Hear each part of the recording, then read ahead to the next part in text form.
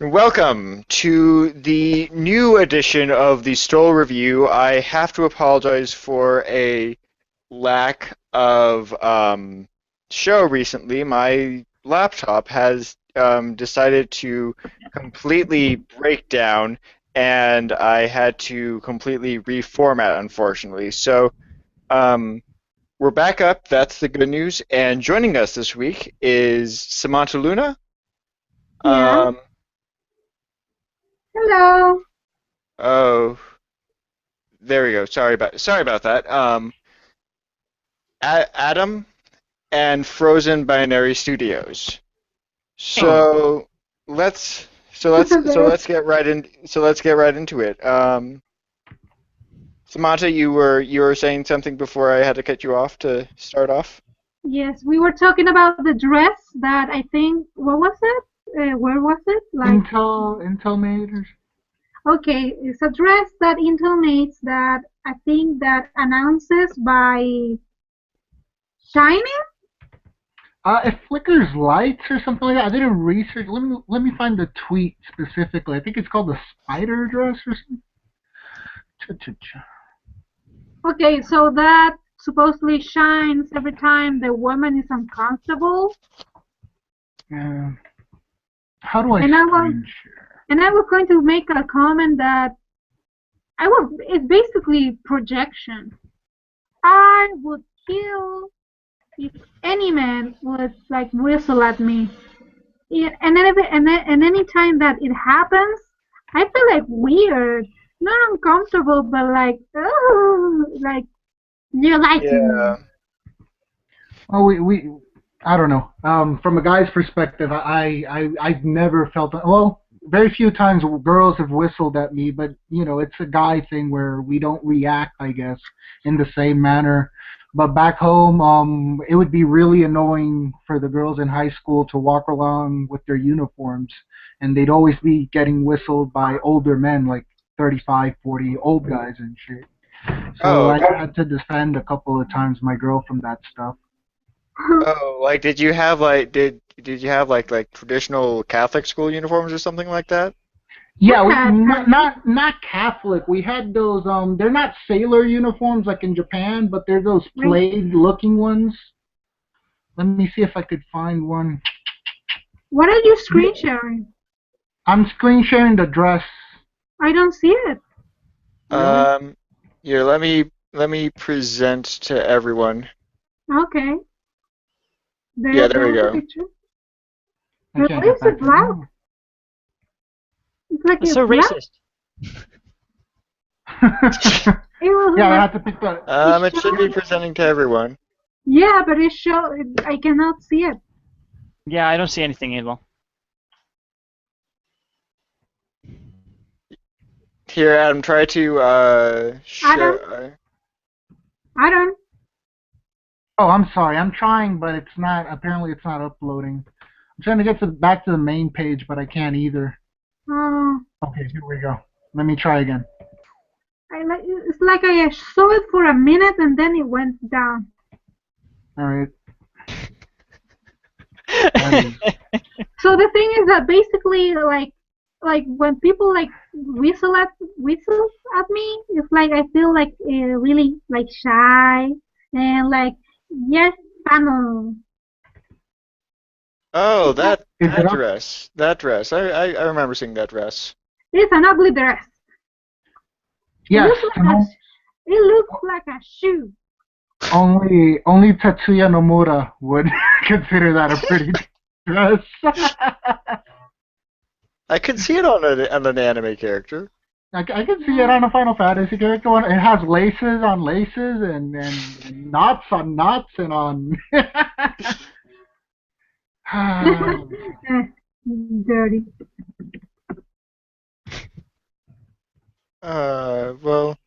Well, and So and even then, I mean, that's how many would like that's what peop models walk down a catwalk in. That's not actually substantial everyday fashion. I would Yeah, love to see. I would love to see those fat projection crazy women who think that every man is watching them. wear one of those. Oh, just put one of those on Brianna Wu or something like that. No, not Brianna Wu, not Brianna Wu. Which one? Lindsay West. Please. Who are we talking about? Lindsay West. Didn't you know who Lindsay West is? No, Billy no, West? No. He's no, literally who? Yeah, exactly. I was making a Brianna Wu joke. Yeah. Let me see if I could find a. Damn.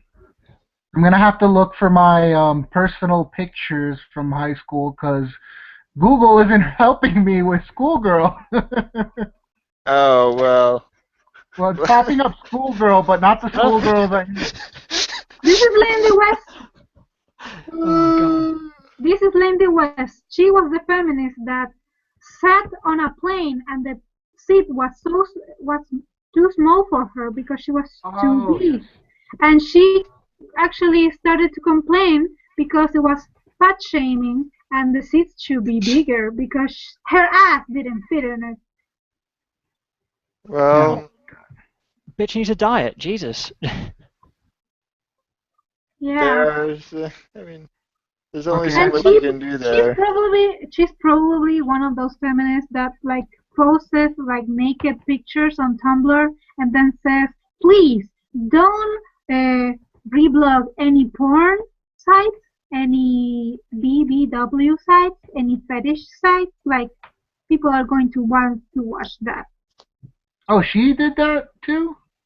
No, I don't know, but she's one of those. Ah, she's one. Okay, I see. Let me see. I once think. put like a sexy picture of me in like a top and a jeans and waited if somebody reblog it. Nobody did. I feel so bad. They only reblog it when you don't want to reblog it. Yeah, I just put it like chubby, just in case, like somebody like a chubby would put it. And I ended up good. I was like 119 pounds. Maybe that's why they didn't reblog it because I wasn't chubby enough. Well, yeah, you need to release that fat person trapped inside of you. that you're just squeezing, that you're not letting out. Let the inner fat come out. Did the picture I uploaded on share of it? Can you guys see it? I can just see your face, like so, like it's a face. Put your avatar. What? It's supposed to be a schoolroom. Weird. Wanna see my school uniform? I had a school uniform. I went to Catholic school. Besides, my country, it's obligatory school uniform. Yeah, the same over there in Puerto Rico. Everybody used to have those same uniforms up until it was starting to get problems because girls were getting too mini skirts, way too short. Yeah, I had to wear like you had to go to the subway, and the subway like started to pass, and your skirt will go up, and everybody will see your underwear.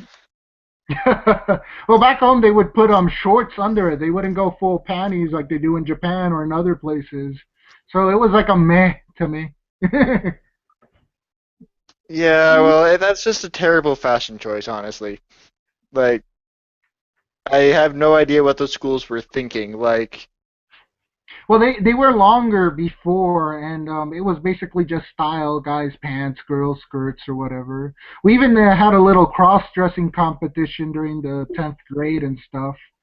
But girls were the ones that took it too far, like individuals, and then everybody started putting them really short. yeah. Or it's like just where you wearing a belt. Yeah, we would get in trouble if we wouldn't have belts on and our shirts tucked in. Well, yeah, we had that, but I mean, we had, everyone wore either khaki pants and, and like polo shirts, and girls got access to skirts eventually, but Yeah. it was it was never too extreme. It wasn't a uniform. It was just a dress code, which was pretty nice actually. This is the uniform that we use. Oh, I see. Well, Especially yeah. the one of the girl. Well, okay, the ones back home would be like those same plaid shirts, I mean skirts, but blue, and then they would have a jumper, and then the shirt under the jumper.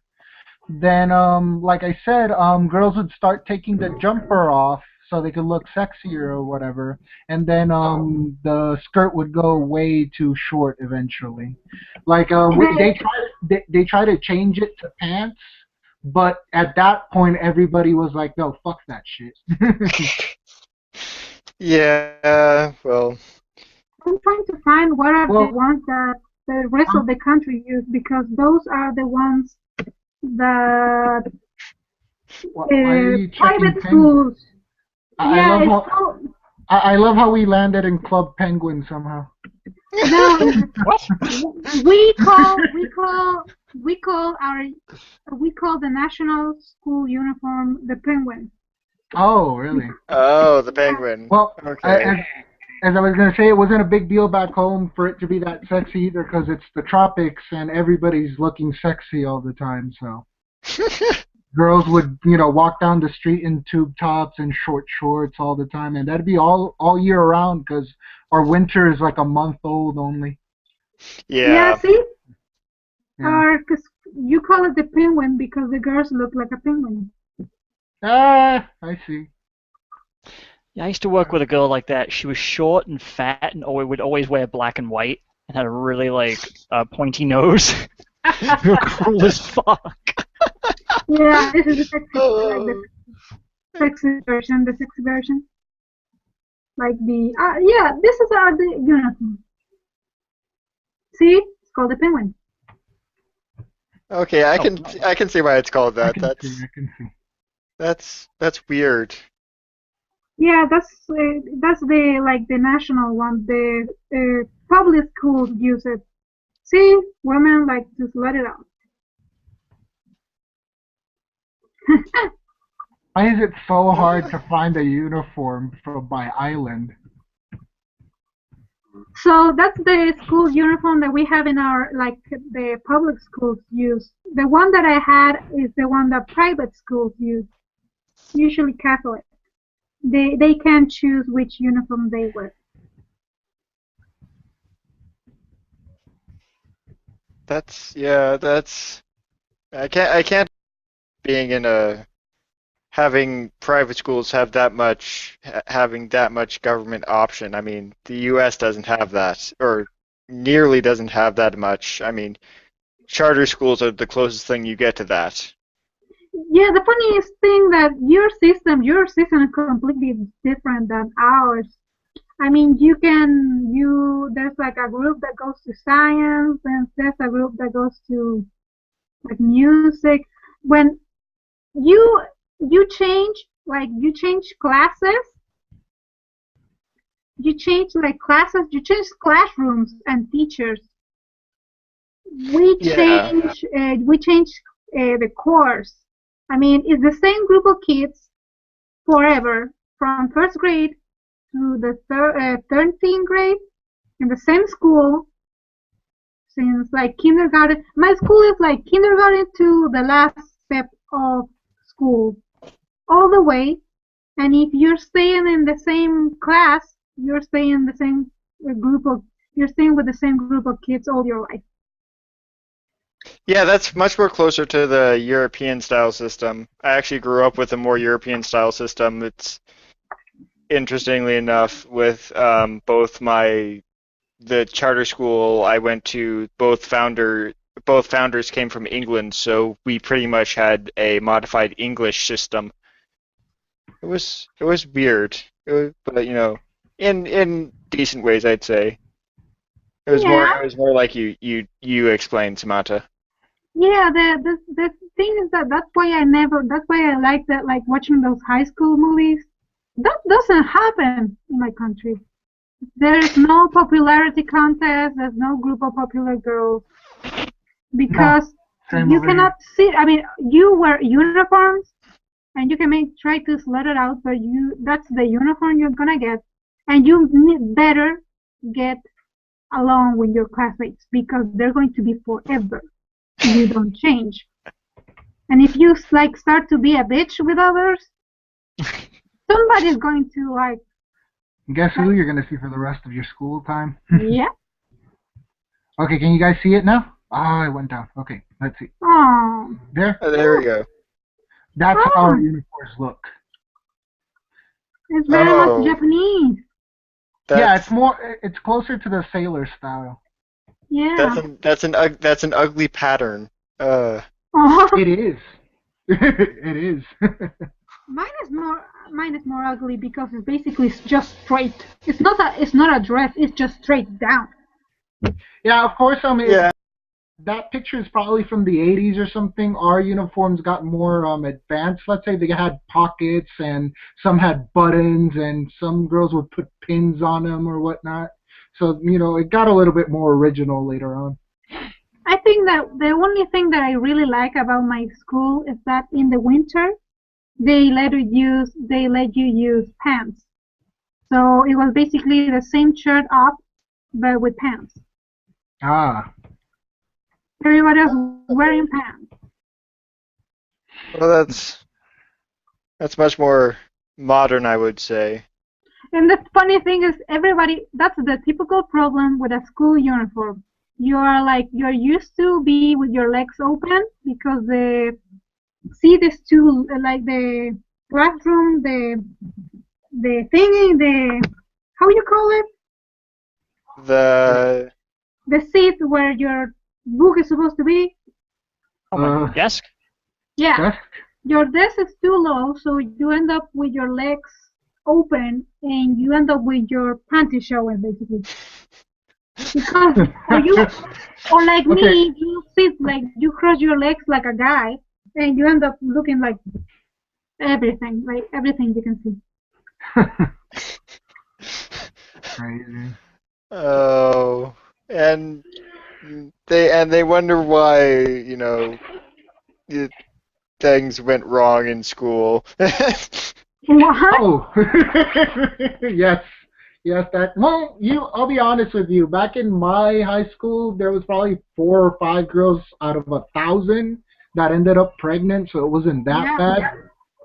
I mean, like I said, like my society, like Puerto Rican society, is a lot sexually open or whatnot. I think it's when you repress it in society that kids start going cuckoo. Not really. My society is really conservative, and in my school, the thing is that is how they teach you things. Because my school is a Catholic school, and it wasn't liberal because they were not really selling you things, but they were teaching. But there was still a culture of trying to teach you to be responsible in some way, even if it wasn't like teaching you to protect yourself, because they didn't want us to have sex, basically. But Of course, in the end, Of course. yeah, but in the end, still, like, very few girls, especially just, I remember there was mostly girls in like the last year, like in third, like they were seniors that got pregnant, and in the end, the nuns didn't care if those girls who got pregnant because they were going to leave the next year. And in the end, there was just like 1 year they had to be pregnant, and a lot of them were 18, so they didn't really care anymore. Well, it was like somebody like in 9th grade got pregnant, that would have been like a scandal, but that never happened. Well, funny story. I have my middle school class president. Right before we graduated, she gave this epic speech over, preserving yourself and not getting pregnant or whatever. And come 10th grade, because it goes from 9 to 10 over there, she disappears. And like after 2 months, we catch her pregnant and whatnot. I'm like, that's our class president, people. Yeah. Oh, that sucks. But I mean, like this speech, she was screaming and stuff, like you gotta stop having sex or whatever. Just hilarious. Yeah, stop. She doesn't. Well, yeah, she would know from experience, man. Well, yeah, probably after that, after getting pregnant, she's like, yeah, no, I'm not having sex for a long Anymore. time anymore. Yeah, that happens. Like I had a friend that I had a classmate who she went away. She like it was like a lot. The thing is was that the girls that got pregnant from my class were the ones that left, and then the next year in the other school they got pregnant. It was weird. And one of them got pregnant when she was 16, and I don't think she has had like she haven't had like children like she has just one kid, and that's it. Hmm. And probably she didn't have sex for a long time before she started to do it again. I mean, she has a like an 11-year-old daughter. Most of my Okay. friends, most of my friends got pregnant when they were in college, but that's Yeah. normal. Yeah. That's a more normal state. I mean, It's So more someone flexible. A lot of mothers go there. so someone's asking from the chat what the entire situation is with the BAF situation. I mean, sorry to derail the topic, but I mean, um, hmm? The Baphomet? the whole yeah, The, the, that whole situation. I think they're Which one? doxing. Yeah, so Oh, so essentially what it is, so for a little background, it's this board on 8chan, I believe, or yeah, 8chan, where essentially it's the entire purpose is to dox people, to release their public information, and it has been an interesting thing because technically it isn't illegal, so Hot Wheels won't do a thing about it.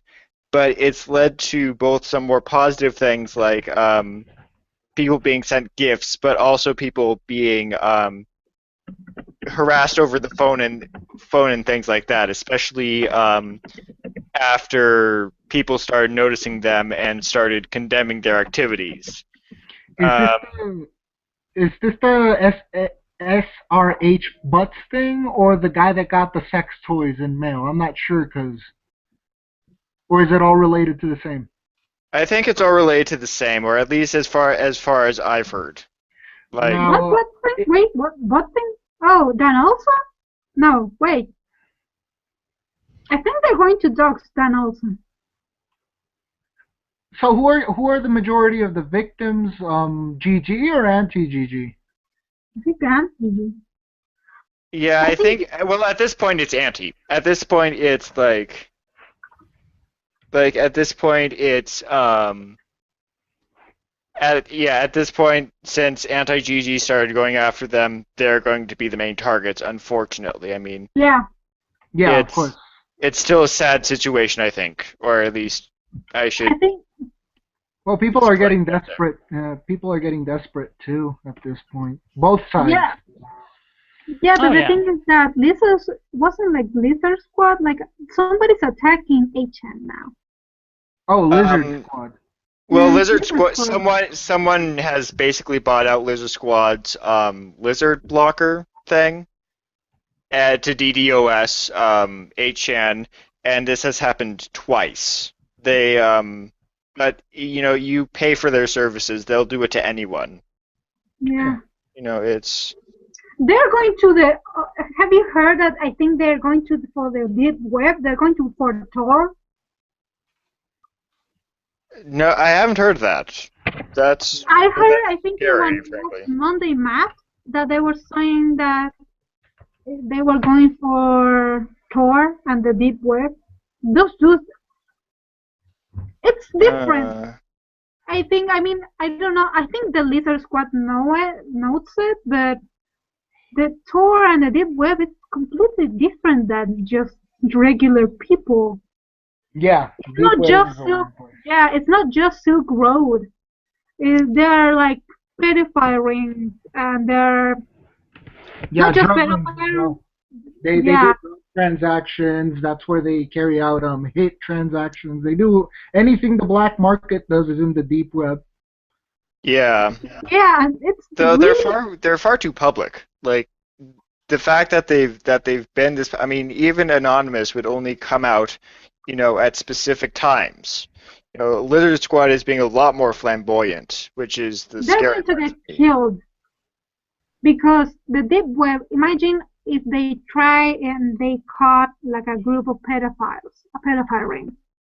Imagine that some of them are really not famous, but maybe they're rich. You don't know what they're going to do. What they're going to do to keep that shit closed. They have hitmen in that place. They don't have any problem to hire someone and kill them. Well, and that's if they can track down, the Lizard Squad's identity, which I'm sure someone has. I mean, that's Yeah, that's the problem because they're too public. Yeah, that's the problem when you come forward and start making yourself a public image. yeah, it's all far too daunting if you ask me. It's like I haven't I've stayed away from it just because it's like I don't want anything to do with Lizard Squad. It's Have you ever gone to the deep web? I remember that I went to a place when I was little, before Google existed. You remember those different search sites? Yeah, I'm Yeah. with you on that one. That's how I accessed the deep web once, and I never went back again. Yeah, it's like there used to be before Google in like the late 90s, like 1997, 1998. Yeah, In very 1998, there was those search sites that were completely different than before. And I found like a web, like, we all know that Shota is. You know that Shota is. Shota animation. yeah. Yes. Yeah, Sadly. but I found out. Sadly, I'm just not into it. No, I'm not. No judgment. Just saying. the thing is, I was 9 years old, and I found a Japanese site that contained a lot of that type of sites, and they weren't like, it wasn't like regular, like now everybody's like you can see the drawings and all of that, but before that, that wasn't that open. That wasn't that popular, and I found it, and it was really, really hard to see. Mm-hmm. Yeah. And that was before Google existed. Now I would try to search that shit on Google, and that wouldn't exist. No, because they've blocked that off from most of the safe search. I mean, from the safe search engines, they've blocked it off and whatnot. It's a lot harder to access now. But like I said, I stumbled upon those sites a couple of times when I was a kid myself, when it was dial-up. Yeah. Those were the days. Well, I remember I found like a modeling site, air quotes, modeling site for minors. It was a bunch of girls in bikinis. They were modeling. It wasn't really modeling. Quote, unquote, yeah. It was modeling. I think but they were obviously had an intent. They were naked. They were like clothes. They had clothes. No, but it was suggestive as all hell. Yeah. And I was like, whoa. Russia has laws that permit that shit and crap. It's a big problem over there. I think Japan too. No, I don't. Well, I don't know. I search a lot of Japanese sites and I don't see that shit or hear about it, but it could be possible. I mean, the consent age over there is like back home, it's 16. So Japan is 13. Sex. 17. I'm pretty sure, yeah. But well, I think with Japan, I think that oral sex and kisses and hugs and suggestive stuff like not sex is actually 13 years old, and there are like companies that actually make you can have like a teenage girl and you can, I think, give her oral sex, and it's not illegal. In China, it's 14. In my country too, is 14. But it's, I think, just straight. I think that gay boys still are up to the sodomy laws, and they're trying to like change it. But or I don't know really if they're trying to change it, but like straight sex is 14, but the gay sex, I think there's still like certain laws and it's over I'm reading 21. I'm reading here in Japan it's generally 18, but it could go down to 13, depends on the circumstances. And then oddly enough, age for marriage for girls is 16, but for guys is 18. Yeah, because Japan has a culture where the guys need to work. hmm A Yeah, guy in Yeah. Japan, Yeah, if you're a loser in Japan, don't expect getting a good girlfriend. yeah. I've seen those documentaries when they ask you like, what do you expect of your husband? And those women like, I need one that wins like 10,000 yen like a month and has this house here and has this kind of car. And then that's why they're having so much. That's why they're the herbivores now. They're saying like, hmm fuck you. I rather have my waifu. Yeah, that's what's happening right now in Japan. Like the young people aren't dating because of the high standards women put them. So they're just locking themselves up and masturbating to anime. Yeah, the Well, the herbivore men. Yeah, yeah. Well, I really do wonder, like, given that that's happening, what's on the other I mean, that means there's a whole rash of young women in Japan that, aren't getting the same attention, and if they are also starting to um, react to that sort of yeah. They're going. activity. They're reacting. Well, They're going. That's why there are so many Asian girls going for For other American type men. of guys. Yeah. Or Western men, better said. I Yeah. was gonna say I just pulled up the Puerto Rican one and apparently they lowered it to 14. Oh, oh, gee. Oh, So, really? yeah, they just lowered it. I'm what the fuck? Okay, bye Puerto Rico. I want to say that in Japan they wanted to do like a bachelor tax or something like that. This is what I heard. I didn't confirm it, but they want to do like a bachelor tax, but then they decided against it because they realized it would affect women.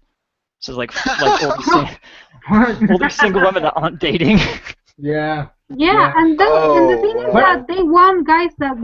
The problem is that they want Japanese women have really good jobs and really good salaries, and they want men that have better jobs and better salaries than them. That's the problem.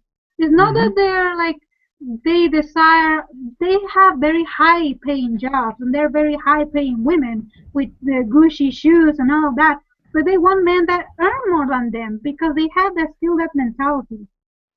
If I was a girl, I mean, I am those kind of girls that I'm not. I know that I'm going to end up being a sugar mama. I've said it many times. I don't care what he earns. I care what I do. Of course, I of course. mean, I yeah, of mean, course. that's I no mean, I different have from to. liking a person just because of their physical appearance or not or something. It's just ridiculous. Yeah. Although in China, there's guys suing their wives because they're having plastic surgery, but their babies are ugly. Oh God. But that's China. China's all crazy. But Well, the Japanese women, the Asian women are having so much surgery. Oh, I don't know about that. So I yeah, haven't looked. I Oh, mean, I love statistics for all of that. Yeah. oh wait, I'm wrong. Actually, somebody said I heard that the country with more plastic surgeries in the face is Iran. What? Yeah, because Oh. they cannot because the women have to wear veils, but the only thing that you can actually see is their face. That's why they're having so much surgery in the face. And you can see a girl, and she looks plastic. Wouldn't that be like sin to God or something like that? I mean, back home it was Sur- considered sort of like a sin to have plastic surgery, like you're desecrating God's work or whatever. Yeah, and I don't know. I think that Iran is actually kind of secular in the whole thing that we see in the whole like really conservative country is not that much. Oh, Probably for some, but for the rich people, probably not. of course, rich people. Ugh. Yeah, it's more a struggle in those kinds of countries just because of the entire histories of those countries has been. I mean, religion in those cases, people don't seem to realize that they've served governmental purposes in the past. So that's why you have such strong institutions of certain religious traditions, and why certain, rel religious members have so much influence, or claim to have so much influence, is because, well, it's religions also served a secular function. So it So Yeah, but mhm. the thing is that I don't want to be mean, but somebody was like, before I quit Twitter, somebody was saying like, oh, they're trying to blame this whole Muslim extremism on the U.S. How dare they? And I said, well, it's not really directly the U.S., but let's not say that the U.S. didn't train the Taliban. The U.S. Let's not say that the U.S. didn't train the ISIS. And let's not say that the U.S. instituted the Shah in Iran that created the Islamic Revolution. That didn't Yeah, happen. No, but let's say that the U.S. sort of sent their military into that general region, and decided to wreak havoc. Um, I mean, that would set off sentiments pretty high. So I mean, No, you no, guys, yeah, it happened. I'm sorry, I'm saying that did happen. We've all seen the Afghanistan war against the Soviet Union, how they trained the Islamic, and that led to the creation of the Taliban later in Afghanistan, because they had to, the whole thing about, yeah, you can help them. The problem is that you need to institute that later a secular state that helps them to develop much better. If you leave them in a state of desperation and poverty, what is going to happen? It's going to lead to extremism. In the case of Iran, it did yeah, lead to the Islamic Revolution, and that was because they instituted the Shah of Iran, and the Muslim Revolution yeah, actually, the Islamic Revolution actually they instituted their government because they were trying to revolutionize against the Shah. That happens when you do shit and you don't measure the consequences. well, yeah, I feel a yeah. depression. Like my island has suffered from the U.S. side as well. One time it was back in the '60s. They were doing an independence protest, and the U.S. just sent their military and shot the people. Like, and we have news and reports on this shit how it happened, and the U.S. was never made guilty of anything. And because of that, the Puerto Rican Macheteros terrorist group was born because of Yeah. that big incident there. So, it's more like, just don't barge into a place shooting people because, it will have repercussions in the long term. Yeah, in my country, they held the state coup of 1973, and because of that, and because of that, there's no like terrorist groups, but because of that, everybody hates them. Hmm. You cannot ask nobody who hates a liberal, or a conservative, or a socialist, or a communist that doesn't hate the U.S. Yeah, You it's have a lovely country. well, I mean, yeah, it's really a sad situation, because it's not even anything that modern, like, the U.S. is trying to actively distance itself from that sort of history now. But it's like, yeah, gee, thanks, Cold War politicians. Yeah. You really put us in a lovely, lovely position here. Hmm. Yeah, that's the problem. It's a reap what you sow situation, Yeah. and that's why most countries don't like to mess with things. I mean, we don't like to mess. We have messed with Peru and Argentina, and that's why we still have troubles with especially Peru and Bolivia. We still hate each other, and it has been like 100 years before the war that we won, and we still have problems with them. But that's why we don't try to mess with nobody else, Yeah. because you know that what happened. So let's talk about Rihanna Wu getting sued. Yeah, I was Well, just talking to someone with that on Twitter. I want to know if it's been Oh yeah. confirmed or not. well, Oh I please. thought it was I thought it wasn't Brianna Wu getting sued. I thought it was someone else. I heard Oh it wait, was Brianna Woon, so it's No, him. I well, think it was just what I read. It was just Wu, and it's because she confessed basically on Twitter that she colluded with Patreon to get Hot Wheels kicked out. Yeah, but it's not directed at Rihanna. Was directed at John Flint. yeah, but that's supposedly her boy Yeah. name, but that's not. I don't Yeah. think that's confirmed either. Yeah, I think somebody's saying that there might be like she might be calling herself John Flint just to like keep the money from her parents, Oh, I see. Hmm. like the rich cops, Wow. like a Wow. different. But we all know that her parents just give her money. Right, the $20,000. Oh no, I'm thinking of Sweet Park now. Two That's the hundred other who. No, it was 200,000. It wasn't 20,000. Oh wow, we are all rich. I Well, wish my parents give me $20 each. I have nothing. I I have didn't learn. money. I didn't learn how to drive until I was 20, and I still don't own a car. I don't know how to drive. I I don't know how drive the to bus. drive either.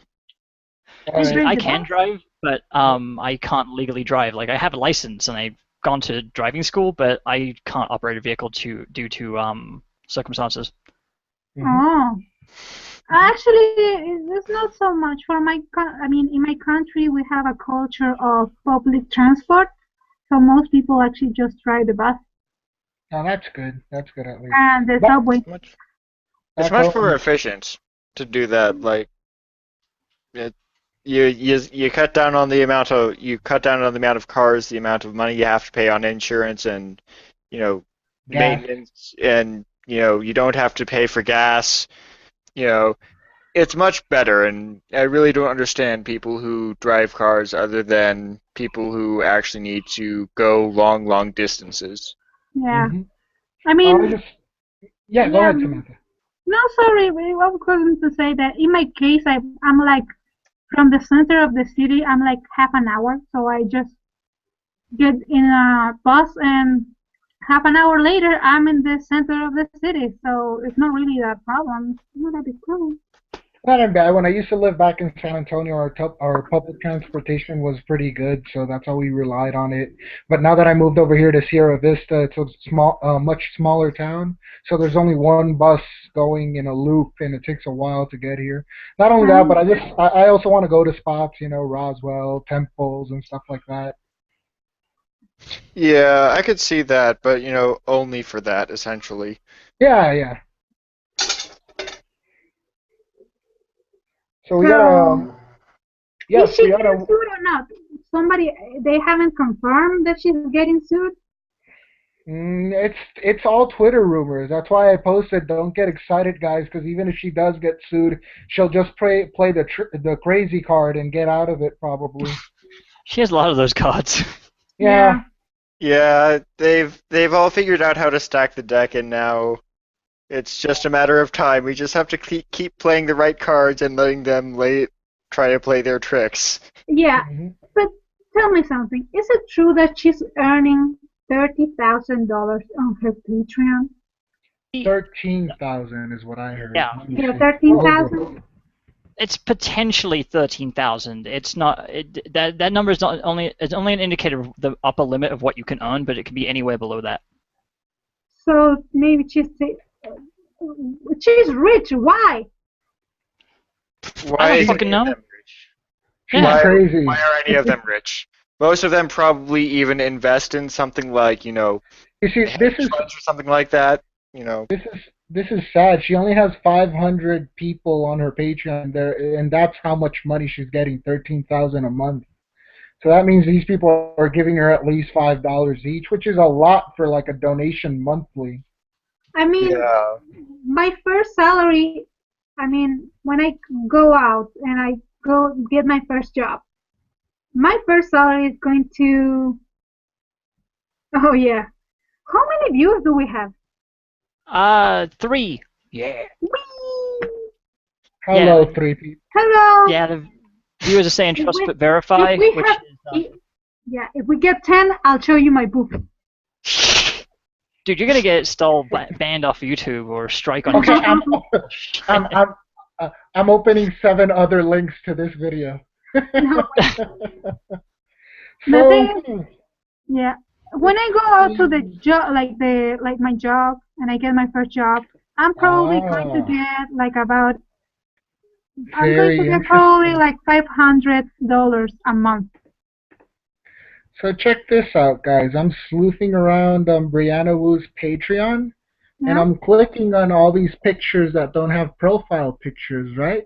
None of them have like likes or posts, and I don't know. It just seems a little bit weird. Well, someone's saying to me now. See, I'm talking to multiple people at one time. Someone's saying to me that she said that her Patreon was inflated because of a few big donors instead of lots of little ones, like say Sargon has, where he has like Yeah. what, like $1 from Isn't from she a lot of people. isn't she What I'm married? saying, I don't. Yeah, she says she has a husband. I've heard her say that. He looks Well, like Shane Woo. Stone, dude. Yeah, I think that's Woo.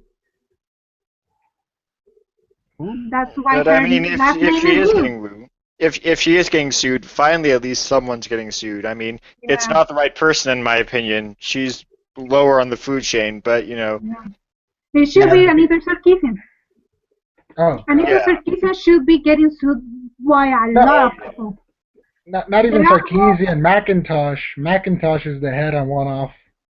Yeah, but the videos are completely stolen from people. I mean, the artwork, somebody was trying to sue her for the artwork that she had stolen, I think. And she didn't even ask her, and she didn't even say sorry when she knew, and she just kept having it. Yeah, it's if anything, Polygon, okay, Polygon lied and Polygon was corrupt, but you know, being a corrupt newspaper doesn't necessarily get you sued. Doing what Anita Sarkeesian has done, doing what Josh McIntosh had done, ha ha ha. That is what gets you sued, honestly. Blocked. You see, I just found out of the 10 profiles I've opened, I just found one that seems credible right now. I'm not saying she's making fake accounts and donating to her, but I'm just saying it looks weird. Well, either that, or people are just opening up accounts, leaving them blank, and to just donate. I mean, people just do that. Well, yeah, but it's a lot of those accounts. That's what I'm saying. I'm seeing dozens and dozens and dozens of them. Yeah, that you I mean, might look suspicious, but verify. exactly. It has the benefit of the doubt, like I said, but I'm just saying it looks weird. I'm done. I'm not gonna continue this. Yeah, Wow. given the character, there's a lot of things that look, just downright weird. What? True, true. Sorry. What? What? Excuse me? No, sorry, I was watching something. Oh, I was okay. I got distracted. Okay. I'm gonna compare it to Sargon's. Give me a second. Oh, Oh God, I who's showed watching? him. Who's watching Sorry. us? One of my subscribers is, and I think the guy who I posted the question in the chat, and then someone else as well. I don't know. Hey, people. How can you see it? How can you see it? I'm actually on the YouTube page right now, so I can Oh, have the chat open. okay. So, Yeah. um, Yeah, do I was you gonna say post I the showed. do you post the link on the do you post the link to watch it on GG Ultras, Robert? I saw a link on GG Ultra, I think, But it was the one to join or to watch? All right. to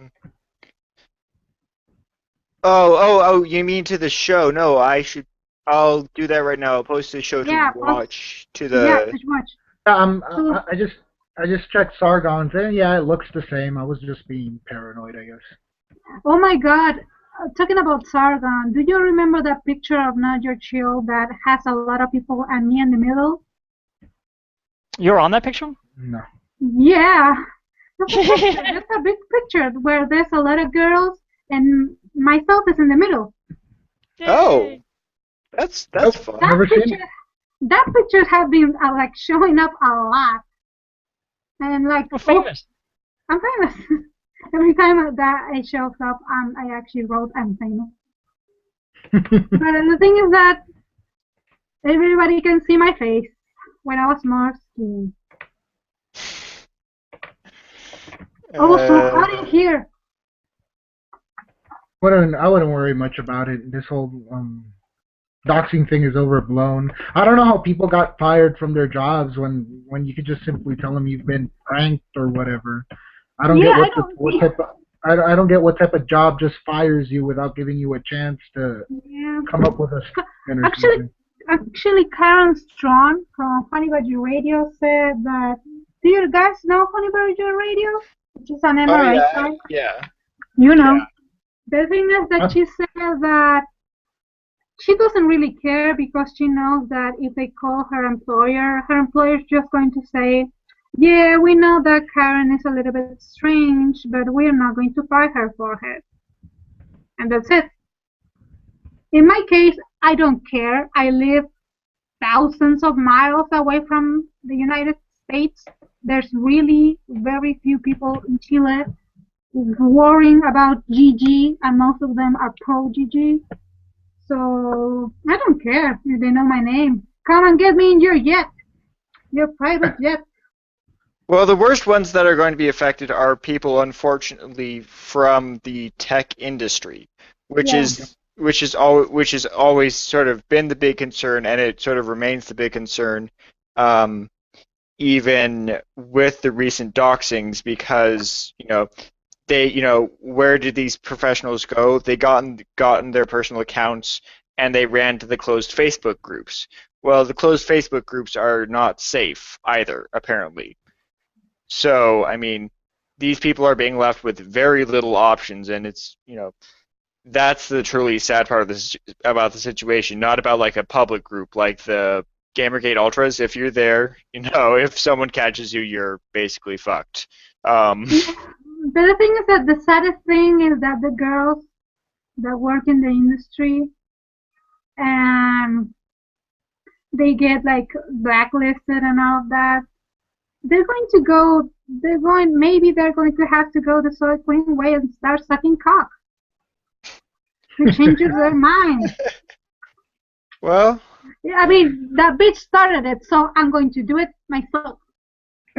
Just read a post from Who can play that game? Vocative.com, and it's a reporting on Cora and her cosplay on Anita. And oh god. oh, Yeah, wasn't that article where it was that interview with her and Cora was like, oh, my video series is also a critique on modern feminism or something like that. There, killed it right there. I mean, people overblew that way too much in a negative way. I mean, a lot of people were like, "What about the negative press or whatever?" I'm like, "What positive press have we gotten?" Yeah, and also in the positive way. I mean, she has become like a goddess, like Mercedes. Mm-hmm. Well, Mercedes does something good, I think. I think Mercedes has done much more. Well, Cora went for a direct stab at Anita. Meanwhile, Mercedes was just trying to work around it and try to fix the problem around it. Yeah, I honestly think that respect Mercedes both. is a game. I think that Mercedes is actually kind of like a gamer, an actual gamer.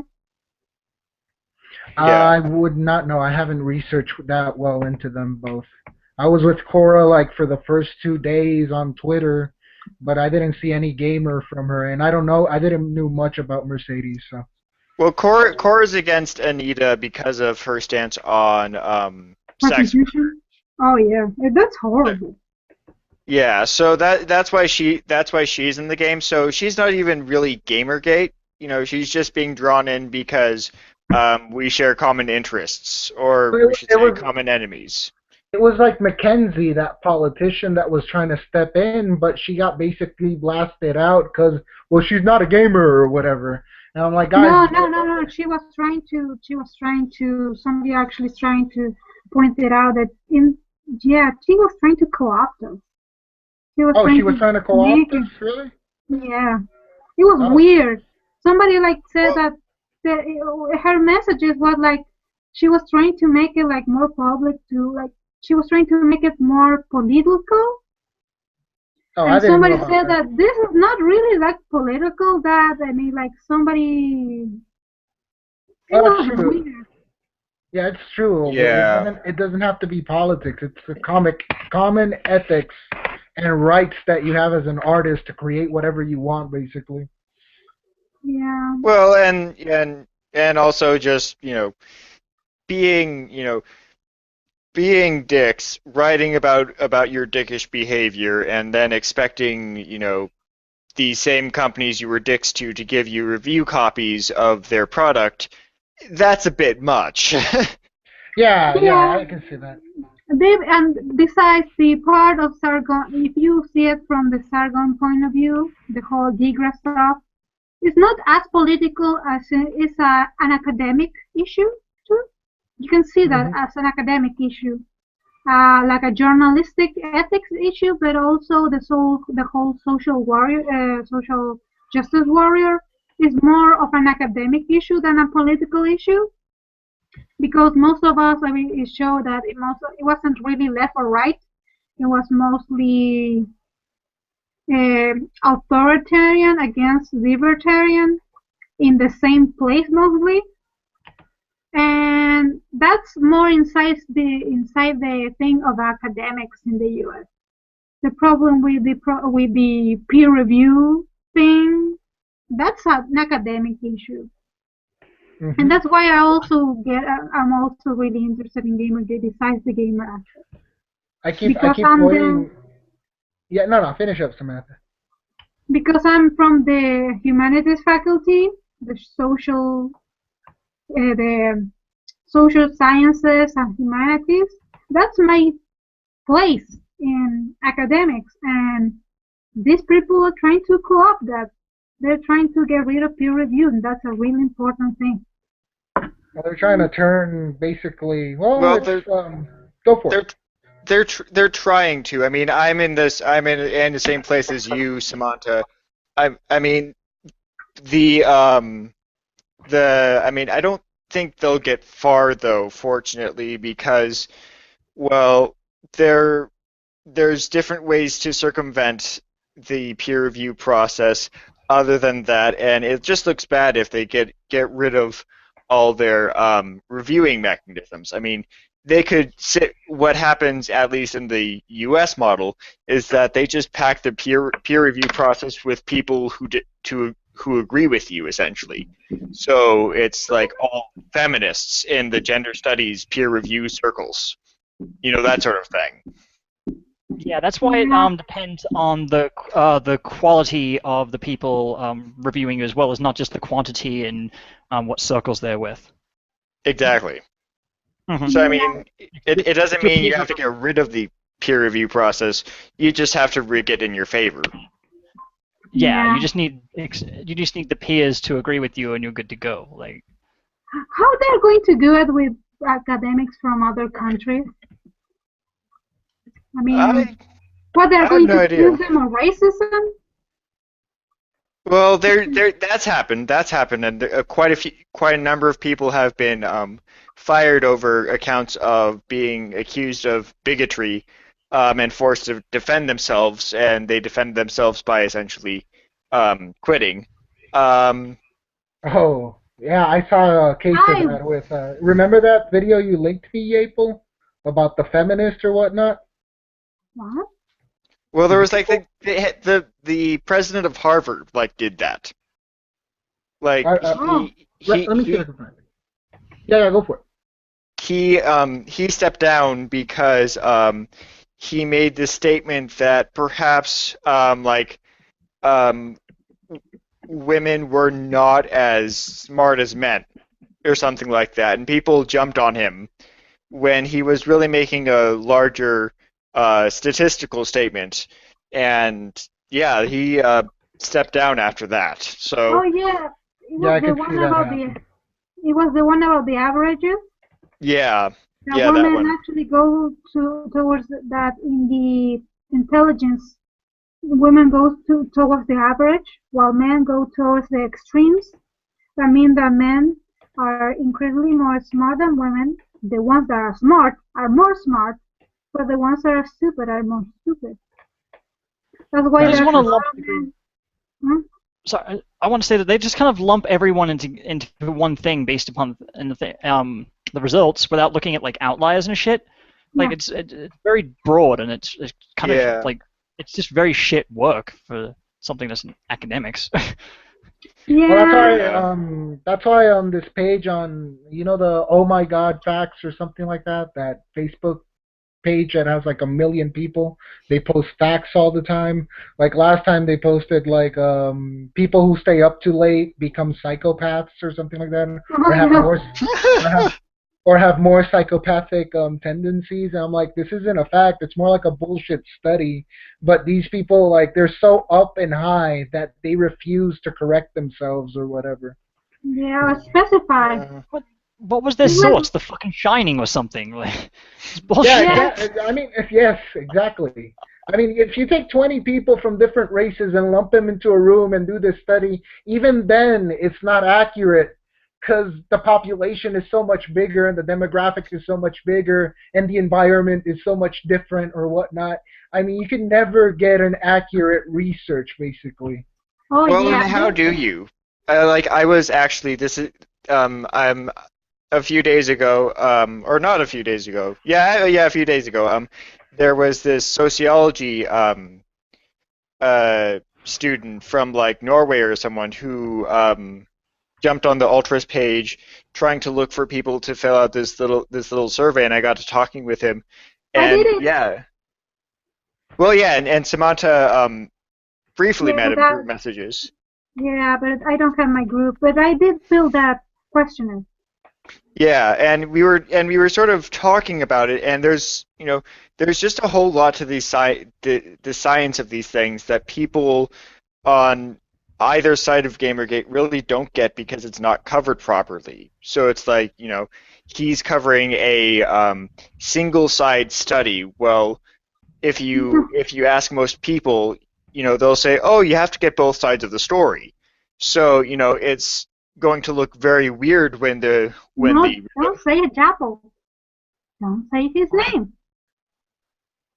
I'm Oh, frozen. Sorry. I've Yeah. been doing the same too.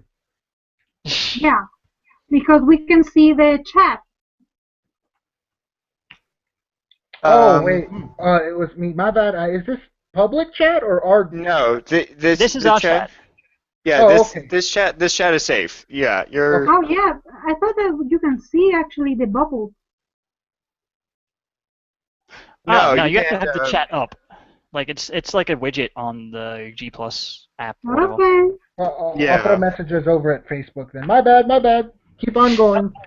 I'm not on Facebook right now because of the same reason. But yeah, Oh, So okay. send me yeah. Twitter my ass because I'm on there right now. I'm actually waiting for people to ask questions and shit. So All right, let I'm me go going on to have Twitter. Twitter. I'm going to go back to Twitter, but I'm going to wait the 30 days that my account like deactivate, and then after that I'm going to remake my account because oh shit. So keep going. I know exactly what Adam's talking about. Thanks. oh, Yeah, oh, yeah. oh, That was what I was trying to pull up earlier. Oh my well, god. according to what Robert is saying, I believe that for me at least the sample group of people for an investigation must be at least 10% of the investigation. Be below 10% of the whole group as a sample, it's too low. Yeah.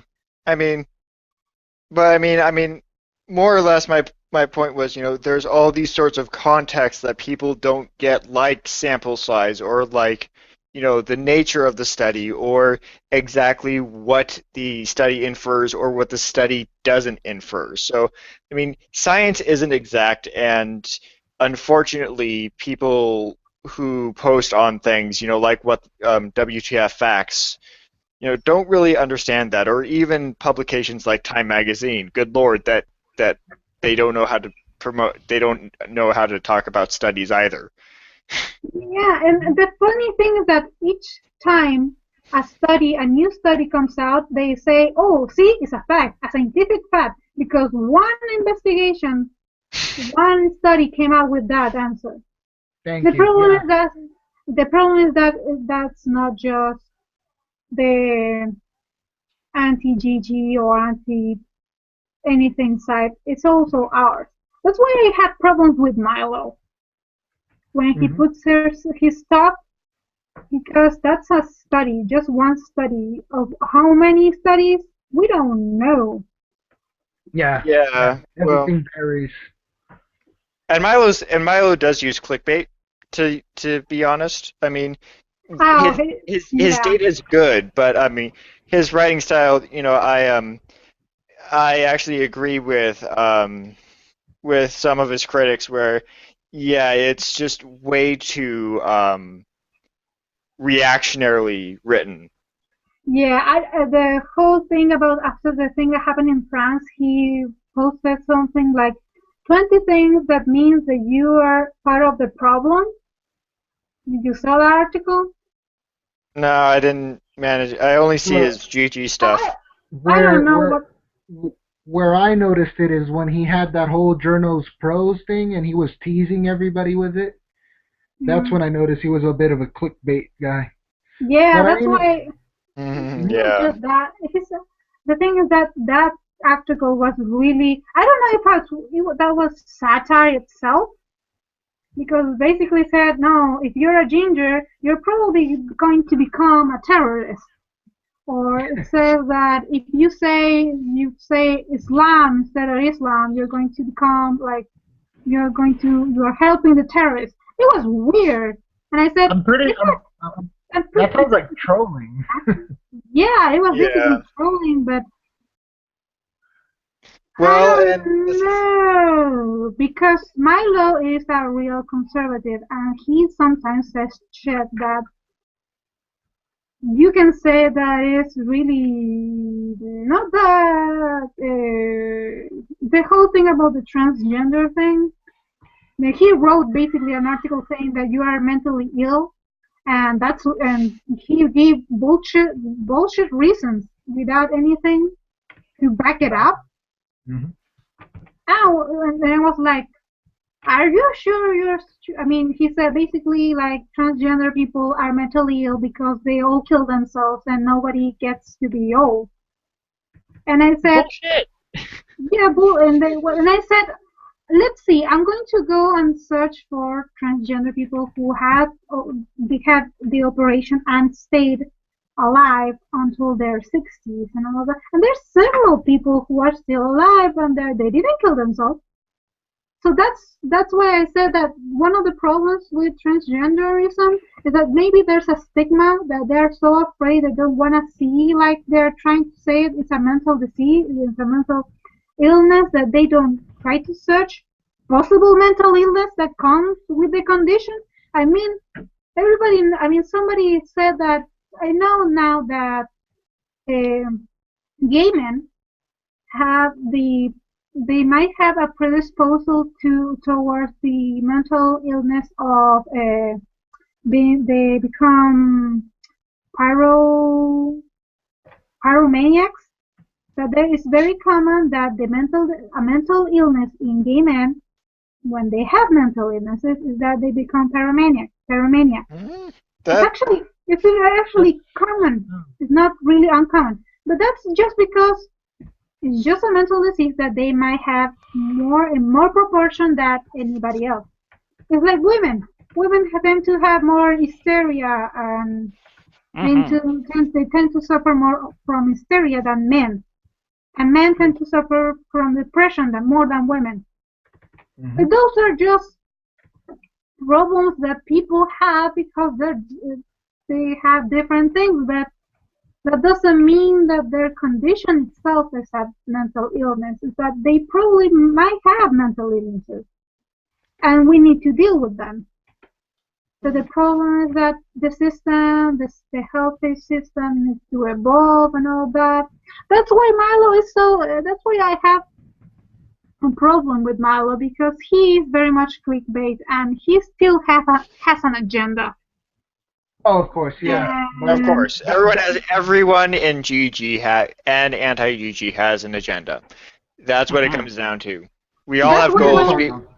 We all have goals. We all have everything. So. Yeah, that's why when he said that he was going to write a book about Gamergate, I said like, why not? I don't want him to make a book about Gamergate. It will be good, but I don't know. He might have It may be. It's just one opinion, really, and whatever it is, at least it's something at our behalf. It depends how he writes it or not. That's when we call out the bullshit, basically. Yeah, well, I mean, and also, I mean, you know, the Sarkeesian effect guy, not, Aurini? What's that? Yeah, is that coming from your side, Adam? Yeah, it's my side. I'm sorry. Give me a second. I got a little cousin here. Somebody's angry. Okay, we got it. We were at what, Aurini? Yeah, both of them. And yeah. Jordan? Which one is the bald guy? The bald guy is Aurini, and the middle dude is Jordan. Yeah, Yeah, the bald guy has Aurini has really weird ideas. Yeah. I think Aurini plays a character, to be honest, because from the start I never trusted him, but a long time I grew fond of him. But it was mostly because of that. I just saw he was a character rather than his actual self. I mean, a guy in a suit always pulls out a cigar and starts talking all suave and. Yeah, I mean, yeah. He has ideas that are reasonable. I mean, when he's talking about slug culture, have you seen the video how the slugs now are the most decadent ones? I wouldn't know. Like I say, I only keep to the GG videos. Whatever else they do is not my problem, really. I watched one. That was a really interesting one. Well, I mean, and I really don't, and I mean, I really, you know, I've seen a lot of his criticism of certain subjects, and I have to agree with him. But you know, that's why it makes, you know, you sort of. The fact that he's involved in the Sarkeesian effect project is slightly worrying, especially with his politics. So you know, we just sort of have to see how it plays out. Yeah. Exactly. I mean, he does have experience dealing with this issue off the sci-fi scandal, which I know nothing about, by the way. Which sci-fi? Apparently, there was some hubbub up in the sci-fi novelist industry with feminists as well. But in the 80s, the sci-fi was the first to fall, essentially. Yeah. Oh wow, really? That far back? Yeah, I think I've heard like Karen Strawn in the Honey Badger when they talk about she was talking because she's a writer of erotica and sci-fi or fantasy, and she said that there was a lot of problems of sci-fi and in fantasy about the whole political correctness, about how you cannot write minority. I mean, like how white authors are forced basically to write minorities because they need to, because there's like the white man's guilt, but at the same time they cannot because they're never going to represent them good. Really weird. Yeah, that's the point exactly. Like, I wouldn't write an African American because I know basically nothing from the culture, and then anything I know I probably learned from TV or the news, and that isn't the best place. Well, and even then, I mean, it's also sort of the other big assumption that someone who is black has a certain experience because he is black. I mean, if you take the black guy from the hood and the black guy from the middle class, well-adjusted household where he grows up to be a businessman, they're going to lead very different lives. Yeah. So it's that's the one thing that I really hate about identity politics is that it's almost a bigoted view from the start because you say, oh, because of the category they belong in this category, they'll have this experience. It's like, no, they're still individuals. They still hold their own opinions. Why not treat them as individuals? And it's the same thing with fictional characters. You can write an African American, as long as he's a compelling character. As long as they're not a complete walking cliche. Yeah.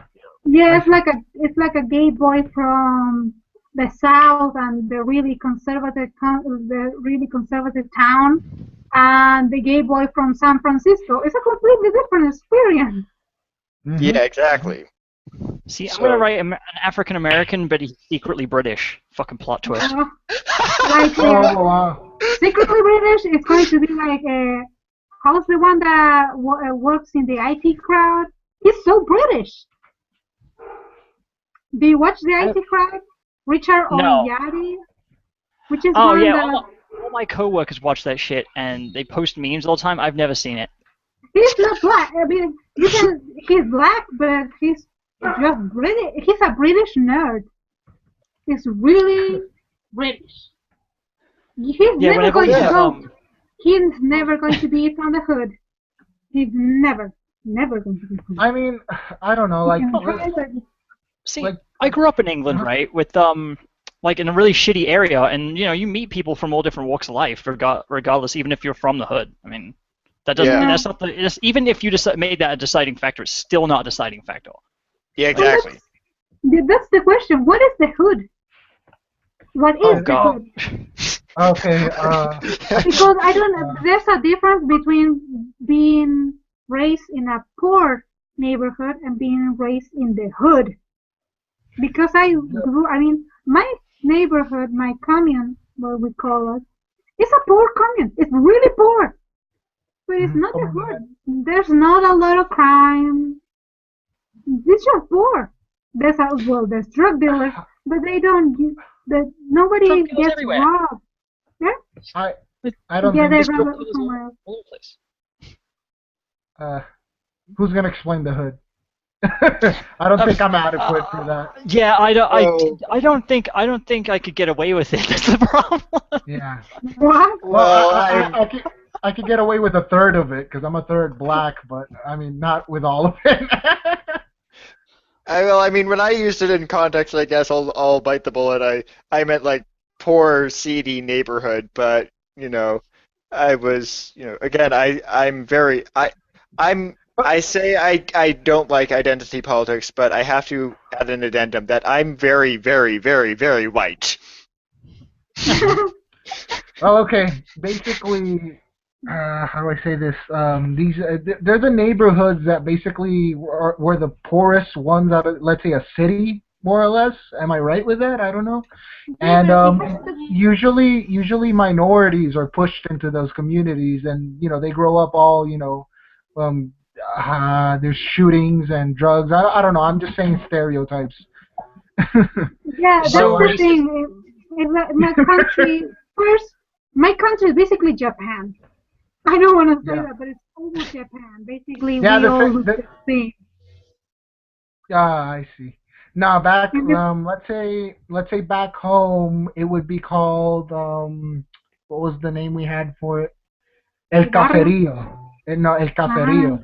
Estaba el barrio. El barrio sería como I'm sorry. It's like the community and whatnot. Yeah. But El Caferío would be the place where the poorer people. But they have to just be poor. Yeah, that's the thing. It's not really poor, but it's usually people that cannot get a better hangout on life or something. But it is usually the poorer people that live there. Like if you have money, you won't go live there. Did Stoll kill the conversation? No, I get it, but that's the thing. That's the weird thing. I mean, in my country, there's a lot of communities, That they Yeah. are not just poor. It's not just for me. The hood is not just being poor because I live in a poor neighborhood in a poor community, but there's not very much crime. For me, the hood has to be city. There has to be crime. There has That's to be crime everywhere. exactly, like I lived in a small community too, and it was pretty poor, especially from my father's side. They used to live all crumpled up together and like on the mountain ridge or whatnot. But like it wasn't, there wasn't any crimes or anything either. You know, everybody was like a community. They were all family there. Wait, But is someone playing drums? I don't know. yeah, that's me over here. I'm sorry, man. Well, what happened? Well, it's my You, little cousin that's playing the drums. Okay, no, I was just wondering. Yeah, yeah. Is it real? Does it really bother you guys? no. I'm just Oh, here. No. okay. Okay, Yeah. okay, then I was gonna go and silence it, but if it doesn't bother you guys, at least it keeps him over there. He likes drums. Oh yes, he's 5 years old, smart little kid. He actually beat the first level of Mario on his first try. He's really good. Aww. Yeah, he's really, really Mm. Uh, Well, that's what happens when you are 5. You play good. Super Mario. He loves it. He loves playing Smash and Mario Kart too. I just But played when I was little. I would play Super Mario World. hmm Oh God, I was hospitalized once for 2 weeks in the hospital, and they would be coming every 15 minutes to switch the needle for some reason. Oh, cool. I told my girlfriend, please go and get me a game at GameStop. I don't care which one, but get me something. And she went out and got me Final Fantasy 6, I think, no, 4 on the Game Boy Advance. And she calls me and she goes like, "Hey Mike, should I ask if they have any PS1 games?" And I'm like, "Jen, don't be stupid. They don't sell PS1 games anymore." And she's like, I'm gonna go ahead and ask." And she asked, and I hear her, "Hey, do you have any PS1 games?" He's like, "Yeah, I got one." And she's like, "Hey Mike, do you have Chrono Cross?" And I go like, "What? What game?" And she's like, "Chrono Cross. Do you have Chrono Cross?" I'm like, "No, no, buy it. Go buy it now. Buy it now." And she brings it back, and it's new. Everything's sealed up, packaged, and whatnot. And I was like, "How much Oh, was this?" And I was like, "How much was this?" And she's like, $2. And I'm like, "Yes." that's some good luck right there. Yeah, that was some nice hospital well, Hmm? I don't. Oh, we had a lag. of all the work they were doing with me. So your girlfriend is a gamer too? Yeah, she's a gamer, but she's more casual. She plays a lot of Smash with me, but she's into usually survival horrors and RPGs. She really loves the tactical stuff like Disgaea and stuff like that. Yeah. I like. I wish I have Mhm. a gamer boyfriend. Oh, those aren't rare. Yeah, It's a good no. it's a good gamer boyfriend that you need. The thing is that for us in our culture, that's one of the weird things about South American culture.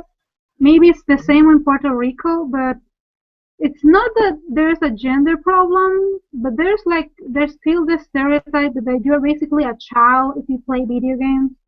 Oh yes, we still go through. I still go through that with my family side. And That's why I don't talk. that's why it's weird in even the guys.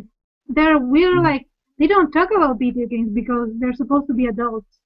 Oh yeah, we got that whole too cool for school shit going on back home too. Like Yeah. I'm like back home it was cool because when you met a gamer, he'd usually be into the same stuff as you. Let's say like me, I like Pokemon, Final Fantasy. I'd meet a fellow gamer and he would also play Pokemon and Final Fantasy. It wouldn't go into like, oh, I don't like this because blah blah blah blah. We would try and play other types of games. And then whenever we would meet like the Grand Theft Auto crowd, we knew they wouldn't be gamers because they'd usually be the people that are more into mechanical stuff like cars and whatnot. Mm. So when it was gamers together back home, it was usually a bunch of weeaboos. Yeah, I mean, I would love to have like a gamer boyfriend, but in college, they're just worried about their jobs, and I want to play video games, and they're like telling me, just to play video games? Why are you playing video games? get a job. Oh, And that's I'm like, horrible. I mean, it's good on the side, but that's like they can't escape realism, basically. Well, yeah, that's the people you start getting into mobile gaming. Say, here, you're gonna have to catch a bus. Here's a game that you can spend 10 minutes on and and then, get off it really fast. Hmm. That's I don't know what I would seems do I with a mean, boyfriend. when I seems met my girlfriend, I'm sorry, go for it, Frozen. I was gonna say, most of my gaming time actually comes from just sitting on the bus playing portable games. Like, I mean, Hmm. I've got like fucking consoles up the ass and games that I've got so many fucking games I haven't even played yet. But like most of my time is like fucking playing like 5 minutes of Kirby on the bus or like fucking just in between shit. Like, it's more convenient. Yeah, yeah. yeah, I Yeah, agree. Like me playing Disgaea and Metal Gear Acid right now. Mm. yeah, that's the thing. That's the sad thing. Most of the people who play games in my country are tend to be children or teenage boys.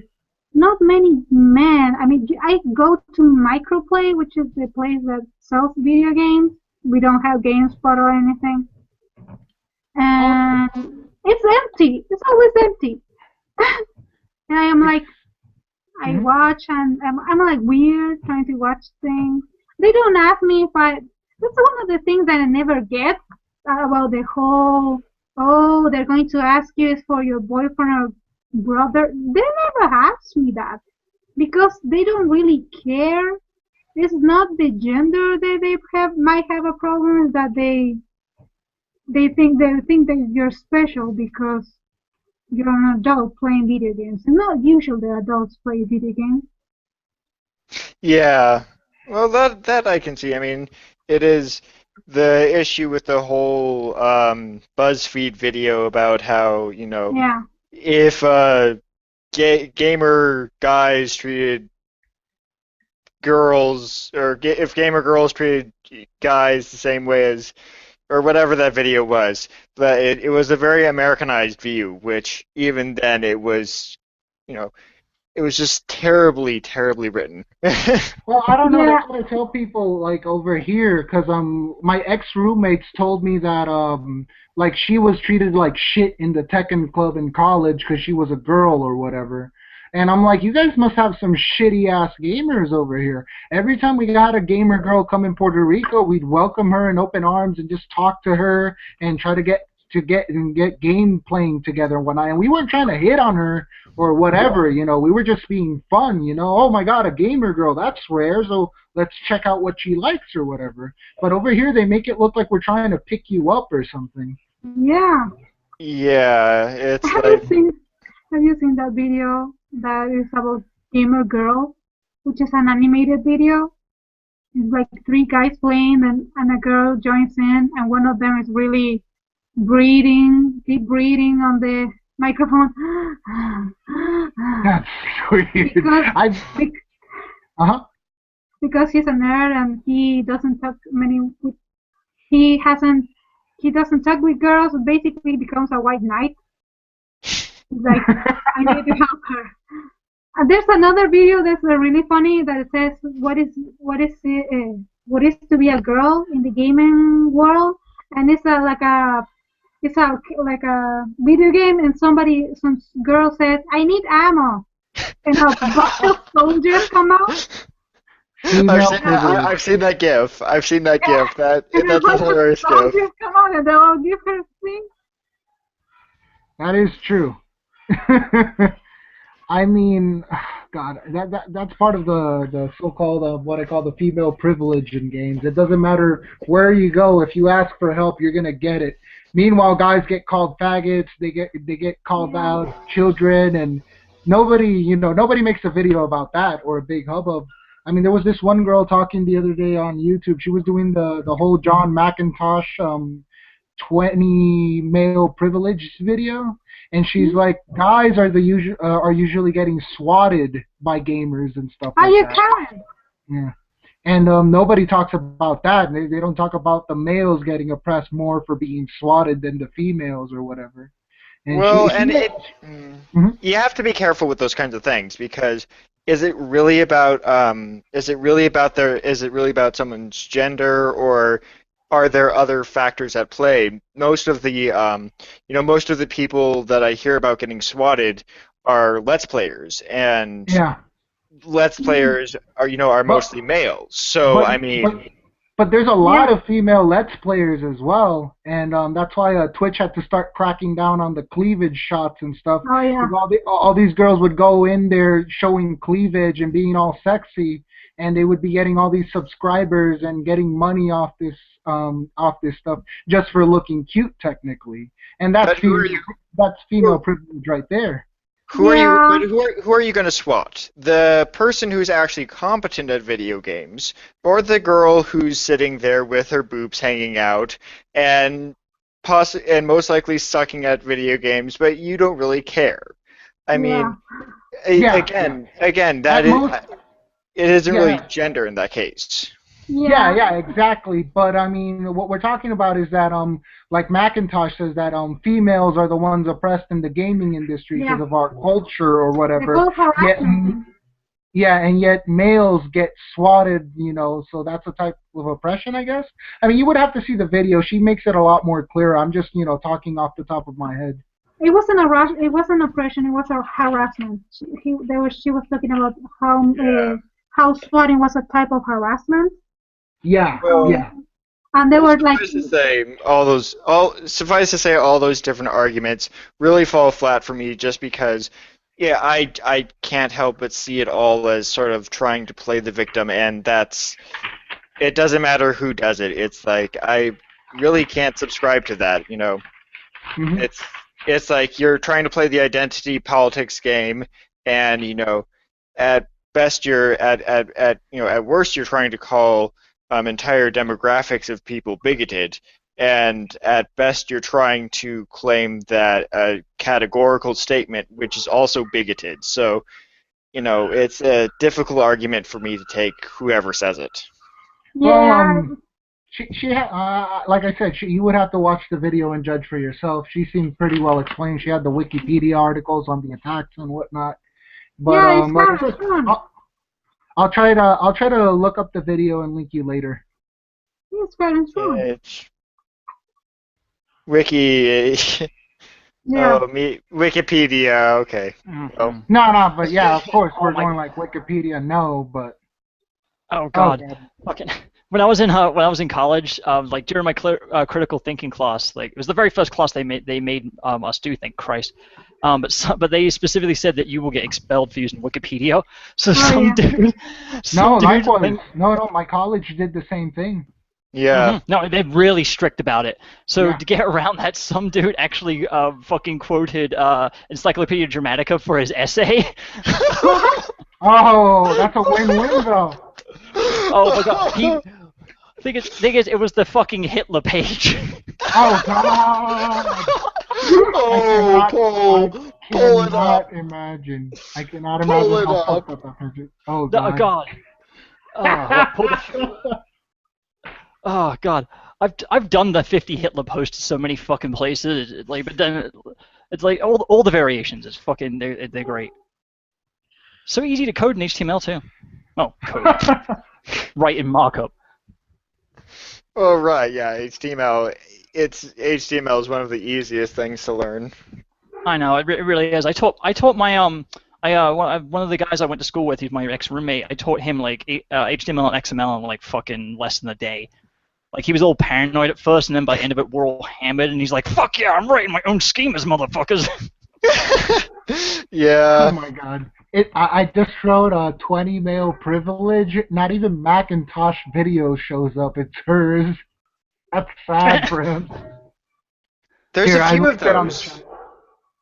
There's a few There's of those. more? Like there's the one girl who's trying to do the Sarkeesian ripoff. I'm not sure what that is. Like really, I don't even No. care about her, but I know Samanta posted it on her. Oh yeah. Sorry. Yeah. And that it's not a game. Yeah, it's not a game, that thing. Was that a ripoff? And she was trying to rip off, really? I thought that maybe she was trying to make like a satire. Because she If it was was a wearing the parody, same, she was it- wearing the same flannel shirt. as I'd consider what I saw a ripoff personally, but you know. Okay. 1, 2, 3, 4, 5. Macintosh video is like number 6 on YouTube, on Google to find it. Before that, it's a bunch of counter videos, and then one on 30 examples on female privilege. Yeah. Well, yeah, we're popular. Imagine, I mean, you can easily say, if you give me this, I'm going to show you my boobs. I'll give you a pic of my boobs. Yep. And Probably, guys. Or imagine a girl would say, I want a dick pic. Well, I had once asked a dick pic, and nobody gave it to me because they thought I was joking. Sexism. I don't. What?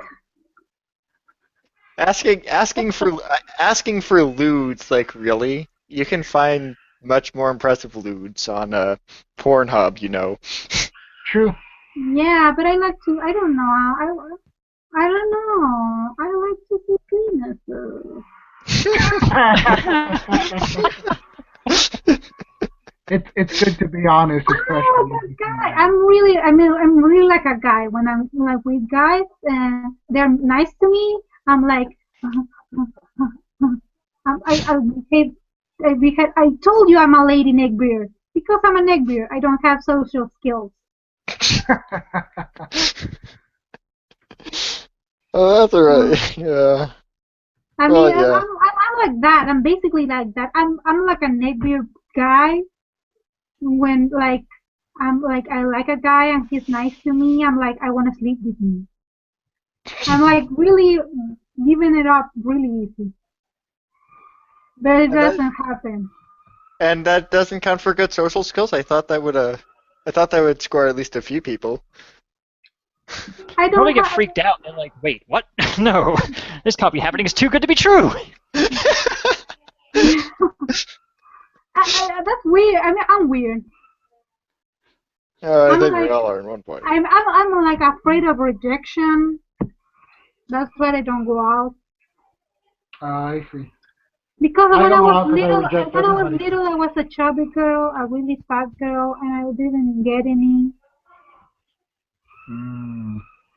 So now I'm afraid. So I have a Facebook boyfriend and nothing else. Is there like an equivalent to of a male equivalent of waifu, like husband or some shit like that? Husband. Well, Husband. Husbandu and wife.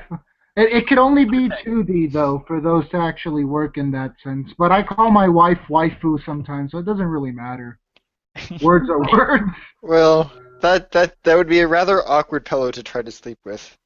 I don't laugh at me, but I do sleep with pills, and I hug them. Well, actually, I my have a wife body got.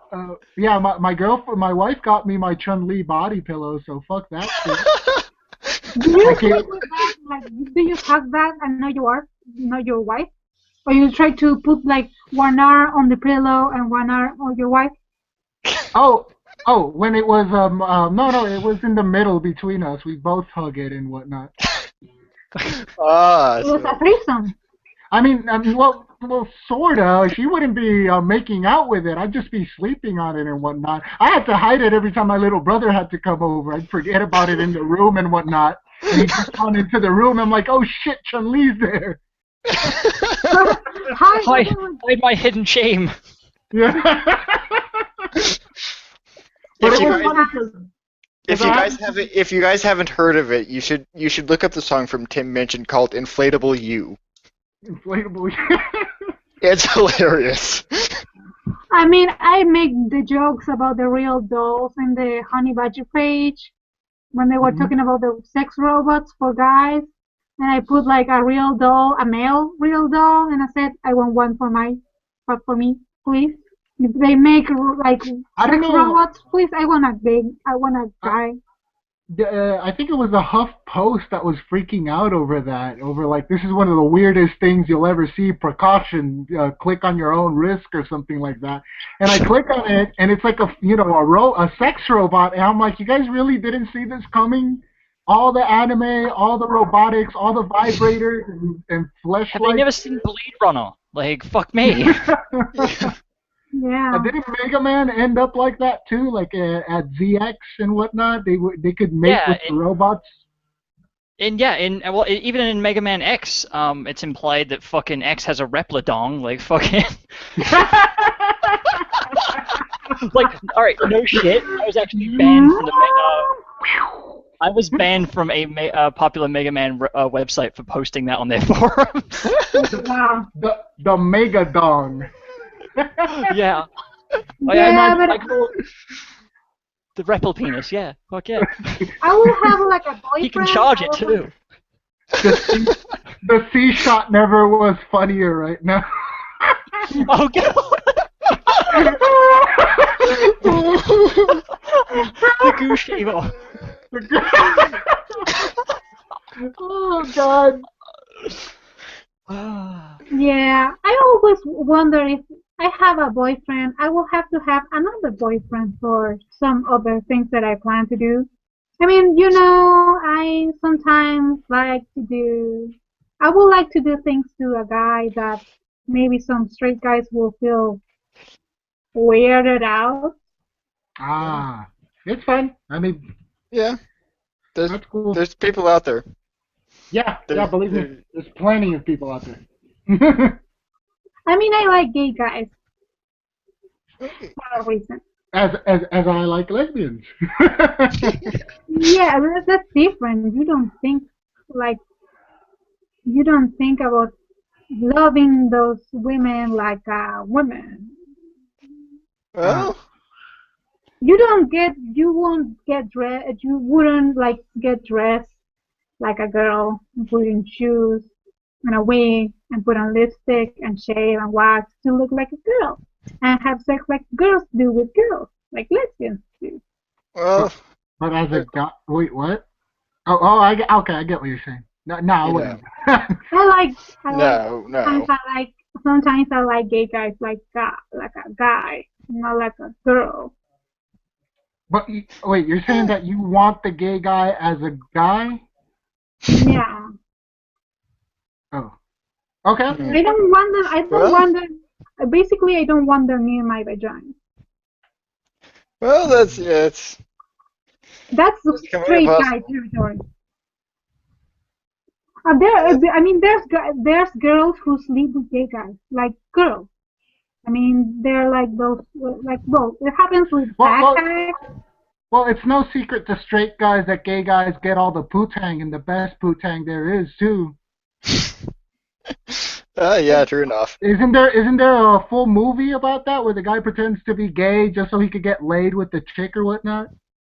I actually saw there was a newspaper article about this where this dude just pretended to be gay, and that's how because then he would convince the ladies that he could be converted, and then fucking he would shower with them and shit, and they felt so secure, and it was forbidden territory. He would get fucking so much poontang. Oh God, that patriarchal piece of shit. No, but that's actually not a problem with men. That's actually a problem with women. The ones who believe it. But the guy was exploiting basically that weakness. Yeah, we have a weakness because gay men tend to be more attractive, and women always think that they can change. It's me. I don't want. Well, it's a challenge, maybe. Maybe you like the challenge. No, I don't like the challenge. I want to have sex with a guy like a guy. Oh, okay. So I'm lost. I got nothing. Yeah. I like to talk about that. Yeah? Let's see how many people are currently People there. stuck around for this. 7. All right. Oh wow. Really? I'm seeing 8. Oh, I might include me actually. Fuck. Tell them if they want to hear my plan. Well, here, Frozen, why don't you, since there are 7 people, that might be the peak of the peak of the show. People will catch it after the fact. Yeah, I think they're trying to get like 10 people so I can show them my boobs. Link, It's not link, bad. link. No, it doesn't count if Well, yourself. well, do you want to talk about the thing that Adam was mentioning earlier that I sent out? Because it's fucking hilarious. It's kind of old, but it is just great. Oh God, that was the best like fuck off feminist I've ever seen in my life. Really, that was Yeah, just it was in epic. public, and people turned against her. Like the public was yelling at her. That was great. Yeah, Which one? so I posted a video. It was fucking David Starkey having at a debate with like a whole panel of people, but this feminist called Lori Penny was on the panel, and basically, in short, she calls him a fucking racist and like starts going off at him, and he's like everyone's drinking. So this is like an informal debate, I Yeah, guess. And fucking, he's all kind of like plastered. So he goes up there and he's like, yeah. "Bitch, fuck you." And he goes and says, he has a go at her and basically sticks his finger right in her face like it was a laser pointer with the word cunt on it, and fucking wrecks that bitch. I And then specific. she Why then did she she then call tries him a to play. racist? Yeah. Yeah, she tries to go then and say, "Oh, well, I'm being victimized here and blah blah blah," and then people in the audience start booing her and shit like that. They're like, "You fucking started it, bitch!" Like, Yeah. it's pretty His bad. exact. Why did his, she call his him a exact. racist? She called him a He, racist just because. no, Well, basically yeah, he was what? talking about how the UK wasn't a multicultural society, or how it wasn't founded on multiculturalism, Yeah, and he was going into the British identity as well, like what it means to be yeah, British. yeah, and that triggered her apparently and called him a racist. Like she didn't really say racist, but I think she said xenophobe instead, which is like She's worse in my opinion. She said And xenophobe at first, and then when someone calls her out on it later on, so someone says, "You called him a racist," and then she turns around and says, "Oh yeah, because he is a racist." Like, oh yeah, just yeah, fucking double down, bitch. Jesus. but his exact word to her, like when he was pointing to her face, was like, "I am not gonna get policed by a rumped up schoolgirl like you," or something like that. And I was like, yes, Oh, like Yeah, no, the dude was doing oh, some brave man. heavy. He was doing some heavy ass drinking. He took like 3 or 4 shots prior to that shit. He would just be Oh, listening to her and just taking shots. Like I can't take this bullshit. yeah, my favorite part of that whole. My favorite part of the whole video, like seriously, look it up. There's a black guy in the thing. I don't know his name, but he just like the second it kicks off, his fucking face is gold. Like he's just like, "Fuck this! I'm just gonna sit Yeah. back and I'm just gonna watch." Yeah, the black dude was sort of with her on the whole thing, but after he saw the white dude like kick her ass, basically, he's like, "Nah, I am not stepping in there." why he was talking about the British identity and that the British identity wasn't founded in multiculturalism? Is It was that? something like that because Yeah, Frozen only showed me a clip of it. It's not the full it's debate. But what really got him pissed off is when she called him a xenophobe, and he's like, "At least I can." When we, because they were supposed to go on some debate apparently prior to that, but she was charging so she could show up on that debate. And he was going to do it for free, and then that debate got canceled because of her fee or whatever. And then he yeah, they went charge off, so much. and he's like, "I'm serving my country. I'm not, asking for money like you or whatever." It's really good actually. He was really on the spot. Yeah, I mean, no European country is based on the ideas of multiculturalism. I mean, countries in And if it Europe is, it's used to largely be a false. no, Yeah. that used to be. I mean, yeah, I mean, European countries used to be different type of kingdoms, and that was the idea of an identity was making was homogenizing the whole identity.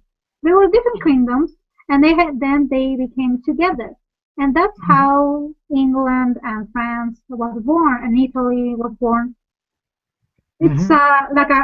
it's making all the kingdoms the same and establishing national identities and national icons.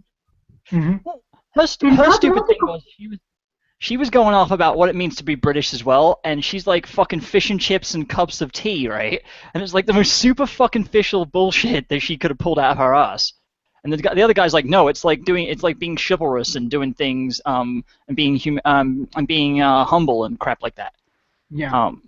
But yeah, he chooses things that are more ingrained with like I guess upper middle class English people, and she chose things that are like fucking any old asshole could do. Like there's plenty of fish and chip shops here in Denver, Colorado. I mean, fuck. Yeah. I mean, it's Well, not very good I for will the chip believe shops, but Yeah, I not will, very good. I will believe that multicultural.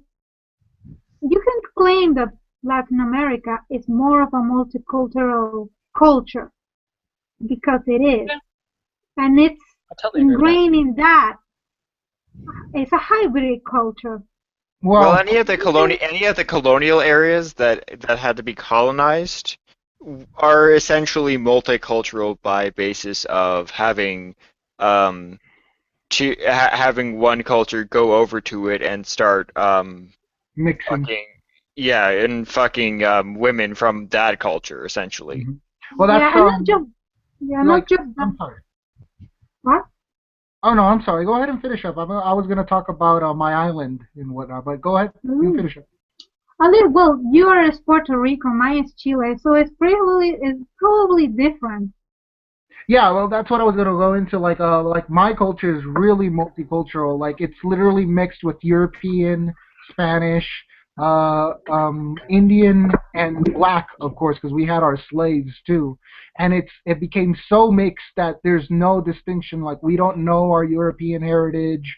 We don't know what tribes we came from Africa and whatnot. Like we forgot all that, and that's one of the main reasons why we don't talk about race probably over at my island. Like when I came over here and I said black in front of a couple of people, they got offended and shit. I'm like, what? You seriously offended about this? And we call people black and white and brown without giving a fuck back home. But I think that's because of one of the reasons we mix so well, basically. Like I look white as all fuck, but my father's side is mostly black, and a lot of people Yeah. don't accept that. Yeah, that's one of the weird things that I found in the United States that you need to be something.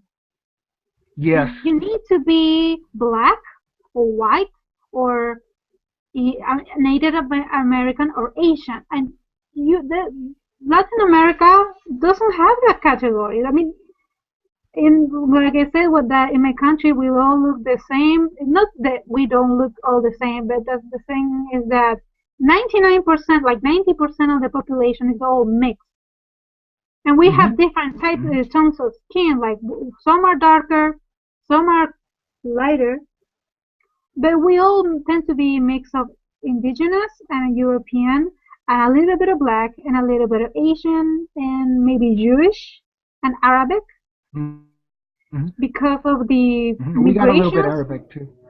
Yeah, but mostly I think it's well, Argentina and Chile tend to be like one of the most tend to be very white.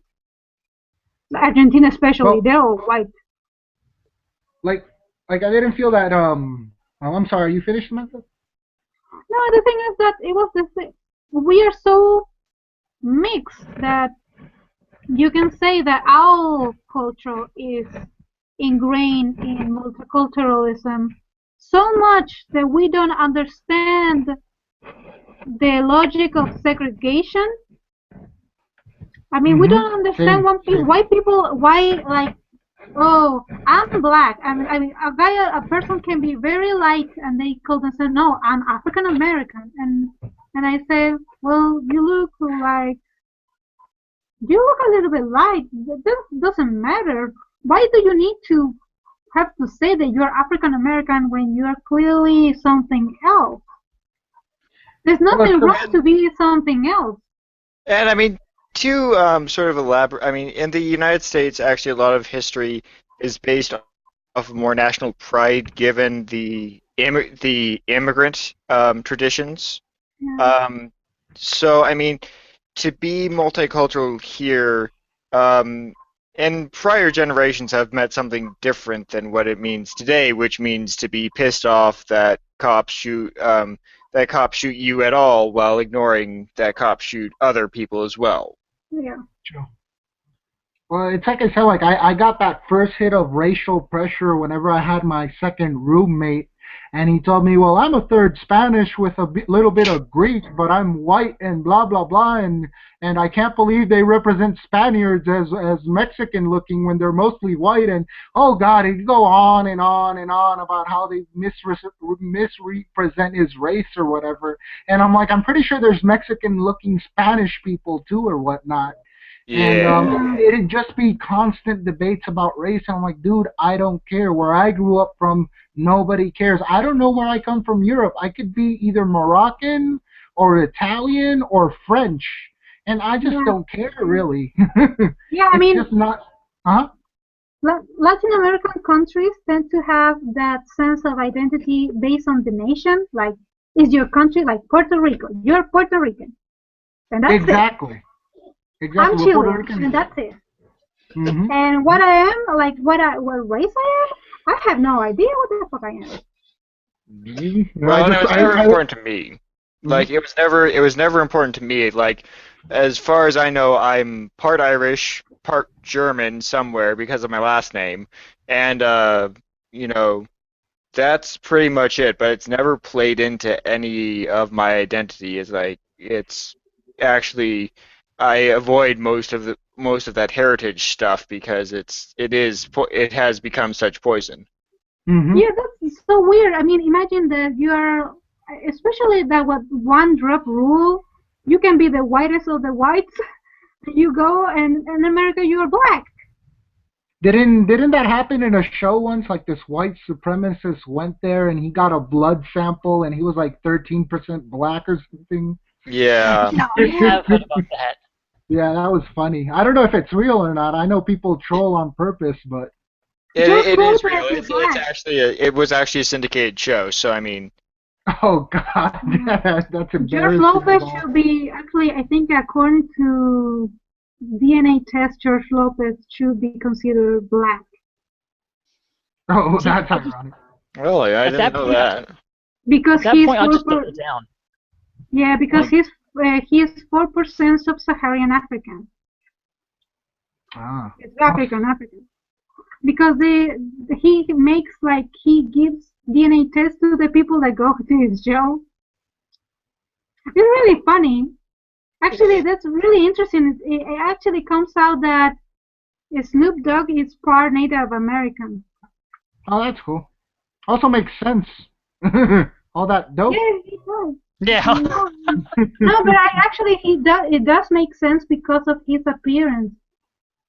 Oh yeah, he's very. He has a very strange appearance. He's not usual. He's not the stereotypical black person that has very round features, Mm-hmm.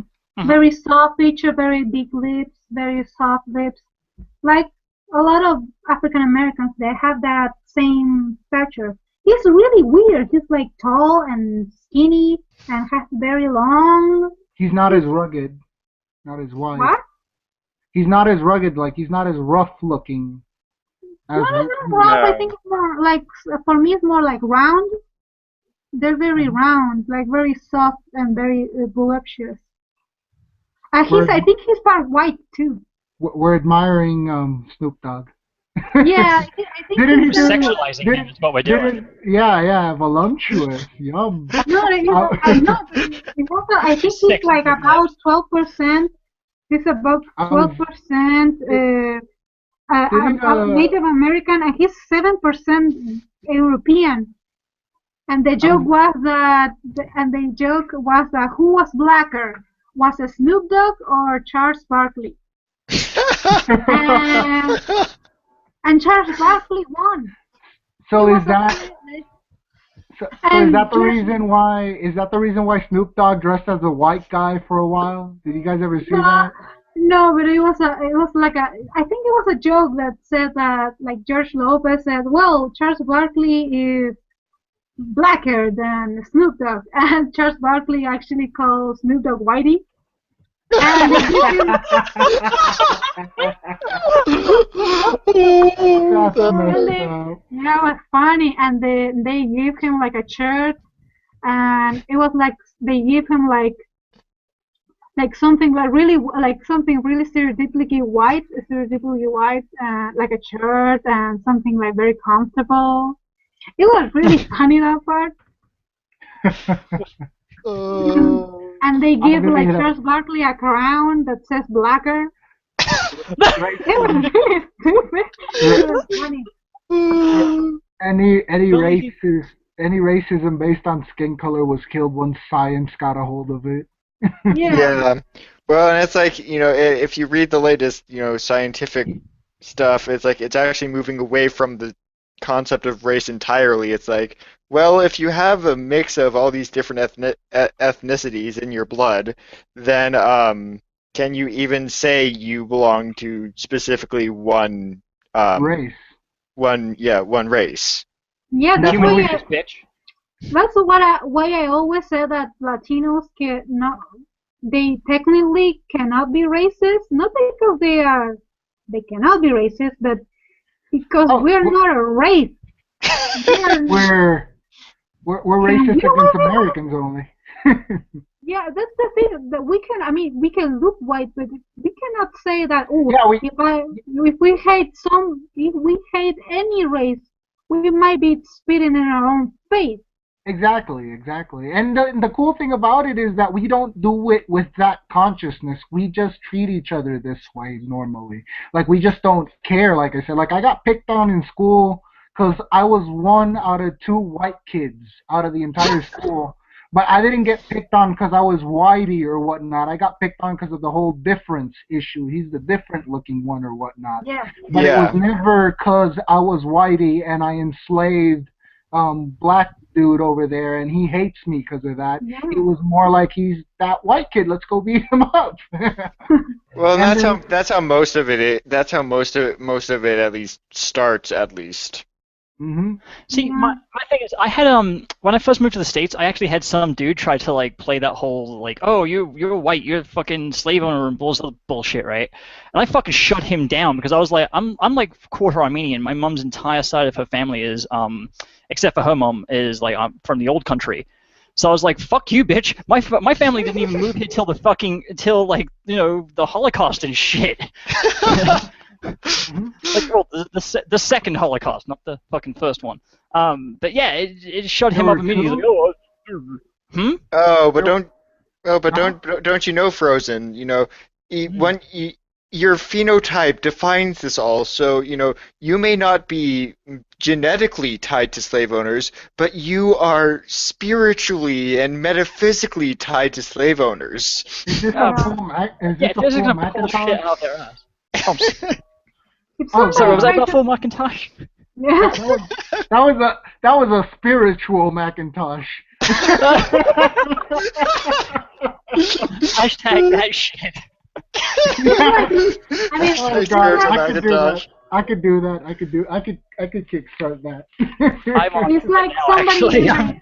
like in my country they try to play the race card. Like, it's a really weird race card. Like it's an ethnicity card with the natives. Like, oh no, you are like the descendant of the conquistadors, and you try to enslave us because there's a native ethnicity supposedly that it still has problems with the rest of the country. And the thing is that and I told you, you don't want to go there. You don't want to go there because you know that I'm as Indian as you are. So don't try to call me a white person because you know I'm not. You can see it in my skin. You can see it in the tone of my skin that I'm not white. So don't try to cast me as the enslaver because that doesn't work. Nobody is. The Spaniards left after the independence. Most of them left. And the Yep. rest of the white people that are in my country now are usually immigrants that came after. Mhm. Well, that and, sins of the father are not sins of the son. So, I mean, yeah, conquistadors happened, but, Cold War politicians also happened, and you really expect us to feel sorry for, the entire Cold War shit? We most Americans disapprove of that shit as well. So, I mean, Yeah. You It's just can't really change it. America can't let things go. Like mostly anything, really. I've noticed. Yeah, Like that's the thing. the whole culture over here is like conflicted, and nobody gets along. Like even me, like in the when I came for the first time, it was so different because I grew up here as a kid, which how I learned English really well. It's still sort of rusty, but whatever. But I went back home and grew up over there during my teenage years, about 10 or 12 years. Then I came back over here to Texas, and everything was just chaos. Like you couldn't say black, and you had to be careful what you said around women. And dude, one time I smiled at a chick just like as a hello or whatever. She just picked up her shirt and covered her bra or whatever, and kept walking, like looking like if I was trying to rape her. I was like, what the fuck? Like, oh, it's ridiculous fear culture that's over here. Yeah. That's almost as bad as British blasphemy laws. One Hmm. of the things that worry me is that the whole street harassment movement is actually moving to my country, and they're actually Oh, trying to make harassment laws. And in my country, it's different. The culture is completely different. They're trying to impose the same view as, oh, guys try to. Well, actually, yeah. In my country, guys a lot of times they whistle at women, but the thing is that women do it too, and we know that. I don't know why they're trying to make it a genderized problem. We know in my country that schoolgirls. it's I mean, it's I did cause it when I was a girl in my teenage years. it's We cause went to the I'm sorry. Yeah, I'm sorry. I'm trying to. I was just gonna say that it's because girls are the ones that feel uncomfortable, not the guys.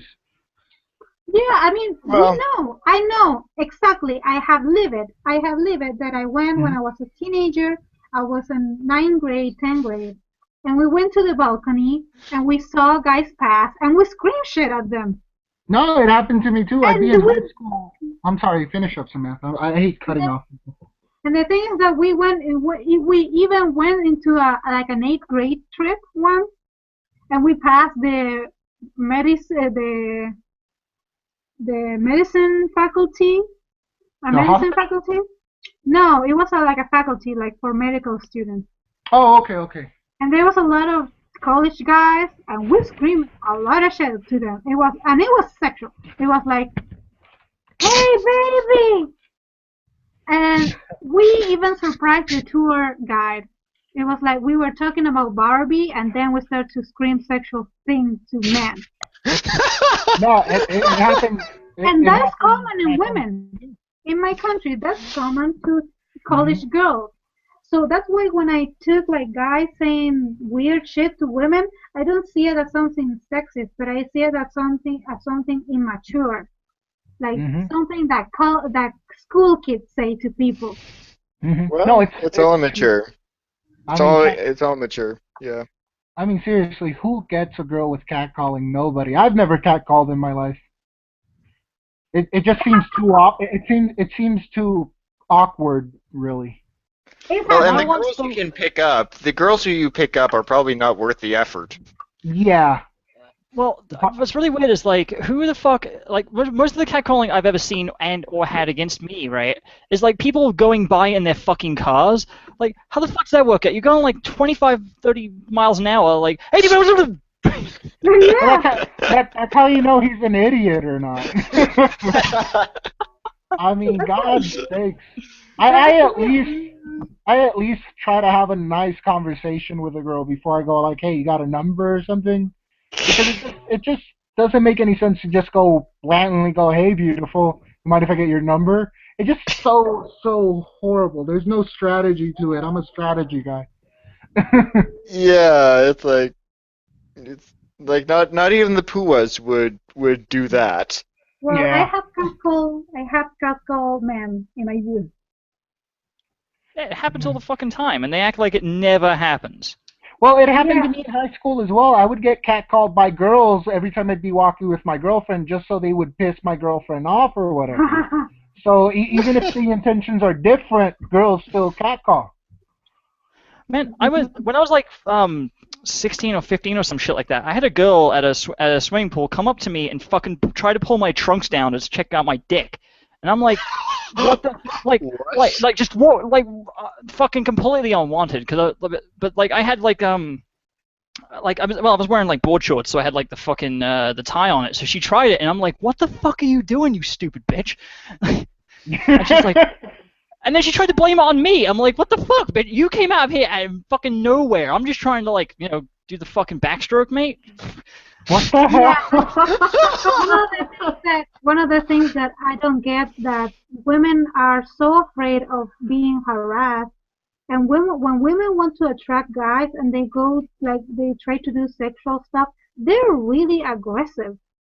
They don't know Yeah. how to measure themselves because they don't know how to do it. Guys, when they try to be like cool and smooth, they actually know how to measure themselves. Women don't. They go too aggressive, and that's why I tend to scare women. Yeah, I agree with that too. Girls are a lot more upfront and sexual when it comes to that. I Guys, guess. guys. That's not my experience, but my experience is also. Well, when a girl, I mean, when a girl's a full flirty with you and stuff, when they're, moving their hips and whatnot and rubbing up against you in the library for no reason, stuff like that. Guys don't do that. If I rub up against a girl trying to hit on her, I'll get sued and thrown in jail. Wait, that I mean, happens? raped. No, it didn't happen. Well, I'm a, okay, I'm that's. a, I'm a weeaboo, remember that. When women want penis, they go really far. They will go to the crotch. Well, yeah, I mean, I think just generally, if people want that sort of thing, they'll work for it, guy or girl. It's just it's some people it looks wrong either way, but some people just have different views on it. That Yeah, it it's how I depends how they react. I mean, a guy is not going to react the same as a woman, even exactly if like he's really aggressive. it's like I say, the men are mostly the predators when it comes to sexual interaction. They're the ones going out and trying to get that piece or whatever. And of course, if the girl comes, he's gonna accept that hunt or whatever. That's just how I view it.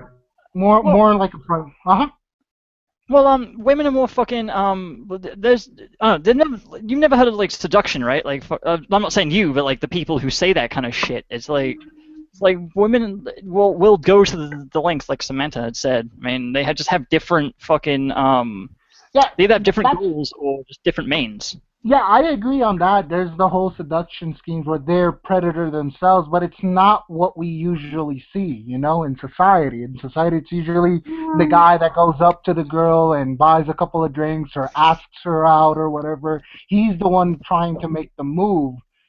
That's why I call it the lazy vagina syndrome. well, and also when that happens, generally the girl accepts the drinks, not questioning the guy at all. I mean, those portrayals, I really do have a problem with those portrayals, because if that's how generally things go, then damn, do we have some stupid females in generally speaking. Oh my God! Well, I once read that it was a girl calling a guy a rapist. She was calling him a rapist and basically said, "Oh, because just because I accepted the drinks and I said yes, that doesn't mean that I consented." oh, that's what I saw it's that. yeah, that's what I posted, I think, on And Facebook. I was like, "Wait, you say yes? Like It's what?" it's sort of isn't that what this redhead feminist did? Like the guy just asked her out for coffee and she was yelling rapist or whatever No, in but the that's what I. Oh, elevator. Rebecca Watson. Yeah, Yeah, she's. yeah. Wasn't that basically what happened there? No, but the thing is Yeah, that well, if in you're Rebecca Watson's case, that basically happened, except for there was a bit of miscommunication where he said, "Do you want to go out for coffee?" Well, what does coffee mean? And some people have said that it was a sexual euphemism. Some have said it isn't. And Well, I don't know. I would say But yes. she could Maybe say no. That doesn't mean he's a exactly. rapist. Exactly, and doesn't mean he was gonna rape her. Maybe he just wanted to have a nice night with her. Doesn't mean he was gonna go, get a coffee with her, take her pants off, and rape her unwillingly. Yeah, probably he wanted to have sex with her, and she just said, He "No, was thank being smooth. you." Yeah, he was being smooth basically with it. Like, Well, let's go get coffee. I like Chadwell Almighty's take on this. He fucking asserted that the guy might have been gay and just like, don't take it the wrong way, but I think you're awesome. But you can be my fag hag, basically. You should. Oh god, I should find that video and post it in the private chat. It's fucking. But I mean, It's a. how do you even ask out a girl if you can't even go out like, hey, do you want to get a coffee one time? I mean, I can't even say, hey, let's go eat out one time, because then she goes like, oh, date, he's gonna expect sex or whatever, rapist. Well, yeah, you're eating her out. I mean, fuck. But I just mean it's basically a lot of boy cried wolf scenarios, and it's killing a lot of it's killing a lot of credibility to actual people that do rape during these bar scenes or whatnot, where they drug the girl and they purposely get her extremely drunk just so they could take advantage of her. I mean, there's a difference in that. One of the things that I really found really stupid was when those guys invented the nail polish that actually gets you to see. You can actually use it on drinks and see if it has rohypnol or a date rape drug. And everybody and somebody was at the beginning. Everybody was like really happy because of that, and then somebody said no, that's rape culture. And I was like, what? Oh, because they're not. Oh God, I know what they're sort of where they're coming from with that logic. They're not teaching men to. They're basically because they're not teaching men not to rape.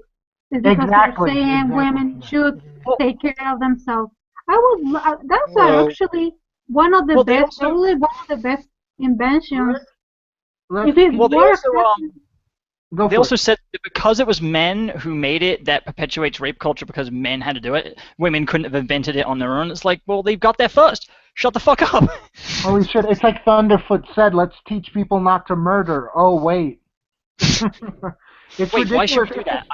I think that's actually really, that's the fact that they were men basically saying, oh, it's like, well, I'm sorry, you're the one that's saying that everything is rape culture. Maybe if you weren't like that and you actually care about rape victims, you will be making that nail polish. But you're too concentrated on blaming men for everything. Well, yeah. Well, then they have to go to chemistry as well, and actually know some things about chemical reactions. It's not just them giving a shit.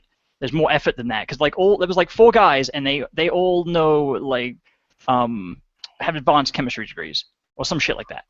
Actually, they're really high level. Yeah, actually, there were 2 girls who I think in India or in another place they invented an underwear that was really hard to take off. Chastity belt. Which was stupid because we're going back to chastity belt. No, that's what I thought. Yeah, it was so the guy couldn't rip it off. That's easy. Well, that was a secondary use for the chastity belt too. By the way, it was so they could prevent her from being raped from someone else or whatever. But I mean, it's like in countries like India, it's understandable where rape is rampant down there. Actually, that's not true. Really? They were trying to blow that out of proportion last time when they raped that reporter or whatever.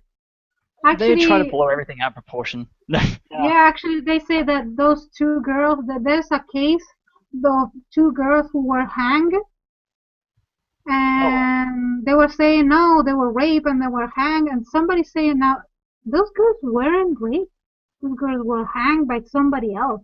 It was like a crime against the cast, what is the system? The case system. Yeah, it was against. It was like a crime. It was a case crime.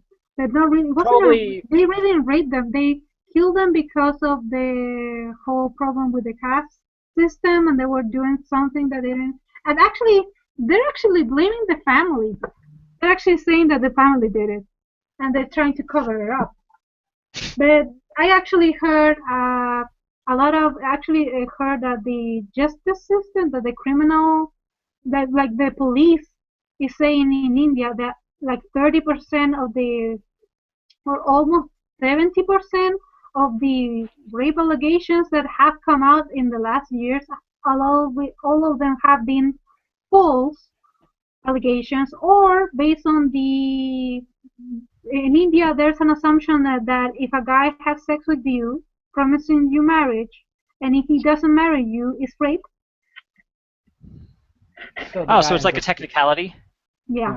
Yeah, well, and yeah, India, and unfortunately, feminism is really popular in India Yeah. when it's um when it's completely unfounded. Mm, Hmm. Well, I mean, yeah. like all feminism isn't bad, but it's just these extremists that just came out recently. And I say Well, and recently it's not because I even wasn't feminism. aware. Well, and it's Yeah, not even feminism that's bad if you want to get down to it. Feminism is a label that means a lot of different that can mean a lot of different things. it's It's the amorphous. actions and the results of feminist policy and thinking Yeah, that is Yeah. the bad part. but Yeah. like David, like Pac-Man said, it's amorphous. Yeah. The thing, for me, I call it gynocentrism. All Yeah, it's that's Mhm. based what I on. would call it. If Yeah. it's gynocentrism, it's bad. Doesn't matter if it's traditional or feminist. If it's just women first and everybody goes to fucking hell, Oh, you know who's been? I'm sorry. Are you done, Samantha? no. Oh, okay. Go ahead and finish up. I'm sorry. I have a Sorry. bad habit of cutting people off. The problem with India is that India has become completely gynocentric. Can be traditionalism or can be feminism. I mean, rape laws, actual rape laws in India don't allow women to rape. Actually, they were actually feminists or women in India were trying to, they were complaining that if they actually made the definition of rape gender neutral, there were going to be men saying that women raped them, and they didn't want to. Why? Because they assumed that any man that said he was raped by a woman was lying. That's fucked up. Yeah. And that's Exactly. why the definition in India is actually not gender. It's not gender neutral. Like if like a person is raped when I mean, he or she is forced against their will, blah blah blah. No, this is in the India. The definition is if a man rapes a woman, is rape. If a man like forces a woman to have sex, is rape. And that's I it. mean, it's sad because even over here we have those gender neutral laws, but like when a woman does it, it's usually just a joke or something. Yeah. Like for example, they did this how do they call these videos when they test people out? Social. Social Social experiment. experiments. Yeah, social. I'm not really in favor of them because sometimes it really pisses me off how much they tempt people on purpose. But they did one where the guy would beat up the girl, and the guy Ah, is yeah. like five knights would appear out of nowhere and whatnot. But then when the girl was smacking the guy, it'd be just people laughing and making fun of the dude, like really sad shit, man. One of the Was that problems over that I there? have, Go ahead, Excuse Samantha. me? Go ahead. one of the problems that I have with my culture is that everything they assume is because of misogyny. It's like even the sexism against men, it's like the patriarchy. They believe in the patriarchy, when I said when I said men are not, when I saw when I work on the planification office in my municipality, and I said that men are not responding the same way to domestic abuse, they assume it's because it didn't happen. It, they assume that the thing they show that women were saying that they were being abused more, and children and elderly and men were saying Well, that they were assuming they were saying that they were abused less. But they assumed that the children and the elderly didn't say much because they were vulnerable against the violence, so they keep quiet. But they didn't assume that the men were vulnerable against the violence and they keep quiet. They just assume that men just get beaten less. Now, some men even consider it like a shame to go and report it because they're afraid they're gonna make fun of him. He's a pussy or something. Yeah, That's part of one of the male privileges that we have, and which is that's we must. Oh. sorry, and that's one of the problems. When I said that, they told me that, well, that's basically machismo. And I said, that's not Uh, machismo. That's yeah, not machismo. machismo. That's sexism. That's Mhm. sexism. It's an attitude against a sex. Mhm. Mhm. Yeah, we Well, And use that word a it's lot too. all. I mean, and really, it's the issue is so difficult because any simplistic view, you take any statement that says guys will naturally do this or girls will naturally do this, it's automatically, if you take a simplistic view, it's automatically a categorical statement against men or women, which yeah, at least where I come from has a very specific definition called bigotry. So you know, it's a very difficult thing to argue well if you can't argue at all. the thing is that basically they are with the whole narrative of the patriarchy hurts men too. Yeah. And Yeah. that's There's too bullshit. much. If There's too it much. that hurts men, it's not a patriarchy. Yeah. There's too It's much just common expectations sense. on men sometimes. Yeah. The only thing I have to say, if some women actually, I have a boy, if I have a boy, and some women hit him, that bitch is not going to be safe Mhm. because he's Yeah. not going to be able to hit him, but I will. Yeah, that's That another bitch is problem. not going to get fucked. It happened to me a lot of times during high school that I would get randomly slapped by girls or whatever, and I couldn't do shit because they're girls or whatever. Then people would just laugh every time it would happen. And believe me, I wouldn't do shit. I'd be just walking down the hallway or something, and bitches with attitude, let's say. You've had it happen too. Like people are. Well, that's That's the the problem. thing. They're confident because they know we can't strike back. Well, My baby boy is not going to be able to be probably, especially now in the future, they're not going to be able to strike back. Really not. But that doesn't mean I won't. I I'm mean, going like I to said, find that girl in a baseball bat. yeah, yep.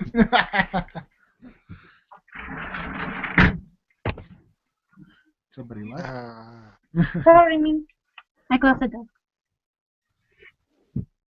I'm No, it's not declaring warning. that. well, Oh, I'm declaring that Rebecca Watson's reptilian. So sorry. Yeah? I Yeah, well, Guys, I think so.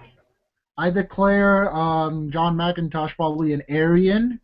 I'll have to talk with ancient aliens about this and make a documentary because his logic is just way, way out there. Just so out there that it's just not believable.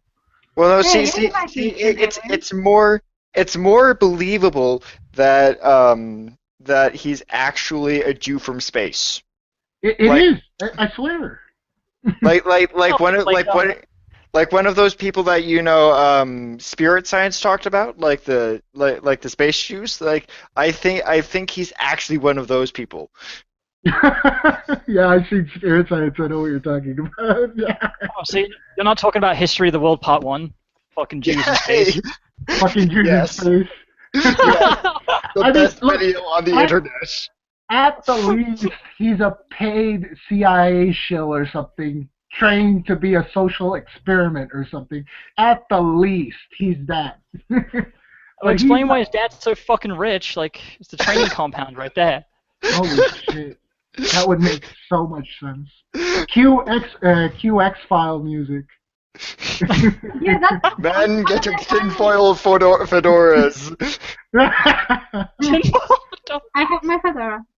The thing is that those I got guys, mine. like the San Yep. Francisco elite, they one of the funniest things is that they talk about all kinds of privileges, but they never talk about their real privilege, an actual real privilege, which is wealth. I wonder if any of these motherfuckers have even stepped out of San Francisco and lived somewhere else for a while. Well, they'd probably complain about it and then move back to San Francisco. I mean, they're only human. Yeah, That's one true. of Are the they things. though? I mean, That's one of the things. Well, at least pretending to be human. So of course they have to fit the natural protocols, of course.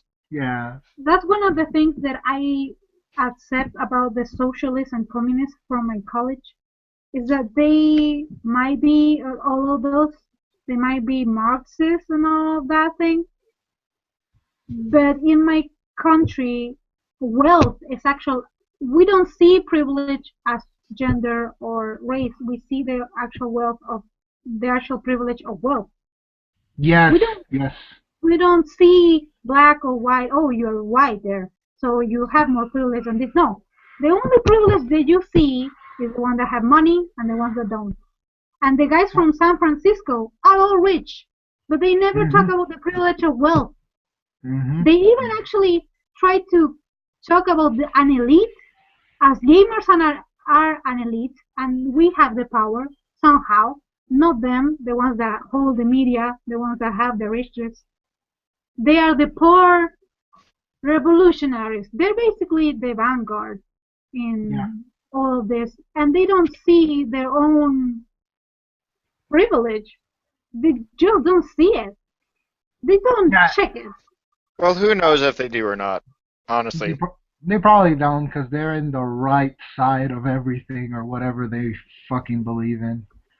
It's just frustrating. At well, it's this like the point, I'm South. not. At this It's point, like I'm the not South even Park sure they're episode. SG. Or yeah, go ahead. Go ahead. Oh, no, I'm just saying it's like the South Park episode where they sniff their own farts and shit like that. Yeah. Fucking yeah, where fucking Cartman has to go in with Yeah. like the fucking suit on.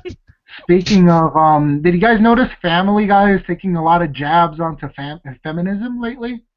Oh No, I yeah. don't watch They did one episode where Peter got drunk and went to a feminist library or something and threw up all over one of the feminist books. yeah, the feminist And mystic. then the last one I saw, which was the Simpsons crossover, Peter was kicked out of Quahog for being a misogynist or something like that. And they had to leave Quahog because feminists were throwing rocks at his house and shit. It was fucking hilarious. You guys have to watch at least the first 10 minutes of that. I But mean, yeah. there's the episode of The Simpsons that is very well known. The one when Homer grabs the ass of the nanny, and the Mhm. whole feminist goes crazy because they're accusing him of sexual harassment, Mhm. and they try to make it like seem that he actually harassed the women in the media, like by the media. And we all know that he wasn't because there was like a Venus de Milo made of jelly on her Mhm. butt, and Yeah. Homer wanted just to grab the Venus de Milo because Homer Oh. just food. He Yeah. just Sweet wanted to eat Pam. that Venus de Milo. Yeah, I think I remember that. It's been a while, but I think I remember that. Then Well, they South edit the Park. footage. So South they Park. edit the. Yeah. Oh, sorry. No, Go go ahead. ahead, Frozen. No, go ahead, Frozen. Oh, I no, was no. just gonna say South Park, but go for it. Oh yeah, no, they the show like the expose. They edit the footage of they take of him to like it's all fucked because the clock is like moving back and forth. And, Yeah. they're like, I just saw her can, and I wanted to touch her sweet can. Yeah, that's what exactly happens. I mean, a lot of people don't think women can be weasels, and like it happened to me twice. Twice I saw women scheming for this type of bullshit. Once it was back home, and it was two girls, best friends, and the chick was like, "Hey, go ahead and beat me up, but make sure I'm bruised or whatever." So I could call the cops on my boyfriend or whatever, because the boyfriend was dumped her or something like that, and That's she actually. really, those are cons. That's one of the things I was actually I was actually reading like fat feminism because I wanted to see fat blogs. I wanted to see what those women tried to think. And one of the things that I actually found horrible was basically that if a woman says that women can behave like cunts, that women are catty and they can do horrible stuff, is misogyny. It's like a woman cannot, even a woman who experienced what is it to be a woman and I knows think how women behave, cannot I say think anything bad about them. I got another spiritual Macintosh. All women are saints. Period. I get the logic now. I get them. They think they're all I'm fucking saints. I'm fucking You convinced. you connect too much to the spirit stream, man. You're gonna go down that road, man. You don't want to do that. That was it. I'm gonna fuck up spirituality now. Women can Remember? act horribly. Women can be horrible Of people. course.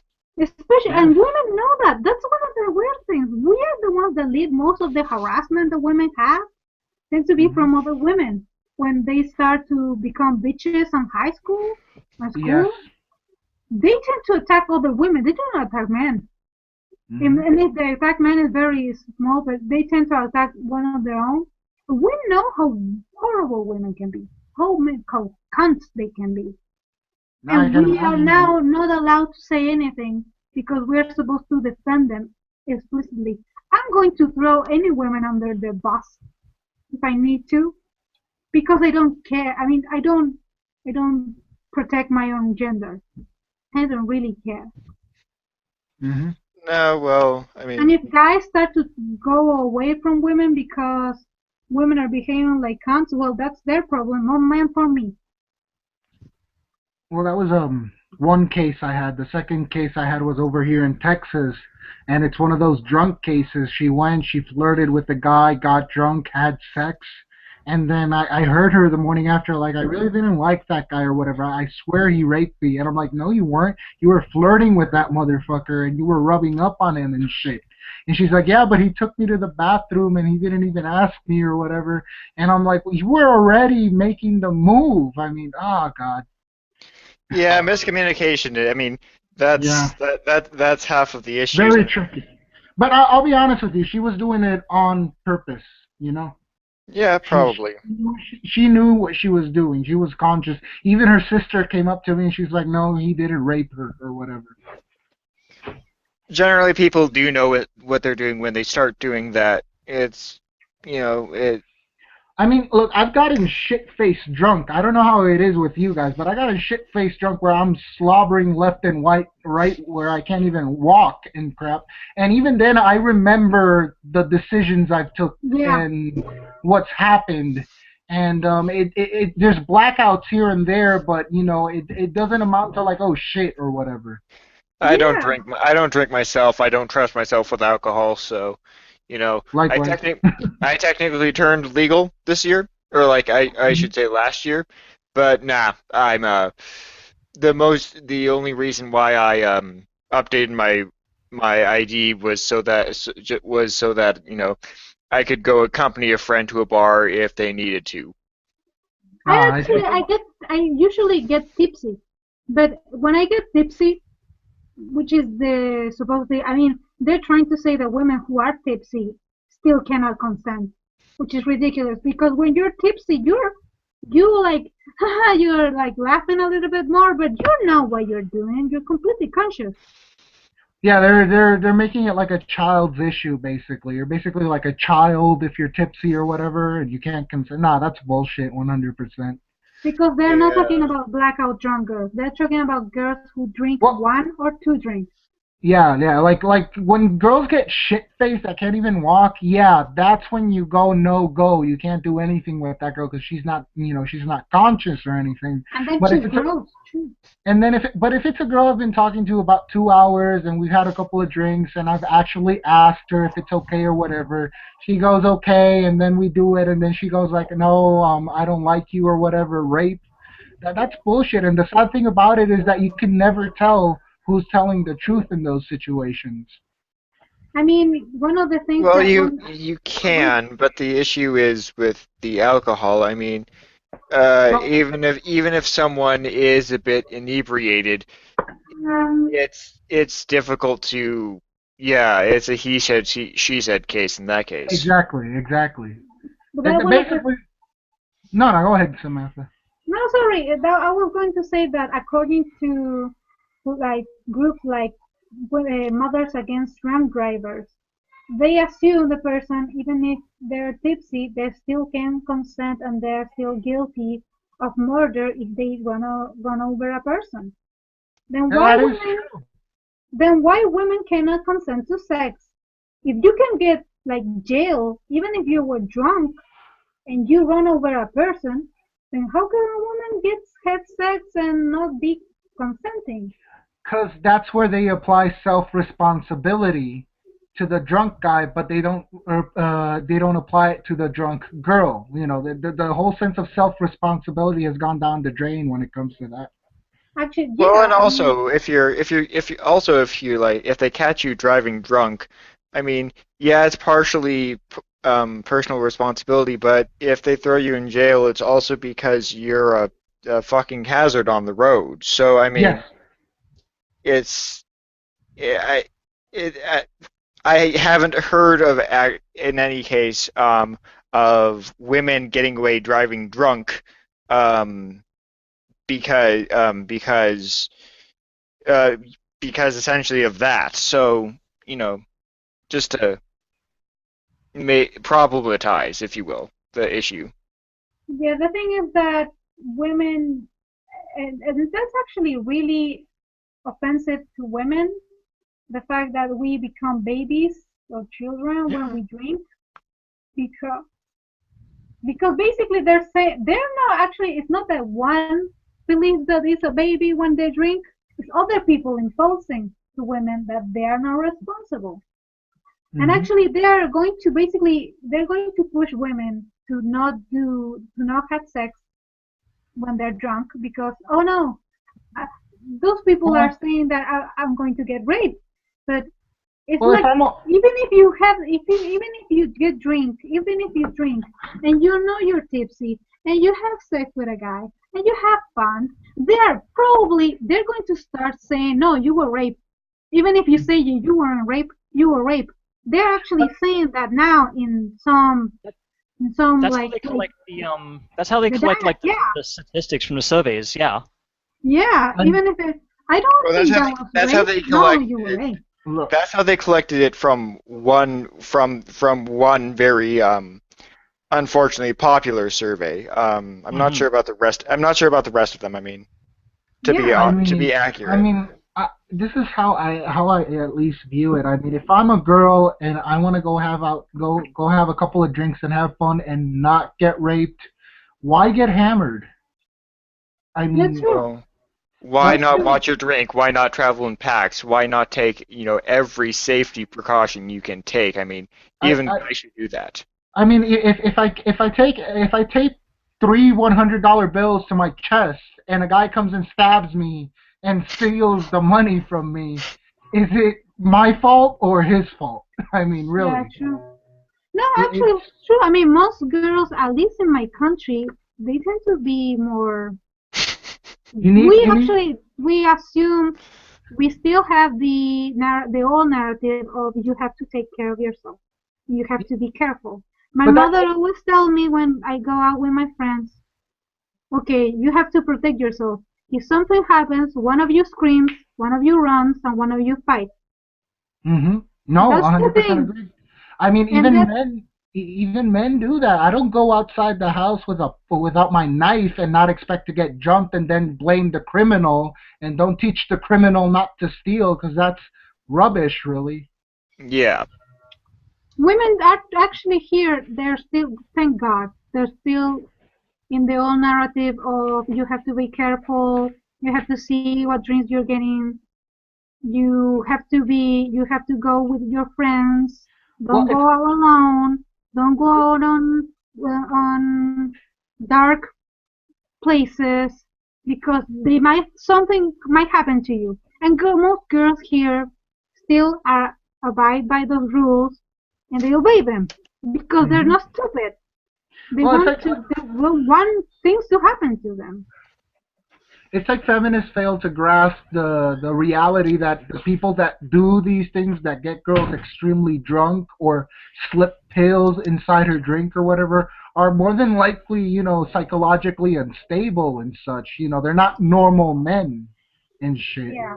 Like even then I had two friends that went out with one girlfriend of mine and she got extremely topsy and drunk and both of those guys wanted her really bad for the longest of time. And they just put her down to sleep and just came talk to me like I had the chance, man. But no, no. I mean, they failed to to grasp that these people are probably not psychopaths. How do I say sociopaths? Something Yeah. less than that. Sexually disturbed, and they need to do this to get laid. If not, they go crazy or something. That's how I see it. I don't see it normal for somebody that's saying to go get a couple of roofies and roofie a girl just for fun. You know, that's already Yeah, a psychopath no. right there. Well, it's certainly not considerate. I wouldn't know if it's a mental illness or not, but it's Well, certainly not necessarily a mental illness, but like leaning towards like that, sociopathic state or whatever, where he's already doing these type of actions that are illegal and Yeah. dangerous and whatnot. He's not caring about himself or that girl anymore, basically. Hmm. oh yeah, in that yeah. I mean, yeah. I mean, like I said, inconsiderate. Yeah. I mean, they're teaching. I think they're in college. They're actually like the first days of college. They're actually like putting curses for boys and like saying, "Don't rape, please." And the boys are like, "I wasn't going to." Exactly. That's what I Wait, mean. I could do that? Exactly. You were expecting me to rape? Really? I mean, that's what I mean. Like, the person who's gonna rape is somebody that's clinically unstable already. That's how, Even the it works. Or someone that doesn't simply care about, the fact that, that we Exactly. have laws against that. I mean, you can only tell a criminal so many times, don't do that illegal thing, before It's they like, don't yeah, care. once again, that's like why Thunderfoot said, like, teach people not to murder, and that ain't working.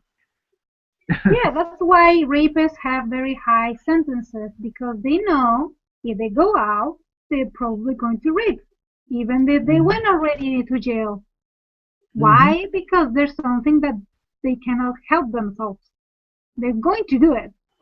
And that's why they have to stay in jail or they have to go to mental hospital and get something. I assume if any of these SJWs would pull up their local sexual predator list, they'd go crazy. Yeah. Eh, Well, well, I don't know about you, Samantha, but over here you could pull up the map and see who's made those crimes, and usually every neighborhood has a bunch. No, here no. Oh, yeah, cost. Yeah, Mary cost. That was one of the things about also the definition of rape when she doesn't accept the definition of made to penetrate, basically saying that women who force men to sex are not raping them because she doesn't believe women can rape men. Oh, cause we have the stabby item. That's why. Because Yeah, they if need to you're have. It Oh, stabbed, has to be like a phallic thing. it has to well, be some sort of mentality like that or something. well, Mhm. apparently the word vagina comes from an like Latin for sword sheath, so there's some truth to that, but it's fucking Oh like God, bullshit. it's well, like, oh God. I say apparently, I don't know that for sure. Wait, I've heard it sword shield? asserted. Wait, Let you me mean see. Let there's me a see. bag for the sword? Like yeah, like No, where you put the sword away. Oh yeah. well, if guys, I will hope that guys have the penis the size of a sword. Uh, Oh, yeah, I'm reading it, but this is Wikipedia, so I can't trust it. The term vagina in Latin vaginae, literally sheath or scabbard. The Latin Mm. yeah, I mean, plural, vaginae. yeah. Oh my God, can we What was talk it? about the guy with two penises? Oh, yes, yes. Oh god, the guy with no, two. no. Oh, I've seen that. I've seen that picture. That no.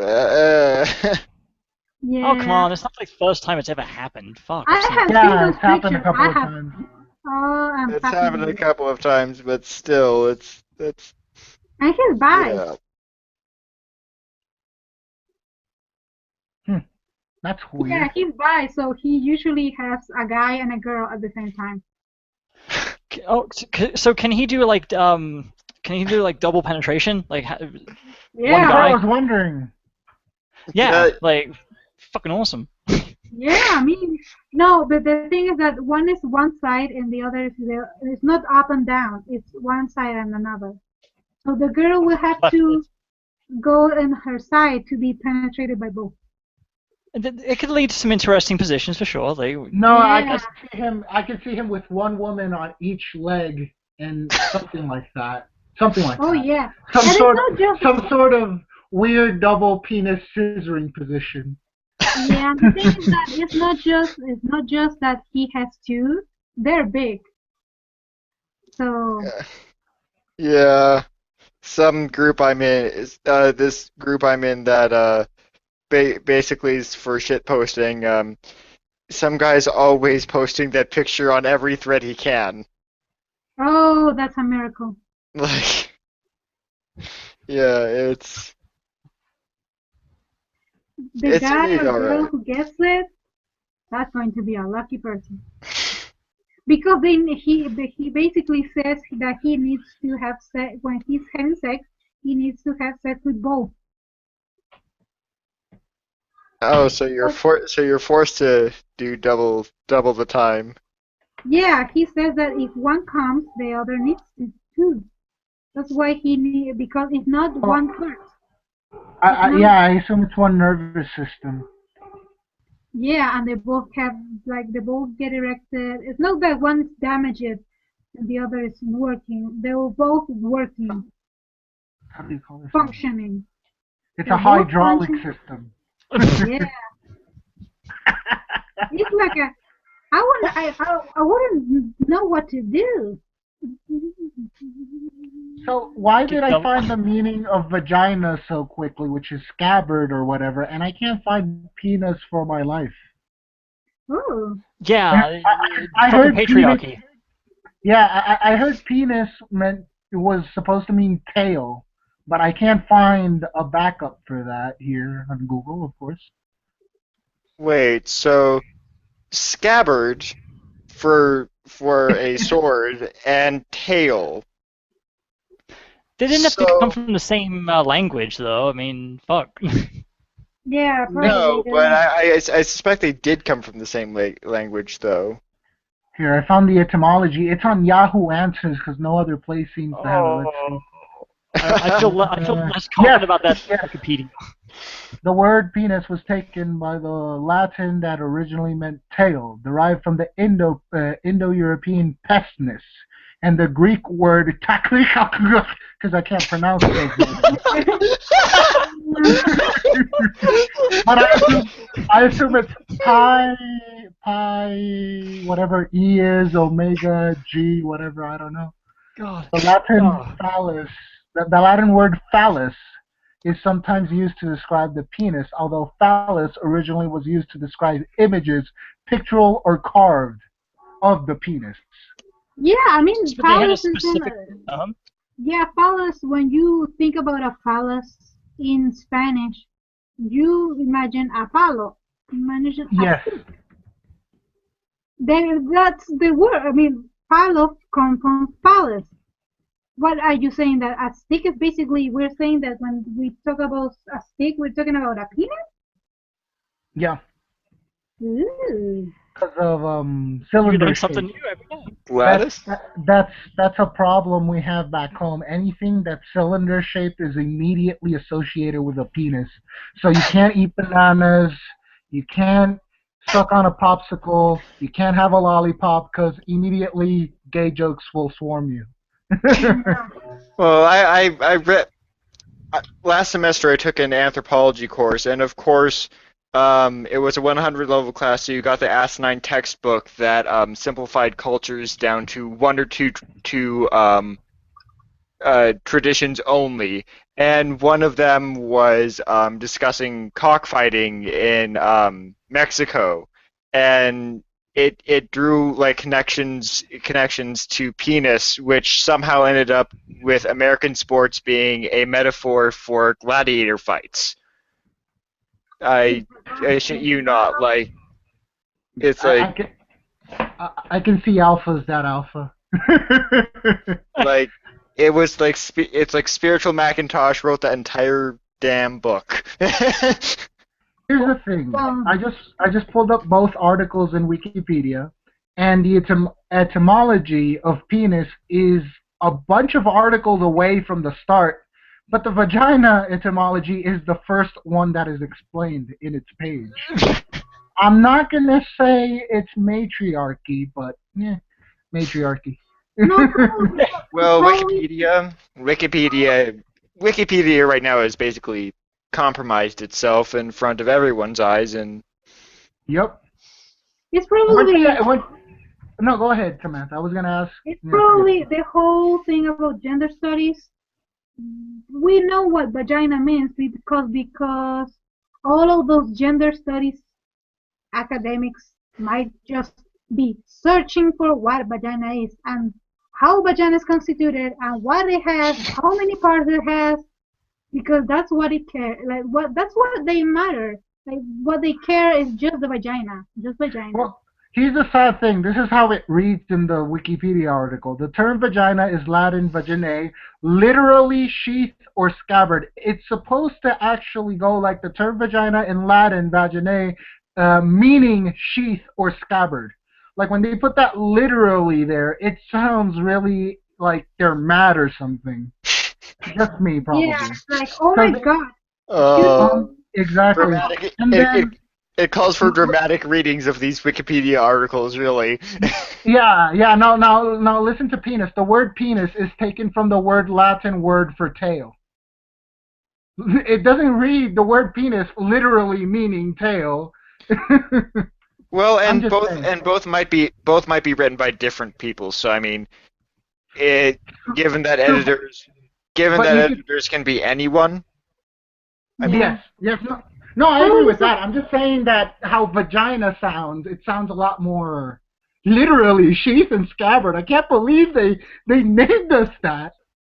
yeah, it's certainly neither are certainly to academic form when it I comes like Yeah. to I like notation. pussy.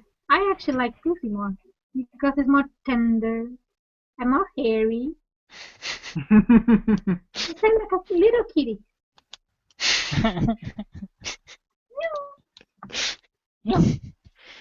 I, Of course, now it's a bull kitty for a lot of women. Ugh. Yeah. are cats misogynistic? Bull kitty. I don't Uh, know. I has don't it, know. has, Uh, has everyone seen the cat frequency Twitter oh accounts? yes, Oh yes. yeah. Is The it best no, of all is frequencies. backyard creep? Obviously. Is the Oh, backyard I'll search it creep? up here. I'll search it up here. It is fantastic. Yeah. God. It's- Yeah, it's very similar to this is cat privilege. This is dog privilege. Oh yeah, dog privilege and cat privilege. Yeah, they work with that shit. Mm. Yeah, it's like you're all sock puppies, you know. Yeah. These people are And getting I love burned it. and they don't even know. And I love that the cat frequency is the face of Grumpy cat. yeah, grumpy cat. I was It's gonna like say, did you guys know that Anita had an article on Bloomberg Weekly or something like that, Business Week or Business Month? Oh no, I didn't. But I'm I'm that glad for that disappoints answer. me. No, I'm glad for that answer because there was, my roommate was making a big deal out of it, and I was like, dude, the industry she's trying to change is gamers. If she's going into this business mag, she's not really changing anything. She's just promoting her name further. In fact, I thought, and I still probably think that Anita's just trying to push a political career out of this. of Yeah. course she is. And Well, Jonathan Anita's trying to McIntosh save and a Josh job. McIntosh. Josh. Anita's trying to save a job. Yeah. She's part of that core who you don't. I really honestly don't know if they actually support feminism or SJWism. All I know is that they're trying to save their asses, and it's pathetic. Well, No, I I think mean, Like, they okay, do. go Oh, for I it, guys. think they do, but they want to live from it. They gotta pay off their fucking what was it, communications degree some fucking how. I mean, it's not like they can Yeah, that's how get an actual Sargon. job with that shit. That's how Sargon exposed her when she did that telecommunications seminar, whatever the fuck it's called. It was funny because she actually tried to go against hip hop first, and then she went like, nope, too hard, too hard. I'm gonna go for something easier. She I hit her mean, down. Yeah. Have you heard the joke of Chris Rock talking about misogyny in hip hop? No, I How have not. women how women react to misogyny in hip hop, and he says that women they different than other things. When they hear like bitch or whore in hip hop, they always think it ain't me. So that's why they say that the dirtiest lyrics women dance to is because they're not talking about them, so they don't care who the bitch is. Exactly. They're probably picturing their most hated rival up in her head and shit. Yeah, and they actually don't care. I mean, you can hear very nasty lyrics. I actually, I really like the song "Whistle While You Twerk." Hmm. It's about vagina whistling. No, Well, I It's haven't heard really it. oh, nasty, but it's I really kind of funny. I was gonna say, this triggered me and made me remember. Did you guys ever see that video of the little girls promoting feminism and shit? It was really fucked up. Oh, there's several of those yeah. actually. There's like a Christmas one, because you gotta have a Christmas special. And fucking, it's What? retarded. Or Yeah, Santa. there's one where like Santa's like, where the bitch is like, Santa only gave me like a quarter of a fucking skateboard or some bullshit. I'm like, you're using a fucking fictional character to make your argument, right? Like Sonic the Hedgehog only gave me fucking 25 of his rings. Like that's the fucking equivalency. Like Jesus Christ. Oh my god. My brain just fried. Well, Mm-hmm. that entire idea, it's like no, there's just some ethical lines that you don't cross, and using children to promote your political agenda is one of them. Yeah, that's when you know you're desperate and you're losing. It's It's not even that. it They was want to sell money. They want to sell T-shirts to make money because that one's a business. They're not a non-profit. Yeah. it's just really sad because those girls literally have no idea what they're talking about and they're being raised in fear basically. It's the same problem I had with this writer. What was his name? He left this website recently. Kate Wait, something like that. He did this weird drawing where he said he was going to show his daughter when she was old enough, and it was like this giant tower, and it said like fat and women and something like that, like a bunch of misogynistic shit. And he said, I'm going to raise my child so she knows the horrors of the world or whatever. And I'm like, that's the child he's going to, oh God, no. No, I would never raise my child just exposing it to like the evils of the world and shit. It's just a horrible thing to do. It's unfortunately the way that these ideologies succeed. In fact, um, most things, even religion, whether it be positive or negative, whatever your opinion is of it, that's how it largely succeeds. So Yeah. Yeah, not Christianity, where like Catholicism, I grew up on it, but most people broke away from it. Like these people like do some heavy brainwashing on people. Like it's just What? scary. Catholics? Yeah, Catholics back home, like they don't do the whole brainwashing thing, but I mean, a lot of people see like going to church every day and reading the Bible as brainwashing. Some people, like I said, some I The people, don't personally. the thing Like is I that don't. Catholics, at least in our country, we don't need to brainwash anybody because, and probably, that's why maybe Islam in Islamic countries is not actually that extreme. Is because Well, it's not. The most extreme ones that I have seen actually are the Islamics or the Catholics or the yeah, evangelical Christians in that's countries the when they're craziest. not in the countries where the culture is secular. In our Hmm. cultures, in probably Islamic countries where the culture is Islam, the culture itself is Islamic. Hmm. In our countries, the culture itself is Catholic. I mean, Hmm. they don't need to brainwash anybody Hmm. because you grew up Catholic. Even if you're not Catholic, you grew up Catholic. Hmm. yeah. You get used to the holidays. You get used to the songs. But You grew up in the culture. I call it Catholic, like upbringing. Yeah, it's a Catholic upbringing. Even if you're a secular boy, you Hmm. could be like Well, atheist, and you're Well, still there's going there's to such go thing to. as being culturally religious, like culturally Jewish. You don't actually believe any of, or you consider it all Yeah, bullshit, but you still appreciate the what it aesthetic brings. forms and everything.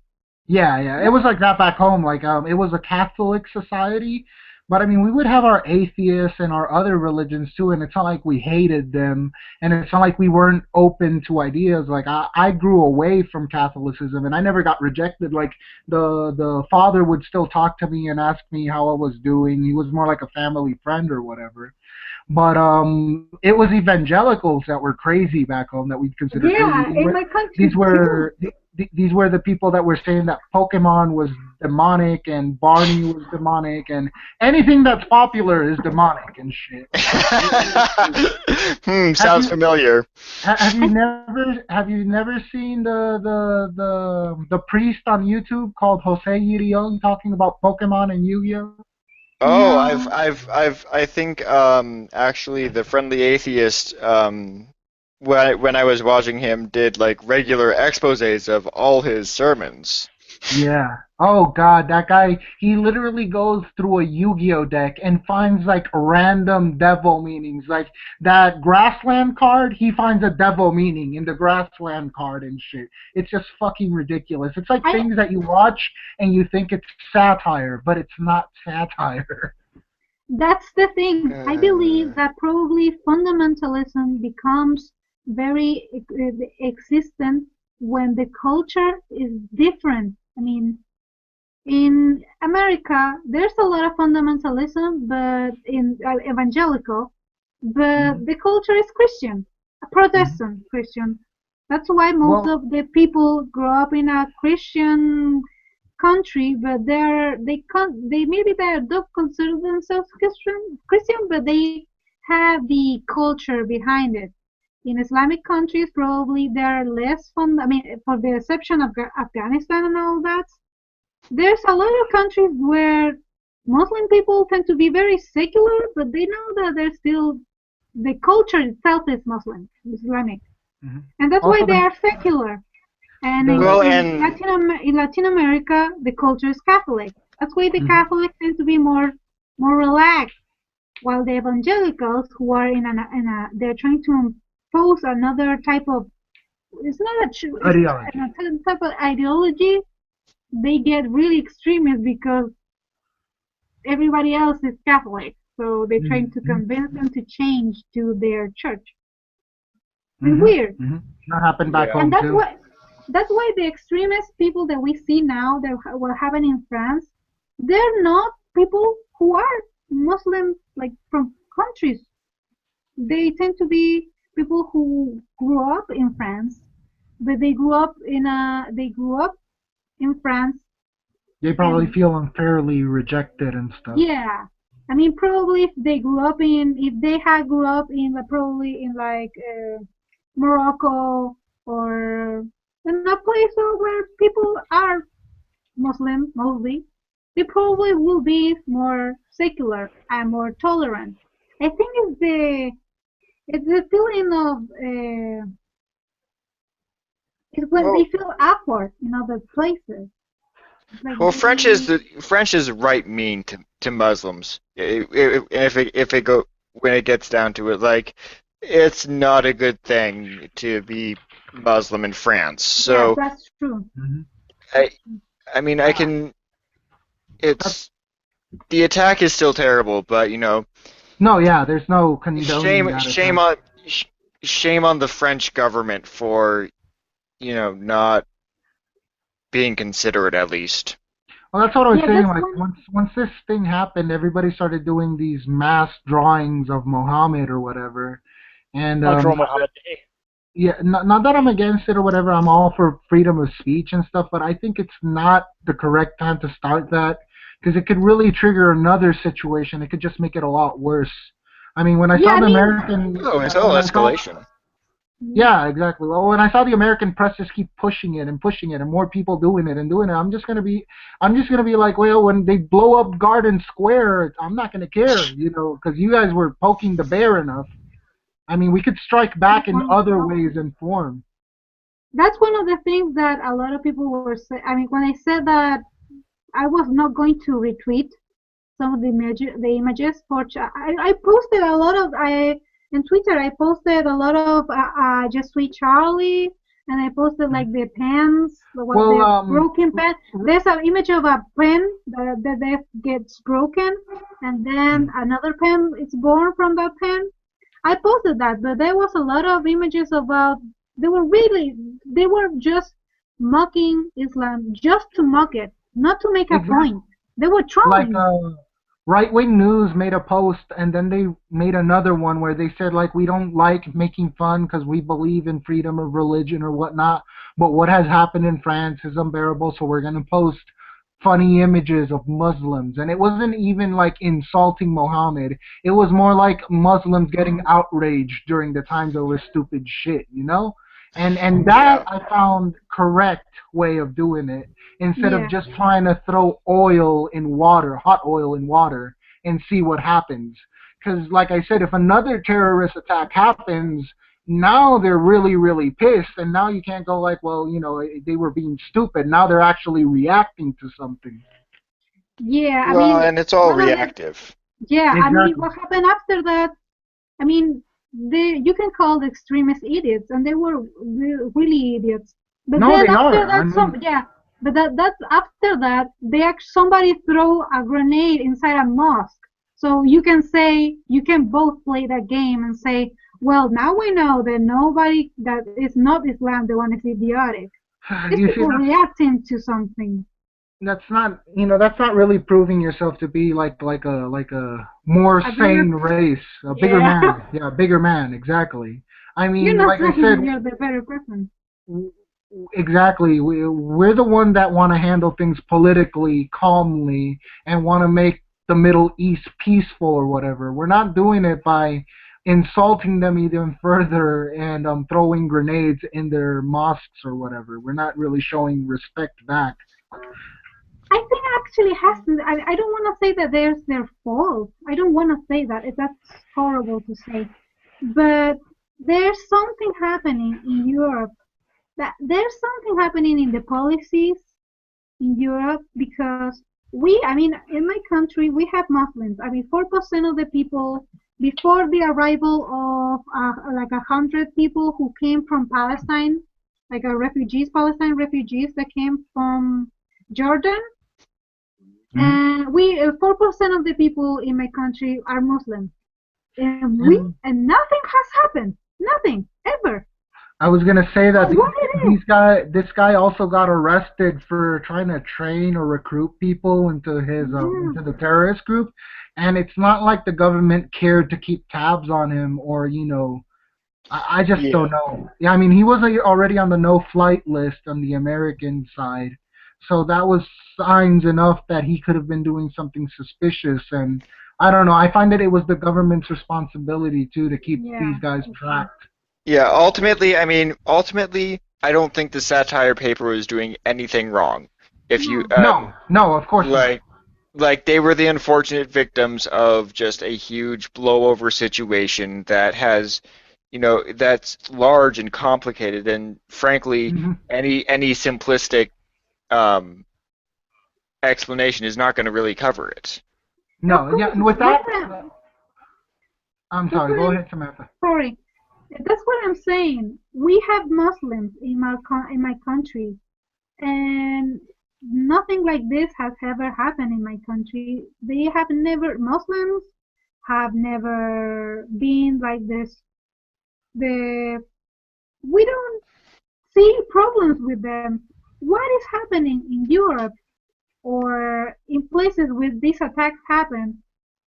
Well, There Europe is has to be closer to other the source. reasons that just Muslims are just fundamentalists and they like to be violent. They don't. I mean, Well, watch it. it's like when somebody was saying that Muslim people were like Islamic men or Arabic men were behind a lot of rapes in Sweden and a lot of rapes in UK. England. But then I said, well, yeah, and we have in my country, we also have Muslim men, but they don't rape anybody. We don't see them raping. I mean, there's no evidence that they are raping most people. I mean, something is happening. I think that's one of the things is the problem with liberal politics is that they don't know how to deal with immigrants really. They just let It's them. conservative. It's No. conservative politics actually that don't Well, deal with conservatives integration and and other races. conservatives and liberals, but generally of European descent, Oh, okay. have a wicked time. I mean, even going as far back as something as say the Industrial Revolution in both England and America, both were terrible times under then conservative politics for immigrants. So Mhm. yeah, so it's when you do have these cultures or I should say these governments, because it's the cultures are is a more complex situation. When you have these governments, it's a they don't know how to handle these Yeah. handle new people. Yeah. You have to integrate them into the society. You have to show them you don't need to bow to them, but you need to show them respect. And Yeah. and also try to enforce the idea that they need to show respect for you. Mhm. That's one of the Well, things that I probably believe that that's why the Muslims in my country are so, especially the new ones, don't really cause any problem is because they're refugees Going and back to the they probably feel respect for us for accepting them going back while to they the were in. with the Charlie cartoons, I'm not against him doing those cartoons and whatnot. I'm No, more against about like the effects of what happened afterwards, where people were just making more and more cartoons just to piss off Muslims basically. that's that's When we just were wrong. exactly that's just causing trouble rather than fixing the situation or whatnot. See, I no, understand the logic behind it because they're basically it's like overwhelming your opponent. Like there's so much of that bullshit coming at them. What are they gonna fucking really do? They can't Hmm. quell everyone. That's Yeah, true, that's the Yeah. problem. but no. But they terrorists can't don't have talk. to quell everyone. No, They just have to fuck up your airline security. They just have to fuck up your government so that the government feels compelled to spy on everyone, and then they win. Oh Exactly, yeah, no, hence mm, the I'm not term saying it's. terrorist. Yeah, no, I understand I understand both sides. Like that's just why the whole like en masse drawing happened really. At least from what Yeah. I've learned about it. Yeah, but how America was saying is like we got to protect our freedom of speech, and I'm like the only freedom of speech threatened right now is the French's, not yours. But yeah. I mean that's America, always wanting to put their nose in. And I have to say that one of the things that I said is probably I didn't. One of the things that bothered me in Twitter was that somebody actually when I said that some of the images that they were trying to make me that they were retweeting, I said no, I'm not going to retweet them because I find them actually offensive. Already they got pissy. Why do you find them offensive? They're not offensive. Like, I found them offensive. You said Well, that that's what I I said. had the Like if right somebody would to, draw, if I had the right to be offended, you said that I have to. It's like, it's like people, you're never gonna win. People like, if you put some images there, they're going to be offended and you're going to say, but I have the right to write what I want, even if it offends people. Well, yes, it's true. But then you say, no, I find offensive this, and they get pissy because you find something offensive. It's like everything can be offensive except their own thing. mm-hmm. Yeah, well, People it's get pissy for everything. Well, Yeah.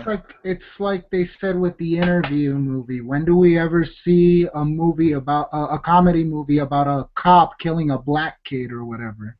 We like to make fun of other countries, but not make fun of ourselves, and that's Yeah. what pisses off the other countries, basically. That Oh, they we do. see, Something. Oh, we do make fun of ourselves all the Yeah. time. Yeah. like Yeah. I said, not in that sense where like we go to like let's say make a movie about a cop shooting a black kid and make it a comedy or whatever. Yeah. I mean, Well, somebody it's actually yeah. pointed something interesting, and actually even Mike Cernovich accepted it, that in Europe, you can drive a lot of things about Muhammad and oh, it's freedom of speech, but you cannot say anything about the Jews, or is it anti-Semitism?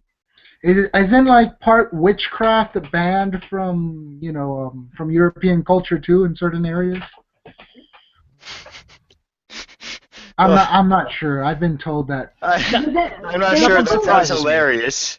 That no, but sounds Yeah. the whole, hilarious, though. yeah, but the whole anti-Semitism debate actually Mhm. is true. You cannot say anything wrong about Jewish people because they're going to accuse you of being an anti-Semite. Hence why While you Paul can exists. draw, you can draw Muhammad with a bomb on his hat, on his little turban, and say no, it's freedom of speech, but you cannot draw anything Jewish, or they're going to accuse you. They even might throw you in jail. So there's actually no really there are no actually the freedom of speech is also limited. It And that's is, but and actually that's one of the points that it was a fair point to say, well, you can write something offensive about Muslims, but you cannot wrote something offensive about Jews and or in the Catholic. case Well, of the Catholic Jewish doesn't matter. situation, and in the case of the Jewish situation, like you said, people have the right to be offended. If enough people are offended at you, um, they have the right to not buy your product. Mm. And that is exactly sort of what happens. That's even exactly what Gamergate is all about. So I mean, it's Are we back to it's Gamergate? Okay. well, I'm just drawing the comparison. I'm just drawing Yeah. the comparison to Gamergate. It's like so. I mean, I can see where on sort of a constant. I mean, technically, you are free to be to make as many jokes about the Jews as you want. You can draw as many ridiculous stereotypes, but don't blame the consumer when the consumer says, you know what, I don't like this kind of content. I'm going to go away from this content. Yeah. So I mean, it's not. It's you're right. It's limited, but it's limited. It's limited freely by the consumer. Yes, that was what I was Mm. trying to say when I said that people got pissy when I said I was offended by the cartoons. They were basically telling me like, "Oh, you don't like these cartoons of Muhammad? You don't believe in freedom of speech." But the freedom of speech is like, I can't have the right of being offended by things. No, I mean, Um. you cannot. You have to have the right of being offended. That's why I said that one of the things that Muslim people should do is they start their own magazines and laugh at the French, and they will Oh, probably accept it. there's plenty of anti-French out there. Yeah. Yeah. Yeah, Just probably. ask the British. There's actually a Yeah. rather excellent World War II occupied France parody called Allo Allo. It's hilarious. God, I It's love that. Yeah, Well, I used to watch that show. they hate each other like the British and the French because of the World War II thing with Churchill, right? If I'm not mistaken. oh It's all they go far part of. back. It's Yeah. Oh God. I was gonna say that I just pulled up the witchcraft stuff. It's not illegal in UK, but a lot of books are banned from sales, so you can't really buy witchcraft books. And then and then the That's eh, hilarious. eh, and then the only reason it's illegal, I mean, it's legal to be like a witch or whatever, it's because they made it illegal to accuse someone of it. That's what I'm reading. Yeah, Really? So, yeah, yeah. Well, And then in the U.S., it was illegal till a couple of decades ago until the whole religious freedom thing kicked in. yeah, witchcraft has it. I've also studied witchcraft, and that has another extremely interesting history. Also, more rooted Oh yeah. in secular than religious. So, Oh but God, I hope you didn't pull up Wiccan stuff. Puerto oh Rico, well, no, isn't? it was a very academic course. So I mean, Okay, because I wanted to ask Wiccans in Puerto Wiccans Rico. are Yeah, yeah I wanted Wiccans to lie ask all the you. time. Wiccans lie all the time. Yes, about yeah their history. Wiccans are the SJWs of the occult world. Why? Yeah, even worse than the Because they They say Satanists, they're I oppressed. find. yeah. Excuse me, Samantha. Because they say they're oppressed. Not so much oppressed, but they push a lot of pro-feminist logic and stuff like that. They also Oh, love to hogbox like pros. Like I've had dozens of them telling me that demons are real, that I shouldn't study demons and blah blah blah. And I'm like, you're telling me to ignore the keys of Solomon, which are 2,000 plus years old, written with the yeah. whole of nature or whatever. And they go into that thing where they try to cherry pick spiritual information and they just try to take all the good stuff basically and deny all the bad stuff. Yeah, I mean, Spiritual Macintosh. Yep, spiritual Macintosh. Woo! but I want to ask you, Adam, in Yeah, Puerto Rico, I mean, in Chile, I think the whole Latin America, I think witchcraft is pretty much accepted as something that happens. I mean, we're really superstitious now. yes, we're heavily superstitious. Like my I grandma will mean, not walk under ladders and stuff like that. Bad. Like she wouldn't like cats because she's superstitious. no, but I mean that in the fact of brujeria, I mean, if you think Oh about yeah, witchcraft, we yeah, believe in it. We believe in it. That's why yeah. we We are heavily scared believe about in it. witch. If somebody said that she's a witch, we're going to be scared. We're going to be afraid of them. It's Yeah, not like, yeah. oh, we're going to laugh at them. No, we're going to take it very seriously. Yeah, we're gonna respect that person and be scared and whatnot. Because there's a lot of creepy stuff that's happened to me in my old town. I will not go into my tinfoil things right now. But yeah, we're very heavily superstitious and we do believe in the spiritual. Maybe not and it's not like the whole Catholic idea of it. No, Like we believe in ghosts and that's technically yeah, illegal in Catholicism and we yeah. take demon possession sort of seriously too. And Yeah. we had a legend. Ah, fuck it. I'm going on to my tinfoil stories. We had a Okay. story. We had a legend back home, and in my neighbor in the neighborhood next to mine, back in the '60s, apparently my grandfather was telling me there was this entire family that was possessed by demons, and of course my mom told me the same story and blah blah blah. You know, all these people lived up there. Their eyes would turn black and they'd start garbling and you know crazy stuff. Exorcist shit. And eventually I hit high school and I started asking people about this and they would tell me the same exact story.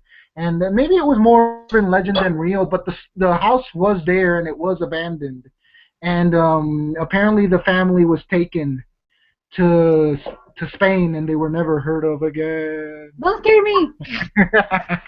But there's other spooky shit that's happened. Like my best friend would tell me a story where, because our haunted neighborhood is called Buena Vista, and that's where all the spooky shit happens. And he was telling me that he had a Renoa Final Fantasy VIII figure, and that one time he was just playing video games and it fell mysteriously off the cupboard and he pushed the cupboard aside and he didn't see the doll there. He looked everywhere for it and couldn't find it. He even moved out of the room, moved everything out, and he never found the doll. And he would be frequently telling me that he would always be seeing shadows moving left and right and whatnot. Don't scare me. I had a couple of more. Now this one actually, Yay. one more. The best one. This is the one. This is the one that happened to me. This one happened to me, and I swear, I swear on Poll and on X that it's real. And I've actually posted this on X, and nobody gives a shit, of course, because it's X, and they'd rather talk about creepy pastas than actual experiences. But there was this one week where I was with my brother, right? And we used to live in this little wooden home, and it would have a metal roof, right? So anything that would step up there, you would hear it because you would hear the sheets bending, right? Well, usually the only animals we have back in Puerto Rico are cats that are up in the roofs. So when a cat gets up there, the metal sheets don't bend as bad as there's as a human, let's say. And during that week, me and my brother would always hear like if there was somebody stepping on that goddamn sheet, and we would look at each other like, who's up there? And we'd go up, and there wouldn't be anything and shit, right? And throughout the week, we go by and we hear these noises, and then one day, our neighbor comes to me. She's like, "Don't go after 2 a.m. There's like crazy shit out there. I don't know what the fuck is out there." And I'm like, "Oh, okay." And me and my brother just laugh and keep on walking to the store or whatever, because she's like the village idiot, let's say. And that night we were watching Family Guy around like 11, I remember. And we have palm trees, of course, Latino America. We have palm trees. And we see these palm trees shaking because these are the ones that are like bushes, right? And it's shaking like if somebody's on the bottom grabbing it and like shaking it real hard to try to get seeds out or something. But what was shaking it was on the top. And me and my brother just go like, what the fuck is going up on there? Is there like birds fighting or something like that? So I go outside and I pop a couple of pellets into the tree and it stops shaking and shit. And I go back inside and it starts shaking again. I go back outside and I check it again and there's nothing. So I turn off all the lights and the TV and we look through the window for a while. And this weird, like, skinless ape, because it's the only way I could, not skinless, like hairless ape, comes out of the fucking palm tree and with one hand puts it over the fence and just lifts itself over it and just keeps running down the street into the other house in front. And I never see that shit again.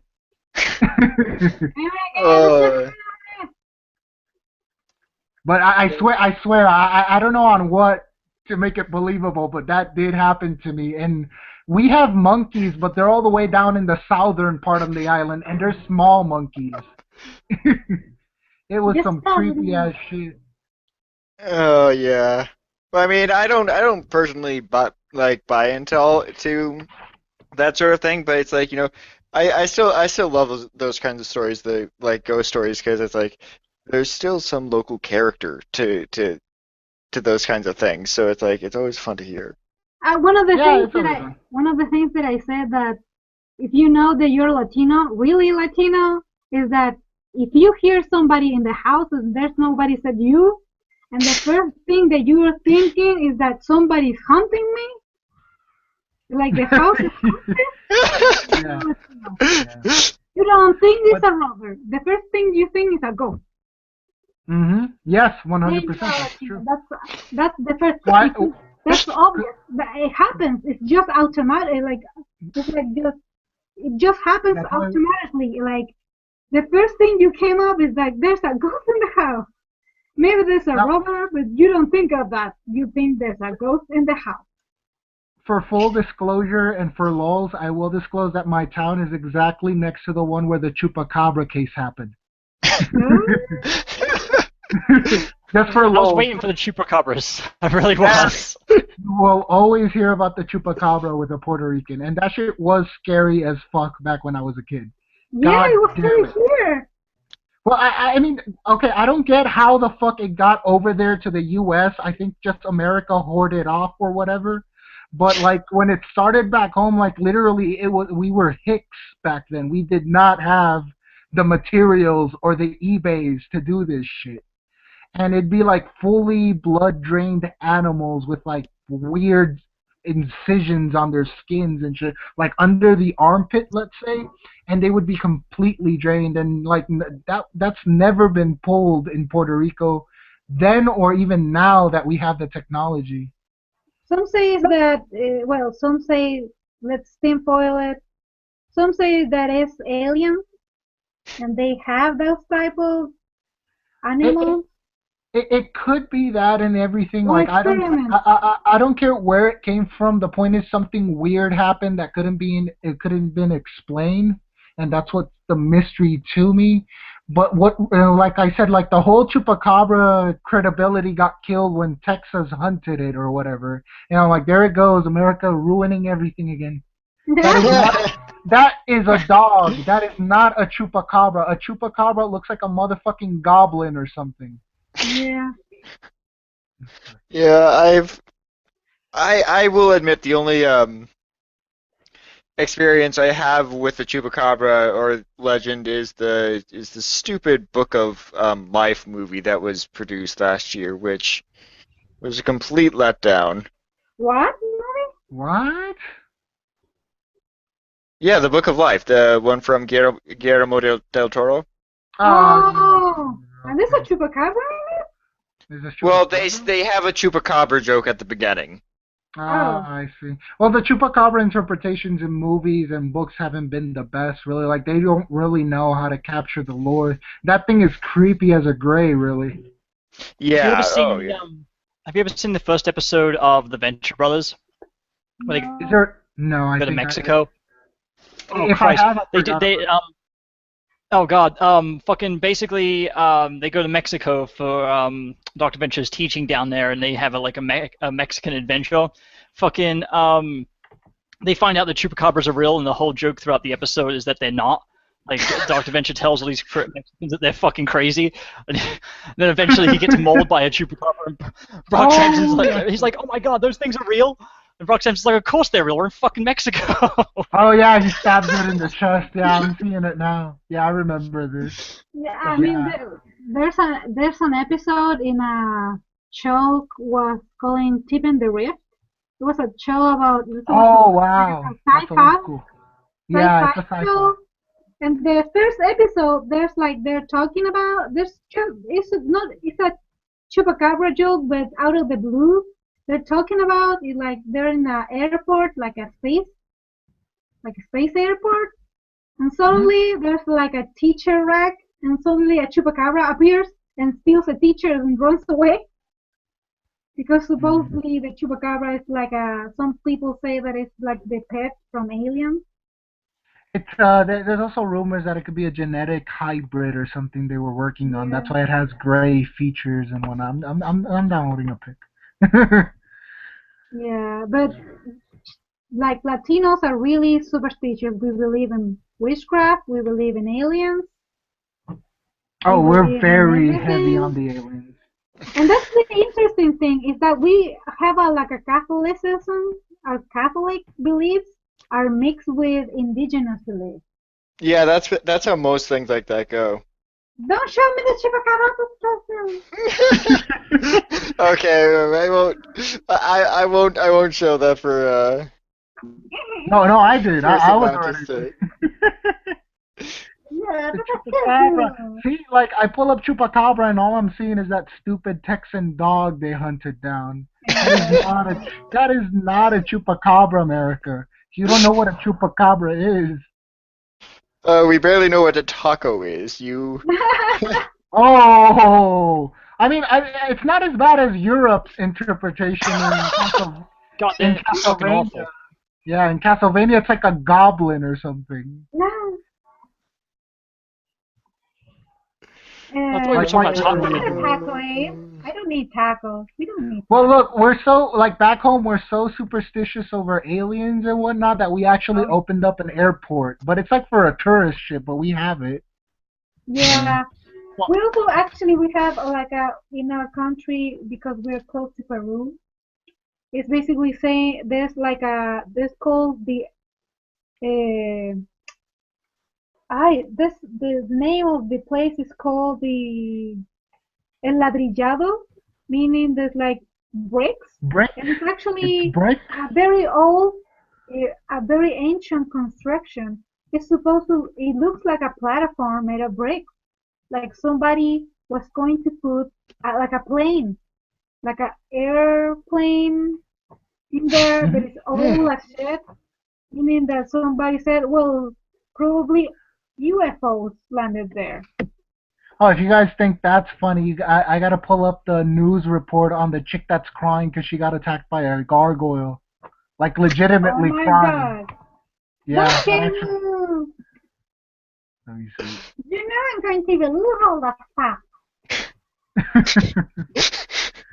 But it's so funny. I'm It's going to X remove worthy. the Which one of Disney's goggles does she get attacked by?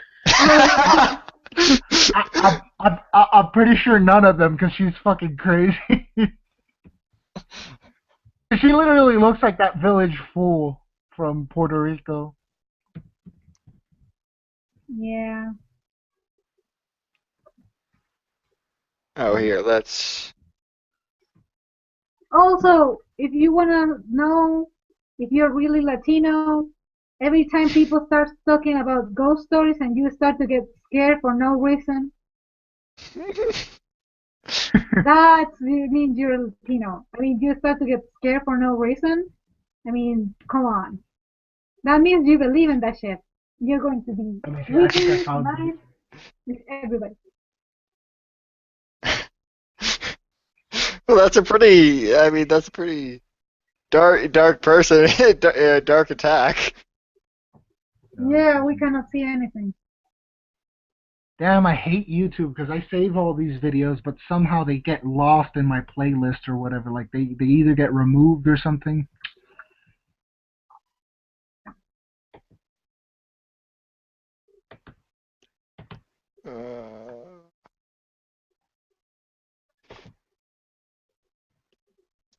All right, Oh, so there's also rumors of the chupacabra could be the Mothman that appeared over here in the U.S. a couple of years back. Oh God, I've No, seen. but that's not that's not what's- possible. The Mothman. chupacabra- Okay. That goes a bit too far. I mean, Mothman is in fucking Godzilla, you know. Wait, Mothman flies. No, you're no. But Mothman flies, and the chupacabra doesn't fly. It jumps. And the Mothman looks like a fucking moth. I mean, like, he Yeah. looks like Arthur from The Tick. But okay, the big red glowing eyes. Oh, that's. Oh yeah. It will Oh, be well. more I mean, like Jersey it's Devil. not it's not like somebody caught the chupacabra and checked the biology on it too, you know? I'm talking about if have to be like a creature, it will have to be the Jersey Devil That's true. It's possible then there, but then I because don't they know. look more alike. Oh God, we're going full pole and X at the same time. Yeah. Oh well. Oh, you're telling me that we're becoming racist against the chupacabra? Specious. Species? I lost myself. I don't know why you think the game Jersey Devil is racist. Like, just 'cause he's purple. Fuck name. No, because they said that they all look alike. Oh. That's pretty racist.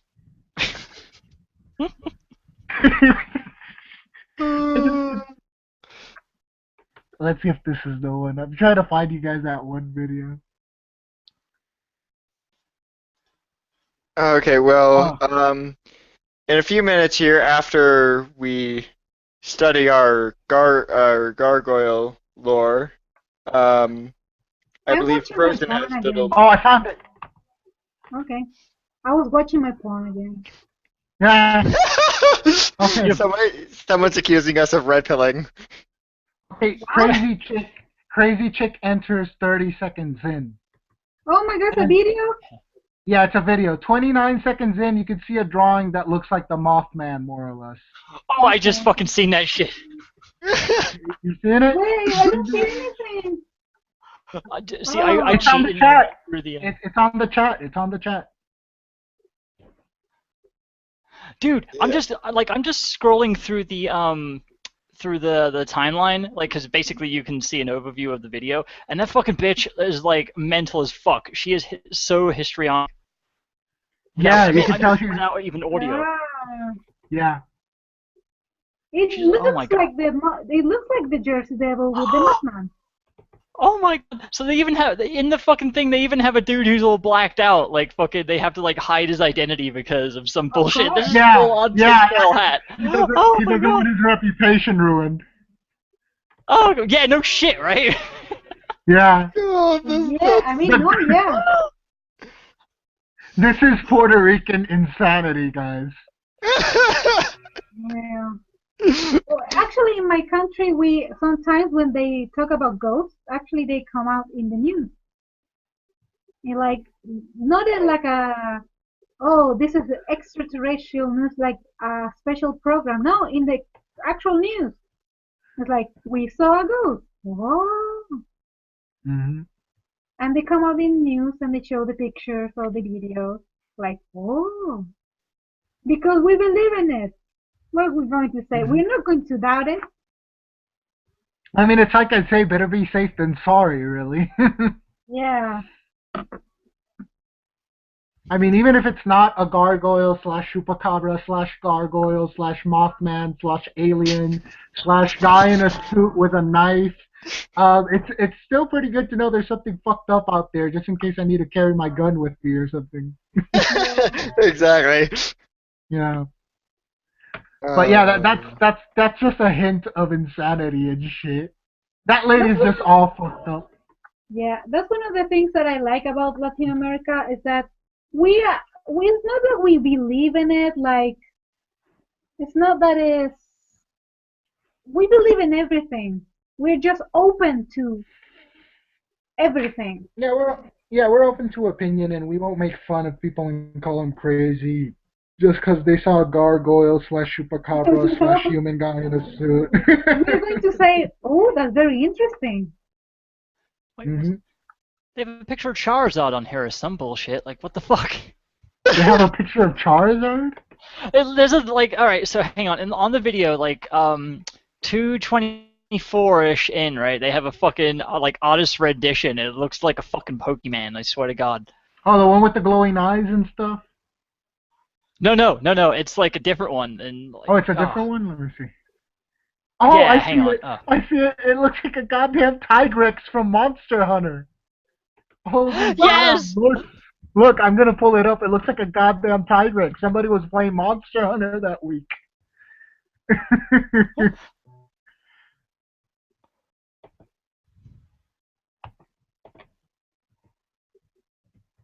Let's see. Let's see. I'm watching my porn to calm down because I'm scared. Thanks, Carlo. We need here. Is that what you saw yet, Frozen? Yeah, that's exactly it. That is exactly what they drew as the gargoyle rendition. Holy damn! We have a Tigrex in Puerto Rico. Time to go hunting. Fuck How yeah. did you feel it? so that's going to be the new hybrid that they released in Jurassic Park. Probably. Tiger. Holy damn! I can't believe I've never noticed that Tigrex comparison till now. Well, you can see it's serious because it's on Premier Impacto. Oh, That newscast has been running since I was a kid. Oh, that's quite That's the unique, one. I must say. Oh, you finished watching it? Primer Impacto is the one that always has hot hostesses. yeah. That's how they cut you. Exactly. I don't watch it. I don't watch news. I'm like news. I'd rather browse Poll and X. That's wow. Both Mm. can bring you just as about a quality content. Yeah, yeah. At least I know the bullshit when I go to Poll and X. Yeah, exactly. They got 5 idiots at 1 a.m. walking through the cornfield with a rifle looking for it. Well, better keep it. Then they have the crazy lady with them. God damn it, this is a Scooby-Doo gang. But you know that deep inside, if you live close to that place, you will lock your doors and windows. Oh yeah, everybody must have been shitting their pants that week there.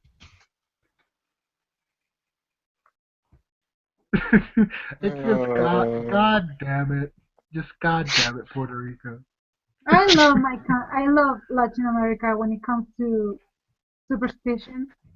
Yeah. I mean, it's like, it's fun. That's what I don't get about atheism. It's so boring.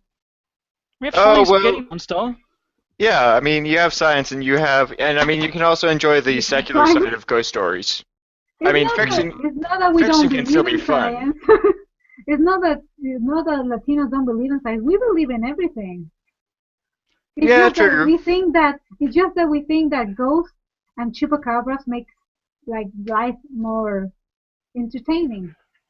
Well, The, right, and and it, I we don't. and I as an atheist, I enjoy that kind of thing as well. But to me, it's not, it's more fiction. It's more than real. It's like Dracula, the Wolfman, and those kinds of things. That's why I study the occult more than I do religions. I usually just center around what could spirituality be and how can it actually work and whatnot. And I don't buy the whole mumbo jumbo of God creating the universe in 7 days and such. Yeah, yeah, I've heard that variation before. So You see, I want That's ghosts and weird. shit to be real. So that way Yeah. we can be Ghostbusters. I mean, fucking go to Ghostbusters University. But I mean, dude, oh yeah. open my closet, walk through to like the Monster Land so I can go to Monsters Inc. That'd be awesome. Yeah, fuck Well, yeah. that isn't religion though, but all right. Yeah, I No, mean, but it'd be fun. Well, that That would was be fun. Well, that's why I isn't it? practice dream arts, which is basically training your head to manipulate dreams into your consciousness and whatnot. Hmm. So whenever you're oh, dreaming, you actually know what you're doing. they call Yeah, that I've heard about lucid it. dreaming. Yeah. Yeah, I, I've heard people doing that before through lucid dreaming. Yeah. yeah, lucid dreaming, astral projection. It has 1,000 names now, but that's what I do. It's fun. It's fun. I've seen Mega Man. That's all I'm gonna say. I've seen Mega Man. Um, Sorry, guys, I'm getting distracted. I can't stop watching the video that I Stop downloaded. watching porn. Stop watching You're porn, watching. Samantha. You're watching the double penis guy, aren't you? No, Hi. no, no, just watching it, just watching. Double penis guy could probably charge $1 million for a porno. Oh Now, yeah. now we just need chupacabra porn. Chupacabra. Oh, Hey, It there's don't probably fuck so with exists. don't fuck with that. hey, hey, I've already seen ET suits in porn. Don't fuck with that. yeah. I mean, there's probably chupacabra erotica already. Oh, there has to There's be. There's Rule already Bigfoot. 34. There's already Bigfoot porn. So But So that's I assume that different. That's different. The Bigfoot is an ape. It's like an ape, so it's more humanoid. So women can't imagine having sex with a big ape. It's we're more, treading it's less, it's less bestiality if you think about it. we're treading into Japanese hentai territory. No, but really, I mean, No, when people talk about sex, they talk about the sexuality and the whole thing about apes. People mhm. actually see it. There's like a fine line of bestiality, like we see it as bestiality. There's a kind of bestiality that is strangely non-bestiality. I mean, Are we heading down King of Pole route again? Like when he started talking about Nazis and shit. Wait. Space Nazis. Yeah, the space Nazis. Okay, no, I don't know we, really. we've already we've There's already had space Jews, and we've already talked about ages of consent and we pretty much overall covered outfits. everything. Yeah, we should go for Yeah. bestiality now. Now, how furry? How Who's buying? furry? Like, How furry is too furry for a cat girl? yeah. Like Felicia's too furry for me already. She already has cat paws and shit. she has If cat anybody boobs. plays, I mean, like she has furry like things on over her nipples. I mean, I mean, do those come off or I'm not sure. I don't know how it works out. Like with Morgan, Wait, it's like a wait. transformation mode. Like so, her Oh, clothes okay. become Oh a right, she transform. Yeah, transmogrifies. That's true. yeah, That's because true. she does have a normal form. I just forget what it fucking looks like because She cat has a boobs. nun. She has a nun outfit. That's right, she does. I forgot about that. Yeah. See, the things you fucking learn and forget about. Yeah. Yeah. Well, her entire backstory is like she was taken into like a convent or something like that when she was young. So yeah, it's really weird. I was not as weird as Bridget. Like Bridget was from Guilty Gear. A Mhm. guy went into a nun asylum, not asylum, whatever they call it, and they trained him as a girl, and he just doesn't know the difference or whatever. And Yeah, he's been something one like of that. the he's one of the What? more he's one No, of the more famous traps in video games. yeah, Yeah, it's Wait, something like because that. I need to hear this in one. his yeah, it's because of in his culture, fucking like twin boys are considered a bad omen, so to protect Oh, the there we go. yeah, and so to protect the twin boys' identity, they just basically made one a girl. Yeah. That's hilarious. Most See that is. what I'm showing you. I mean, Hmm? What? Everyone's gay for Bridget? Yeah. No, it's yeah. the Everybody. politically correct CNN.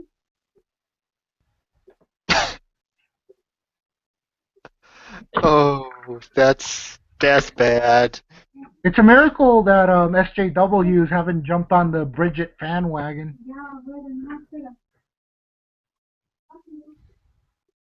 Yeah, As black English African people. American. Yeah, Excuse me? black English people fucking hate that. Like they will go off at you for it. If you call them African American. Yeah, and it's not. Yeah, it's not because they think that you call them African. It's because you call them American. Yeah, I assume so. That would piss me off too. They call Oh me yeah, no American doubt. all the they call me American all the time. Hey, are you a white boy? I am not goddamn white. Here, that's Bridget. Yep. Yep, I would do it. My sister's trying to Is sleep, that so Peter Bear behind her? Jesus Christ. I think it's going to be my time to go. Huh. I think All right. she has like Anita Sarkeesian's earrings. Bridget? Yeah, right there. She was like, it was looped No, around her. that's Oh, her it's just yo-yo, and that's a yo-yo and a handcuff. yeah, but yeah. Oh, my bad. It's Yeah. about the same size. Easy to make that mistake. I need to go, guys. Well, All all right. right, bye, Okay, My sister's Samantha. Samantha. trying to sleep. All right. Thank you for coming on, Samantha. This was awesome. Okay. I'll see you Take another care. time. See Night. you. Bye. Good night. Bye. Good night. Good night.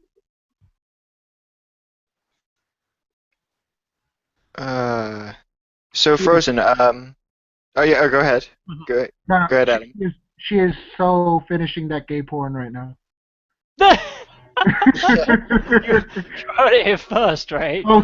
Sorry, guys. I'm gonna go to sleep. All right, Yeah, go for that's it. normally the excuse. Okay. Yeah. So, um, I believe Frozen, you have a demonstration that you were this would be a good time to do it. Yeah, Adon, you'll like this too because we were having conversation about game design and shit. I can show you some stuff I've been working on. Yes, of course. Go ahead. Sure. So, all right, let's see. Yay! Oh, I'm gonna show everyone my desktop real quick. Can you see what I'm saying? Can you see my desktop? No. No, you have to share your screen. Go! I'm a fucking idiot. It says I'm presenting to everyone.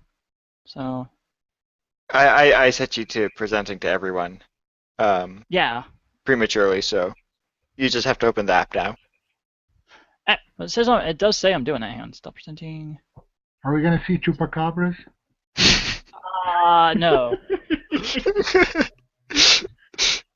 How the fuck do I do it? Like, oh, I'm being stupid. Here, let me.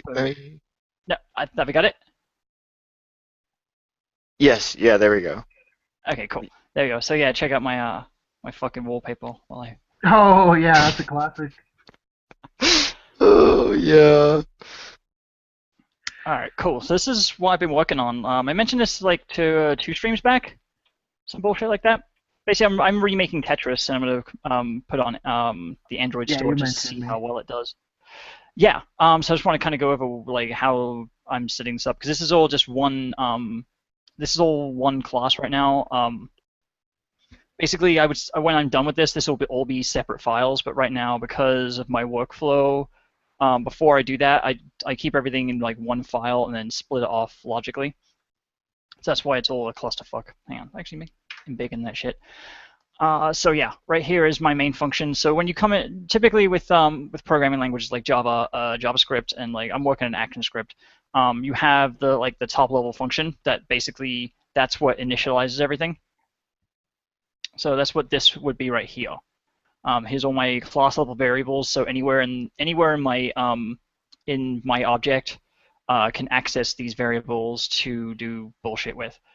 And then here's my imports because you don't get everything in programming for free. You have to, if you have a library, you have to import it typically. Let's see. So yeah, one of the conventions that I do is I start with an initialization function. So basically, all this sets up my my level. I can go through what all these variables and shit mean. So basically, every time you want to reset the level, you can provide it with a minimum width and height. I support up from anywhere by 8 by 8 to 32 to 32. Because I want to do like puzzle Tetris where you can make levels, where basically you can make like pre-made maps, and then instead of just doing it like arcade style, you can do it more puzzle style. Let's see. So yeah, we got some of the things I want to teach myself because there's multiple ways to do the same thing in programming. So one of the things I want to teach myself was how to do binary operations, which is what all this crap is right here.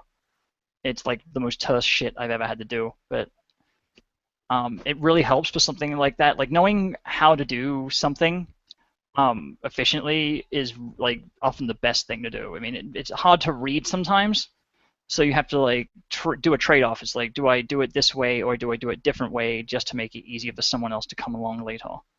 But in this case, because I'm the only one touching it, I don't give a shit. Let's see. So then some of the game functions that I've been doing, I try to name all my functions after what they do.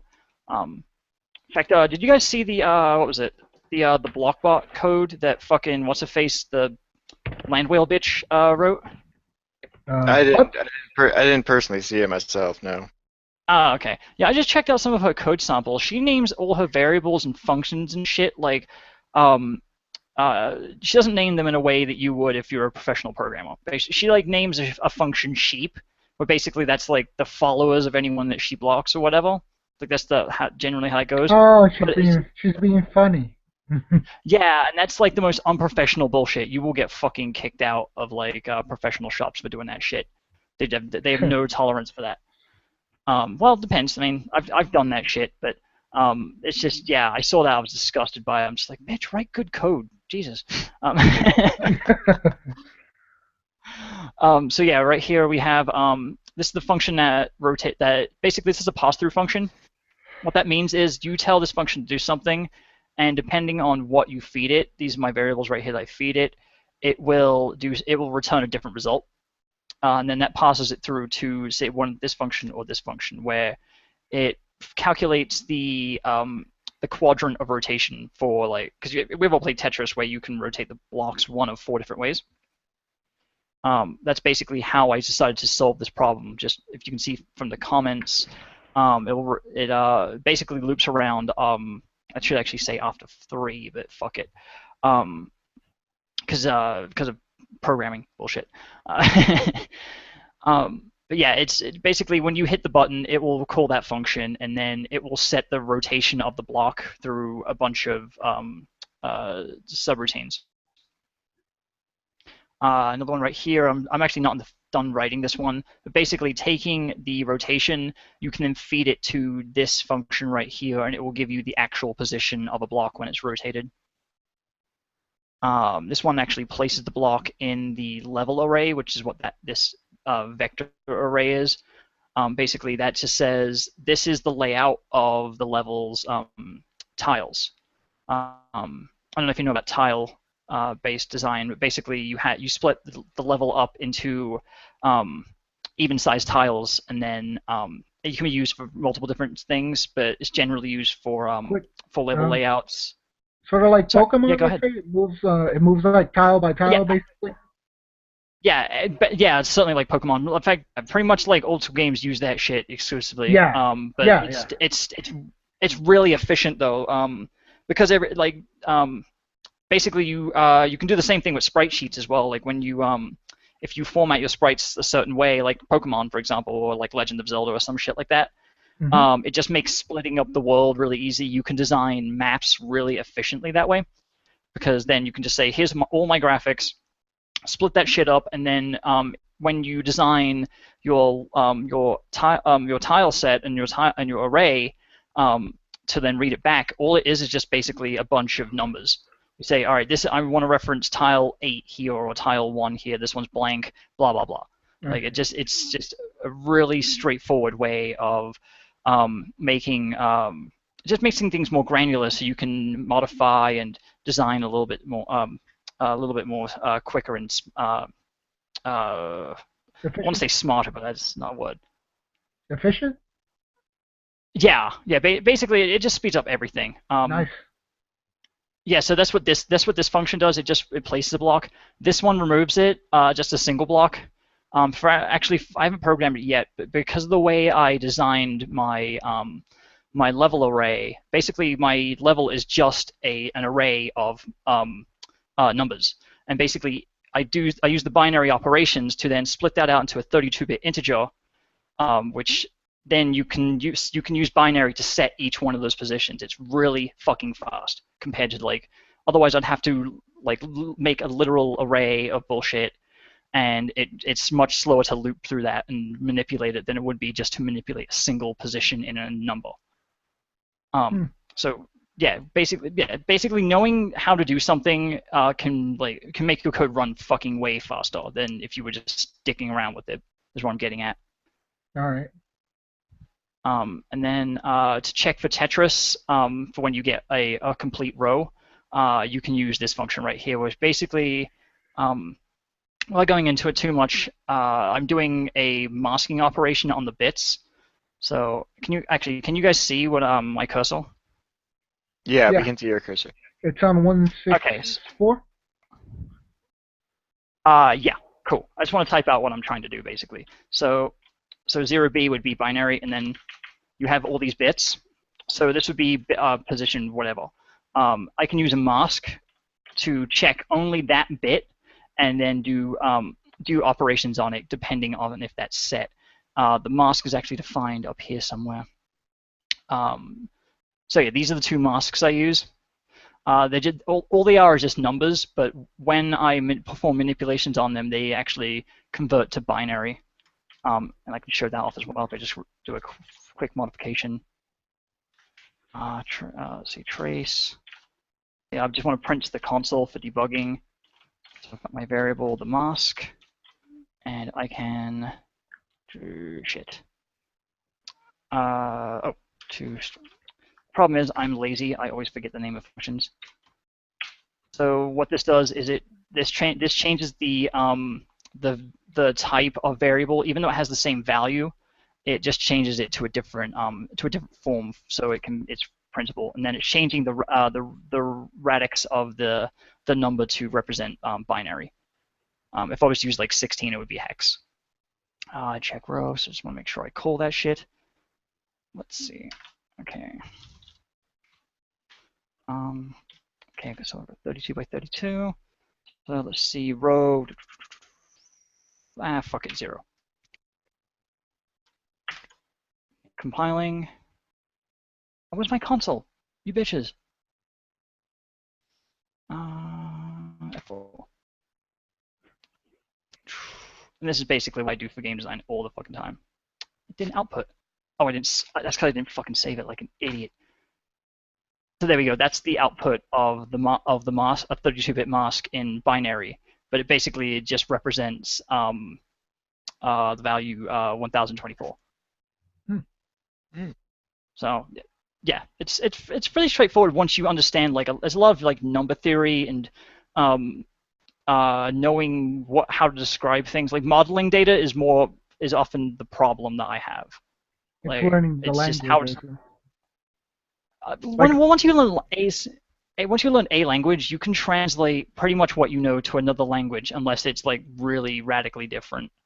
Um, I know several different languages that are very similar, but then I tried going to learn a language called R, and it's because of the principle of the language, it's like fundamentally different from anything I know. So I had a lot more difficult time programming in it. Even though it has similar constructs, it's just so much more different. I mean, even the fundamentals are different. Like as I mentioned earlier, I start the value 0 as because what that's called is a 0. Oh shit, I forget the actual name of it. But basically, all the array positions start at 0 instead of 1. Like basically, the first array position is 0, the second one is 1, and so on and so forth. But with R, it starts off at 1. So you have to compensate for that every time you write code for R specifically, and it gets really tedious. But for the most part, if you know something in one language, you can do it in another language. Yeah. Gotcha. So that's all I really wanted to share off. I mean, it's nothing spectacular, and it's all been done before. But this is the kind of shit that I sit down and do. I don't know. Oh no, believe me, man. Go for it, Stoll. Yeah, I mean, this is sort of the interesting part of game design. Actually, the engine behind it. Most people don't get to see this part, so you know. Yeah, exactly. Yeah. This is pretty amazing, actually, especially from my view, since I just started doing all this. Mm-hmm. Yeah, most of the stuff is high level, so it's like lost upon people. Like I didn't explain what like dispatch event is and shit like that. Basically, you can write things multiple different ways, and in the language that I'm using, I have what is called event-driven mechanics, or some shit like that. It's basically event-driven, where you can say in one class it can broadcast what we call an event, and all that does is elsewhere there's an array that has the type of event you're listening for and the function to run once that event is called. And so every time you broadcast an event, it loops through that array real quick and then finds the instance that is related to that event and runs that function. It's just a shorthand for doing some procedural bullshit, but it's really efficient. Yeah. So that's it. I mean, I'll have more to show when I actually have some fucking graphics, but I gotta start back on my Unity research. I have no idea where to start with that thing. Yeah, everyone asks me about Unity, and I'm like, I don't use that shit at all. Well, you recommended it to me.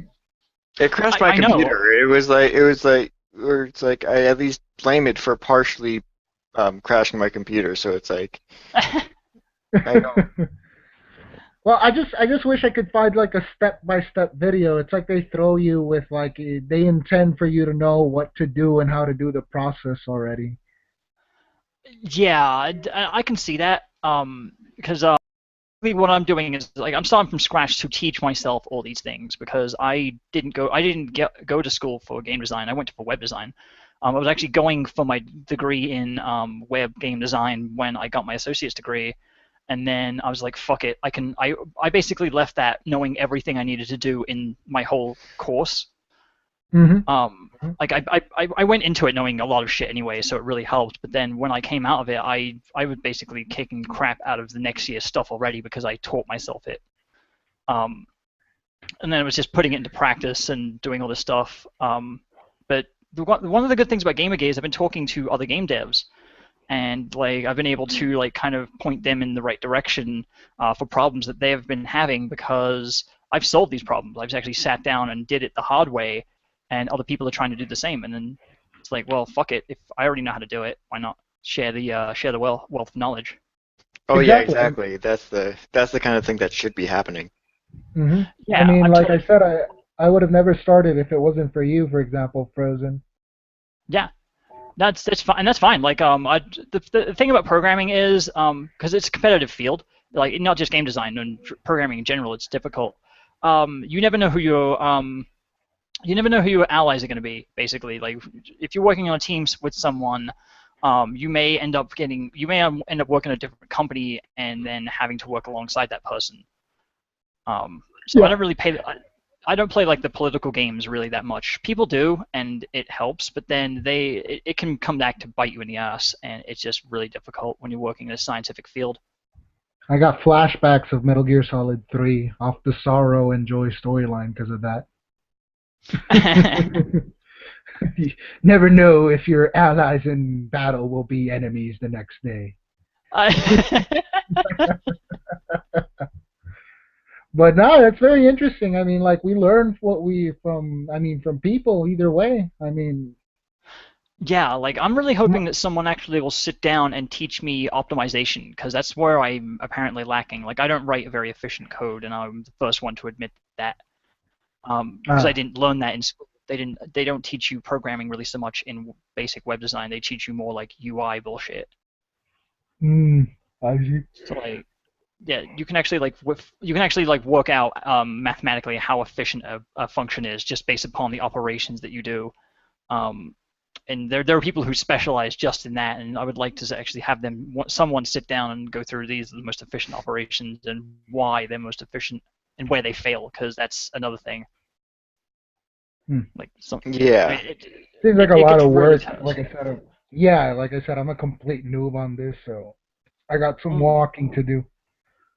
Oh yeah, no, and starting from any level is good, because then you basically are forced to study. Like that's one of the things that they warn you about early on in computer science degrees, is that even when you get out of school, you will continue to study because technologies go out of date really quickly. Yeah, sort of like medicine. Exactly. Yeah, I mean, once you become a doctor of medicine, you have to continue to learn stuff. You have to do research and shit. So yeah. I could see that, but I mean, afterwards, it's an acquired taste, and then it just comes more naturally. Once you learn the language, and you could apply the newer language in an easier manner. Yeah, like I'm looking forward to learning C#, because it actually has a lot of the stuff I already know how to do built into the language, like doing vector math and creating multi-dimensional arrays. But so when I say, oh, yeah, I program in whatever fucking language and I do this thing, people are like, oh, why don't you use like this other language that already has it built in? And it's like, because if I don't have if I don't know how to do something in that language, I'm fucked. Like I'll have to end up doing what I'm doing already. Except then I'm going to already be balls deep in a project, and time is of the essence. So it's like I'm preparing my anus basically.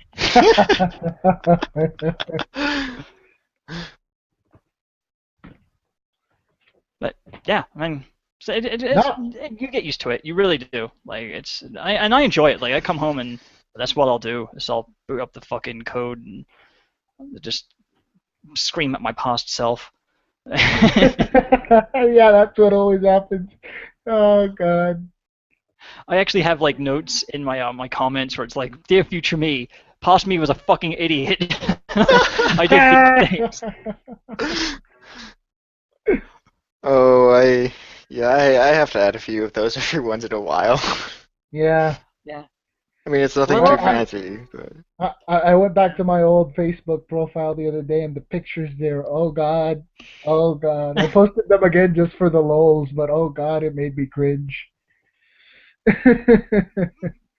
Well, I like reading other people's code. Like I looked up John Carmack's book, and he goes through how basically in a comment section of one of the classes he's writing for Doom, or no, sorry, Quake. He was going through and he had an argument with himself over several like months over the fucking commenting style. And like he'd go in and get pissed off at the thing he wrote before. He's like, no, fuck you. This is the way we're doing it because it's blah blah blah blah blah. And I'm just like, this is why people fucking love you, Carmack, you crazy fuck. He like takes his job very seriously. That's good though. Not a lot of people do. Cough, quit. Well, that's why I can't understand like this whole like indie development scene where they just made like pre-built shit. Like they don't like we were talking about like Twine previously. And it just I don't get it. Like I mean, yeah, you get a pre-built thing, you can do it, but it's going to be too dissimilar to the fucking things that are also released in it. Yeah, I agree. That's one of the reasons why I can't get into indie games myself. It's very few that actually pull me. Well, and I mean, it's like especially it's one of the most lazy. It's actually one of the more lazy engines I've seen because you can get prettier stuff doing your own HTML and CSS pages and just linking them together. Hell, you can spend more time writing. You don't Hmm. have to use Twine at all. It's I really don't get learning those kinds of languages for something that simple. Yeah, you could Hmm. do that with literally three files if you didn't have any graphics. Like, I mean, like basically just CSS for the styling of the page, the fucking a single page app, and then like fucking a single JavaScript function that basically passes the event that you've just changed, and then all that does is handle all the local variables, and you're done. Like it could be done in a day. In fact, Hmm. that's how most of those programs run. They Okay, see, literally so then, they're literally just repacking an HTML programmer. It's not even that. They're not even putting gameplay into it. Like I saw Gone Home, and I'm like, what the hell is this? I still haven't seen that game at all. Like I just don't give enough of it's a shit. it's like you in a room and you're like piecing together some clues to figure out the past or whatever, something like that. It's very, very boring. Very, very It's boring. okay. I liked it. I mean, and I know I've made this argument several times in the past, but I I enjoyed some of the elements. It was, it should have been free, but as an early explorative game, I felt it actually had some good things. I mean, it's I probably mean, not worth playable if you know this end, but whatever. See, there's some I mean, fucking PS3 there's some PS3 game called fuck. It's like a digital art thing, and it's not really that playable. It has interactive oh, bullshit in it. the linger in shadows, Yeah, the yeah, Lingering interactive Shadow. video. Yeah, I know what you're Yeah, talking about. that was really fucking good. Like it makes Yeah. no fucking sense whatsoever, but like the way it was constructed, you can tell it was a labor of love. Hmm. Um, because they even it's actually programmed by people who were like back in the day indie developers for like the fucking Amiga. So one of the Oh unlockables yeah. is an old tech demo, just like people would release back in the Amiga days. Because I remember that shit, and I was like, oh my god, it's like my fucking childhood, but in 3D. Hmm. Yeah, that was an interesting concept, but even then, it was considered an interactive video, not a video game, basically. And But they came out and said that in the actual description for the product. Like that's what I yeah, liked about that is that they exactly. wasn't That's like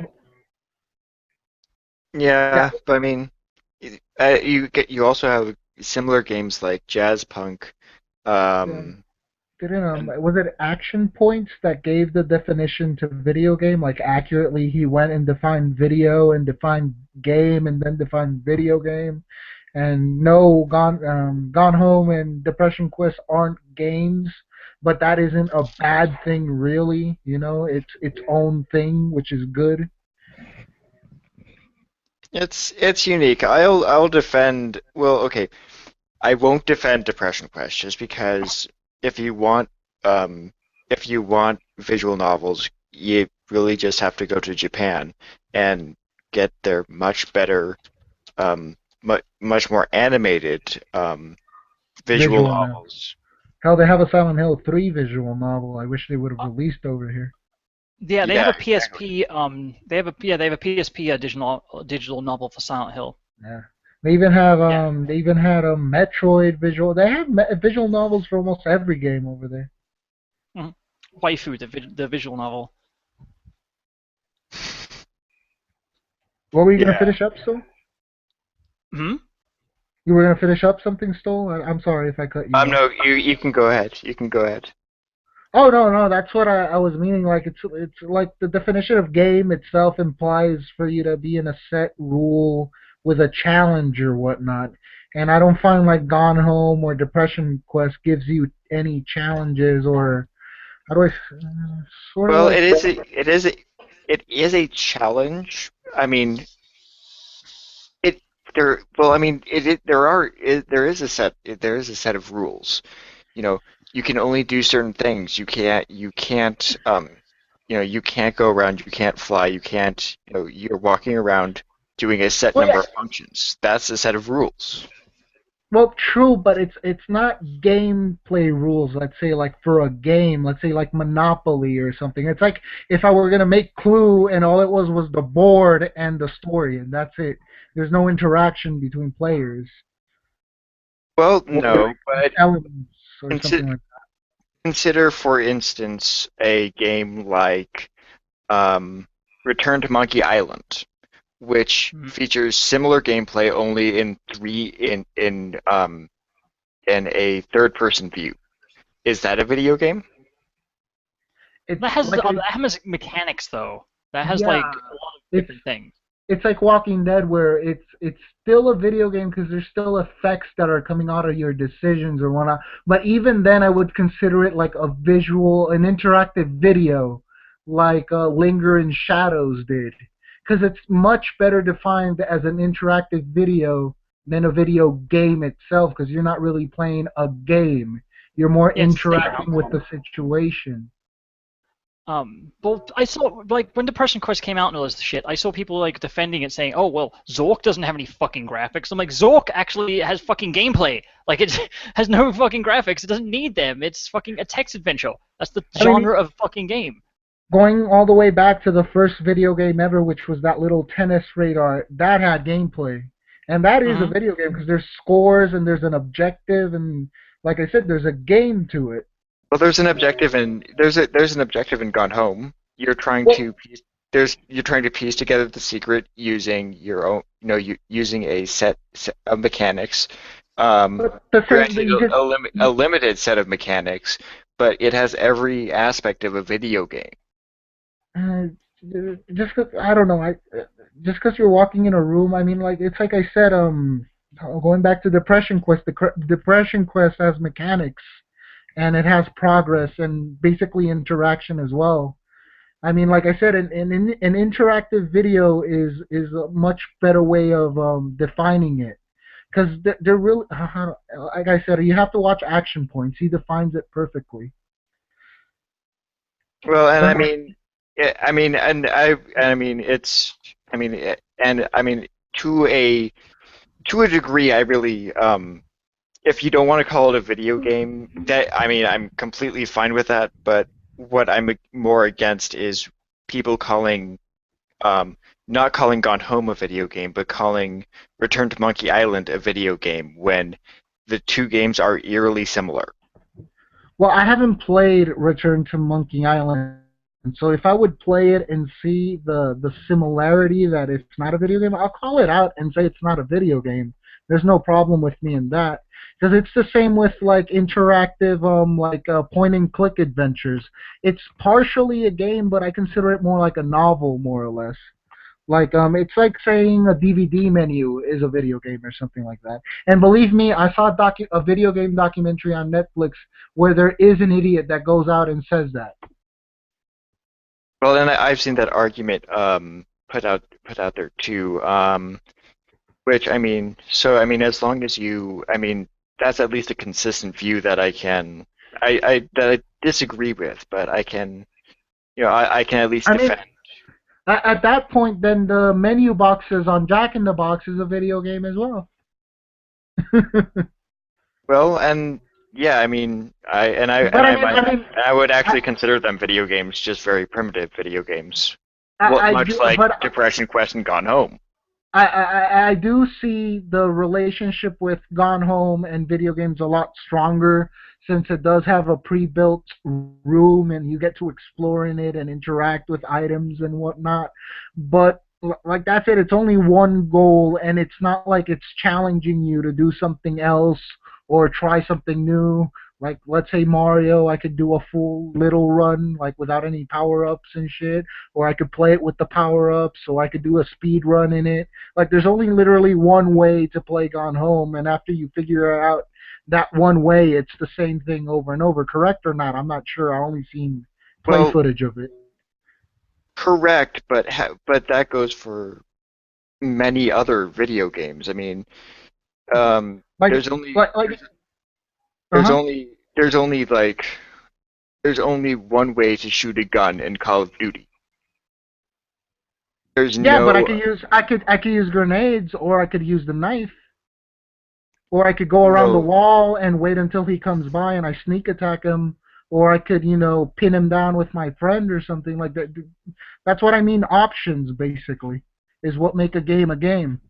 Well, and in Gone Home, I have the option to go pick up tapes, for example, and I can go put them in a tape recorder. I can go um, even if you want to go so far, you can pick up, drop, you can place.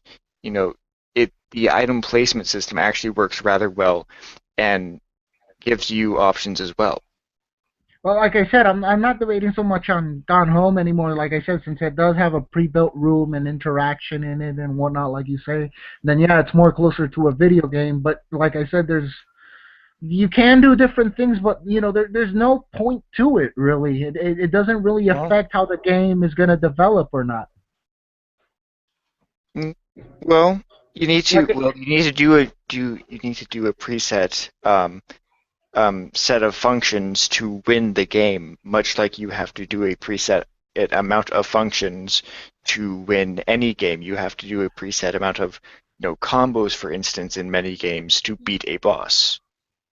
no, like I said, I'm not debating so much Gone Home as you stated how it is right now, but it's more like towards that style where games are heading, where there's like it seems like laziness really. Like they're just focusing on story. Like even with Heavy Rain, it was hard for me to swallow. It was a video game because I was mostly just sitting down and just moving my analog stick every 15 minutes or so and just watch things develop and whatnot. For me, Well, like if I go into what a video game is or has been, I think of Pac-Man, Donkey Kong, Mario. I think a set challenge, a set rules, an active environment. This is more like exploration, video interaction, and learning, which is why SJWs love this style so much. well, and I to a certain degree I can appreciate the style too, but I mean it's I mean I can see what you're saying, but my issue with the stance is that you're sort of arguing for you're essentially saying video games have to be more complex when I don't think that has to be the case. Well, no, what I'm saying is that there is a set definition for what a video game is already, and the fact that just saying that it's not a video game, it's not a bad thing, but its own genre, that I find that it's a lot more like an interactive video than an actual video game. Well, and I mean and like I said, I mean if you as long as you're honest about it and as long as you're sort of consistent with your definitions, I mean, I can sort of see it, but I mean, when you describe mechanics, you can take a game like Heavy Rain. Well, there is a set of mechanics and there is a set of interaction with it within the QuickTime events. Well, yes, of course. That's why I say it's not a movie because you're interacting with it, but it's not really a game because it's really not featuring I don't want to sound like conservative video gamer or whatever, but it doesn't bring the elements of what video games bring into a home or usually bring, Well, which is like what are those elements then? Because well, like I said, a set challenge, rules, gameplay, interaction, enemies, maybe so. well, you really well. I mean, it still Because offers so it's a game like tag isn't just tag is a game, but reading isn't a game. And looking around my room isn't a game, and picking up stuff isn't a game.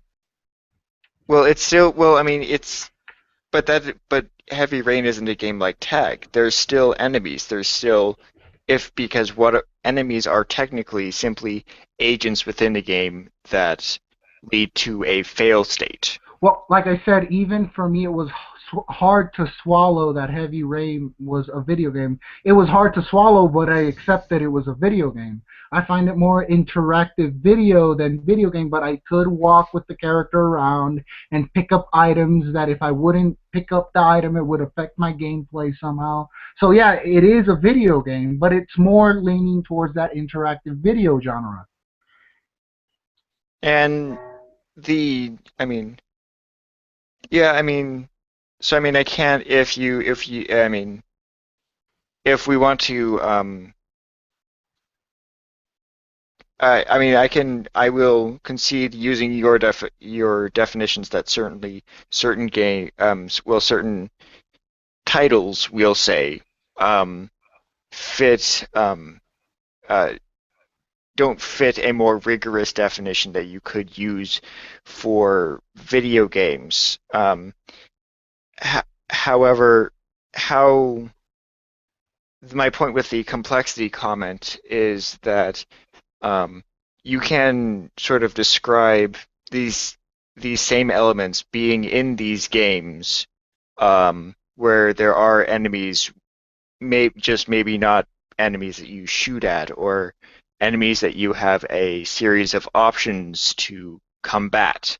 I mean, it's Well, like these. let's say the speed in Tetris is an enemy. Like the speed is against you, and you got to keep up with the speed. I mean, like Oh, I right, said, exactly. yeah. But I mean, like I said, I'm sorry, I'm losing my string here. I haven't eaten, so I'm losing it. I lost it. Sorry about that, Stoll. Finish up. Well, well, I mean, I mean, I mean, I suppose, I mean, to go on a game like Depression Quest, um, there is no fail state.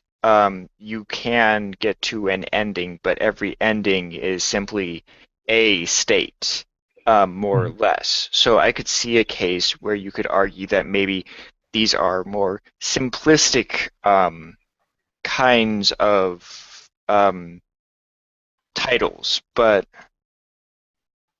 where the point where a video game begins and where simply a interactive video media project begins is sort of depends on how much complexity you demand from either title. You know, a game like Jazzpunk, for instance, offers several state of mechanics, several fail states, several kinds of enemies, a lot of different enemy types even. Um, so it is in itself a video game, I'd argue. It doesn't mean it's the most complex video game. No, doesn't mean it's the most, it has the most constant mechanics or enemies. No, but it can still From count as a video game. from what I'm seeing, there's a lot of interaction and moving in the game. There's points I see on the screen. I see jokes being thrown out. I mean, it's not like Gone Home where you just see a room and it's telling you just a simple story, and after you get that story, it's done. I see that you're doing different stuff here. But both are doing essentially the same thing if you if you strip it down to its bare bones. Both you know it both Jazzpunk, you are manipulating a character to go through and tell a story. Maybe it's not so simple. Um, but again, that's again a argument of quality rather than content itself.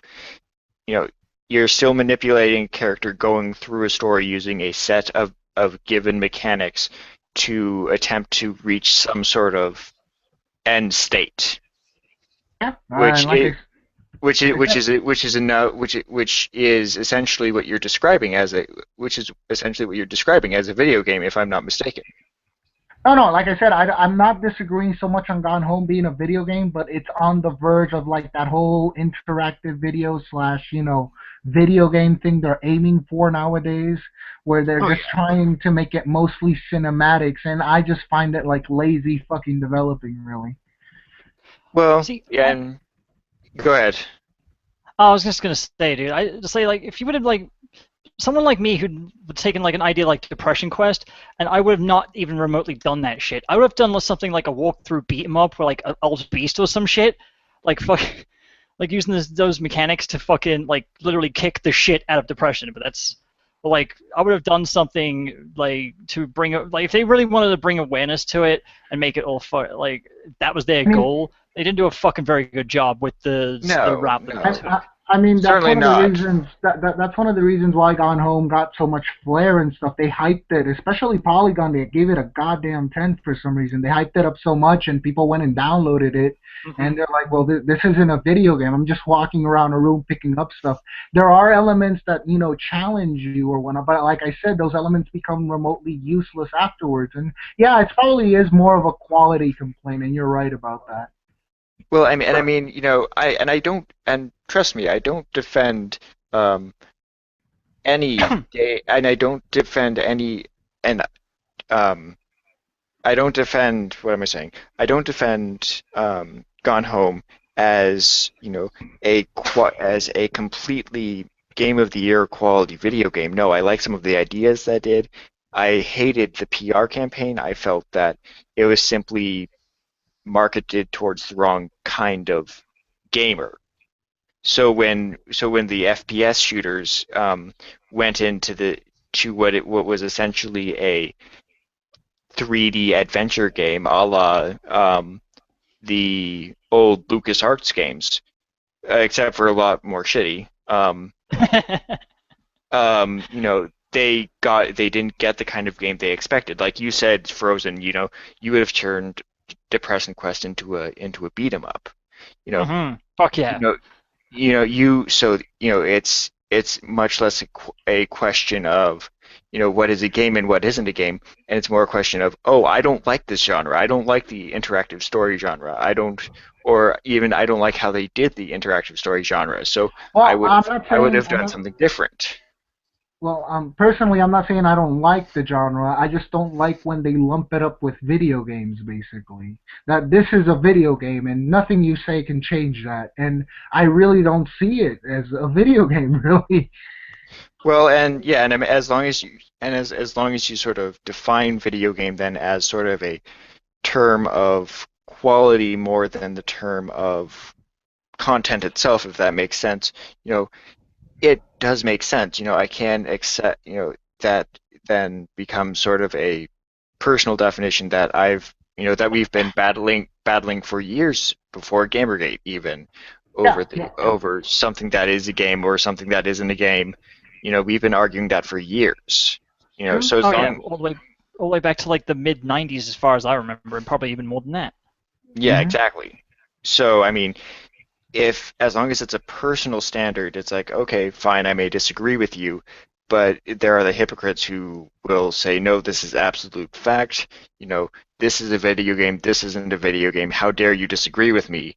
And those people honestly aren't preaching the same amount of uh, game choice as I profess myself. So, But what would be the line to where it divides what is or not a video game before it just all becomes digital media, basically? Because then I could say like the Netflix app is a video game. Yeah, there was a Rooster Teeth video where they have like I think it was the one of the earliest ones where the Xbox One came out, and they got like they basically had an argument in one of their Let's Plays where they had like pseudo achievements just for like doing mundane shit, like starting up the Netflix app or watching a fucking movie, and they don't give you any like gamer score or anything like that. It's Hmm. just, but it's kind of like they take advantage of a gaming mechanic of gamer scores and the credibility it gives you in gaming circles to do something stupid, just to basically have you use their app, which is a good marketing thing. Don't get me wrong, but it's disingenuous. well, Hmm. and that is disingenuous if what they were going for is, hey, look, this is now a video game, because the thing about a video game is that it simply isn't a menu. You know, it would be like calling the menu to Dragon Age Inquisition a video game by itself. Hmm. You know, 7.8 out of 10. Too much water. Oh God. Yeah. Okay, I'm gonna pull that up. I'm gonna investigate if that's true. I need to know if Yeah. IGN actually wrote that. yeah, too much water. Yeah, yeah. Well, But I yeah, was so I gonna mean, say, did you guys find it suspicious that these two guys left IGN and a couple of days later they revealed their code of ethics? Yeah, that is kind of yeah. a little bit weird. I won't lie. Well, it's not like we didn't know they were jackasses before. Yeah. Yeah. So I mean, yay, they left a company who was basically redoing the Well, ethics I laws. saw I saw Greg speak out, against feminism one time in one of his podcasts where he's like, nothing we do pleases them, but that's about it. Well, that's fucking objectively true. I mean, we were discussing earlier about the fucking rape prevention nail polish, and they fucking bitched about that. And it's like, this is the thing you fucking bitch about all the time, and you're never fucking happy. Get over it. Jesus Oh Christ. God, it's true. Too much water, too many HMs. What the fuck? Oh, No, and the then shit it says doesn't end some there. some smart updates. God damn it, IGN. Nobody can review for shit nowadays.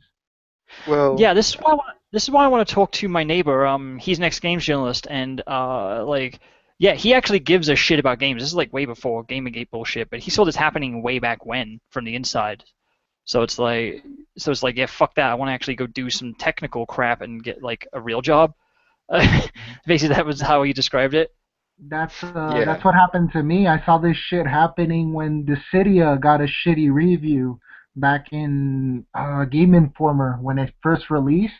It got a 6 out of 10 because of repetitive content or whatever. And I'm like, I could say the same about Call of Duty, and you guys always have an 8 on that motherfucker or 9. So when I read that, I'm like, nah, this can't be a 6 out of 10 because I've put 200 hours in the Japanese version and I don't even know what the hell I'm doing. Because you don't know Yeah. the story at all. It's like, fuck. Yeah, I'm just fuck. I just want to see Cloud fight against everybody.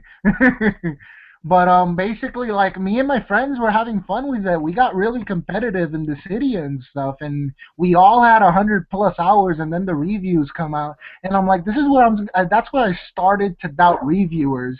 And then I saw year after year where no Eastern game got not dominated, nominated for like Game of the Year, and I always saw these war games getting the Game of the Year awards. I'm like, oh, these guys are corrupt as all hell.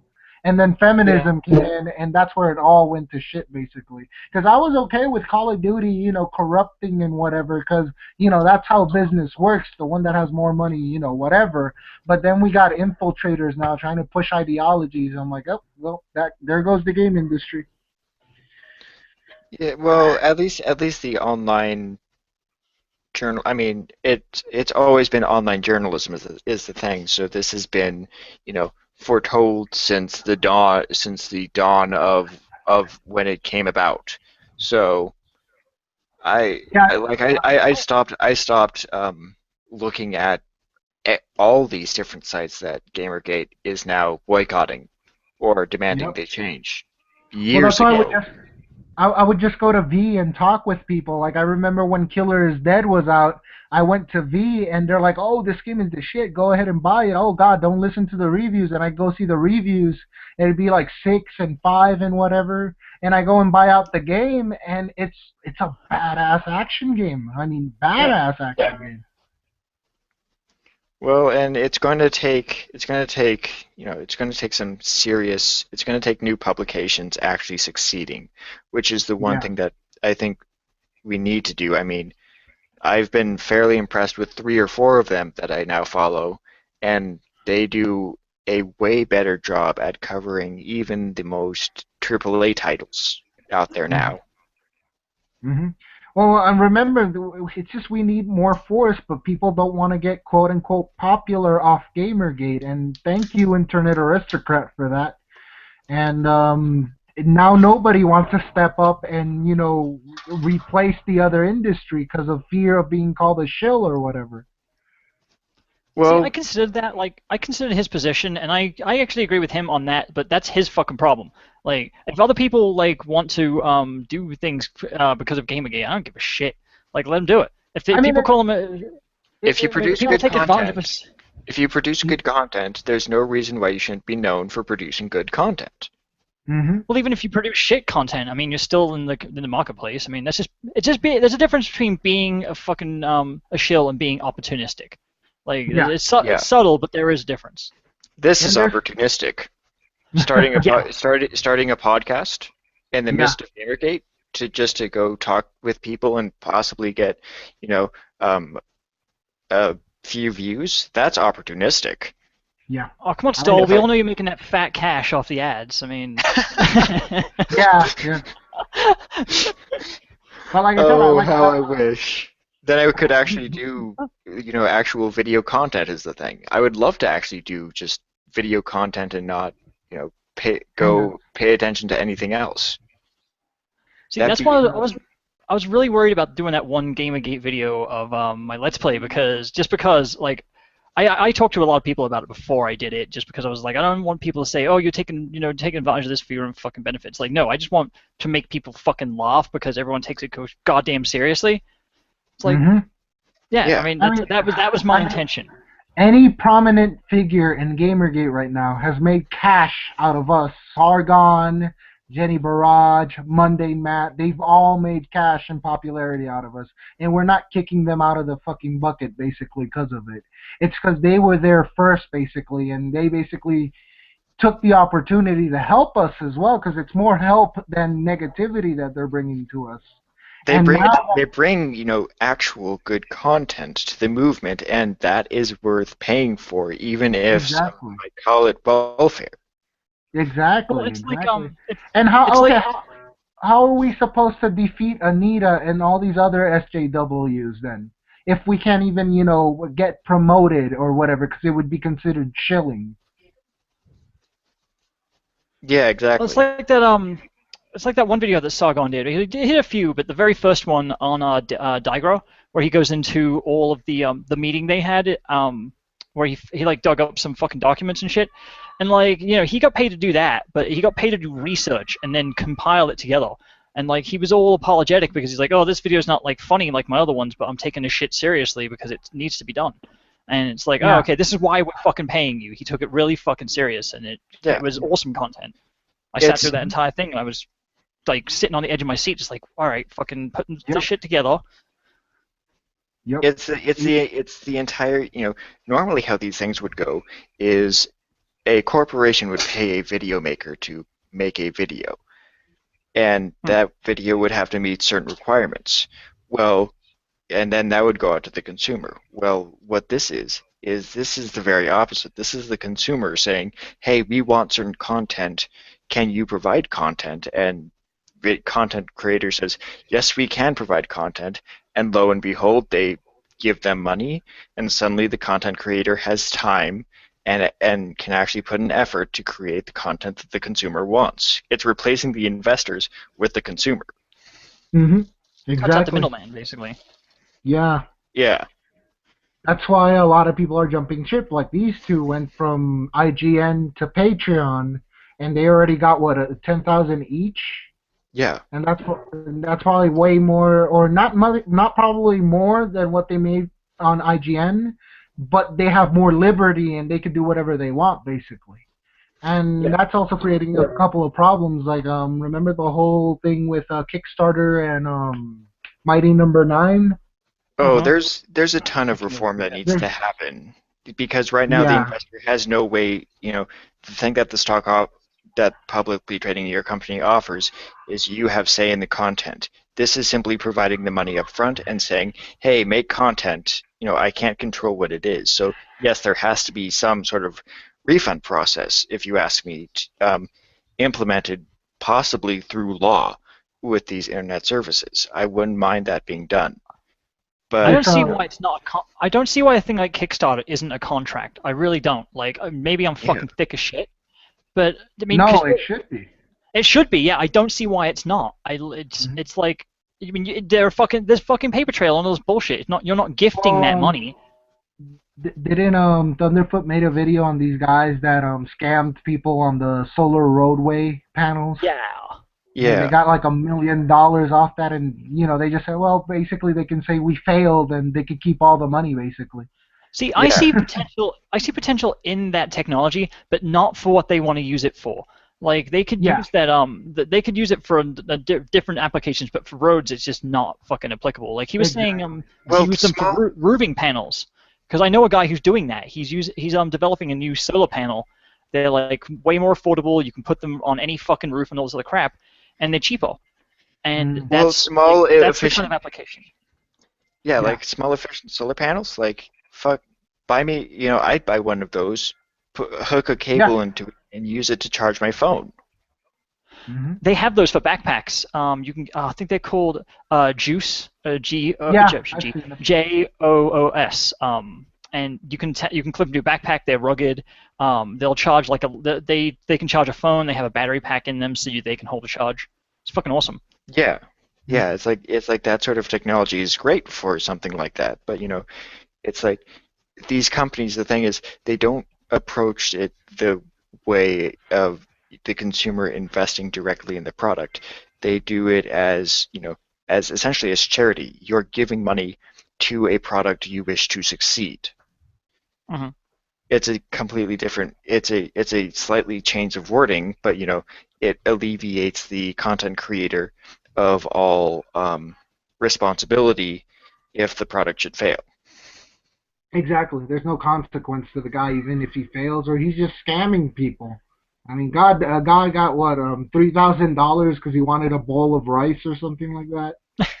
Well, and that guy's a poor victim of this all, because he wasn't expecting to get $1,000 for his fruit salad. Of course, but I doubt that somebody went like, I really need a rice bowl, man. Please fund my Kickstarter. I mean, I know he must have been trolling himself. Well, there was that one chick. She's like some affluent bitch who said she wanted to send. She basically used like feminist principles to scam Kickstarter. And what she said was that she wanted to send her girl to computer RPG camp or some bullshit. And like basically she used like she basically played a whole emotional argument like, oh, her brothers pick on her saying she's a girl, she can't make a fucking video game, so send her to RPG camp. Yeah. Basically she's like, oh, it costs like $800, and she raised a fucking ass load of money, and I mean she got off on a she got caught on a technicality. The rules were you can't fucking do it for like personal bullshit. It has to be, you have to return something back to the consumer, and that's the only reason she got fucking done in. And like it was a complete lie. I mean, she's a fucking rich motherfucker. She could have paid for that. She just wanted to scam people. Well, and the only case I know where there was an actual return was like this card game where people actually had to take the content creator to court for to like physical court, not Patreon court, mind you, but actual but actual U.S. court. What do you do? To well, he failed to deliver the product essentially. Oh, I see. And so they had to take it to court, and they, and the consumers won that one. But unfortunately, created no precedent. For the Mighty Number 9 case, they had to start calling the bank and asking for chargebacks. Sure.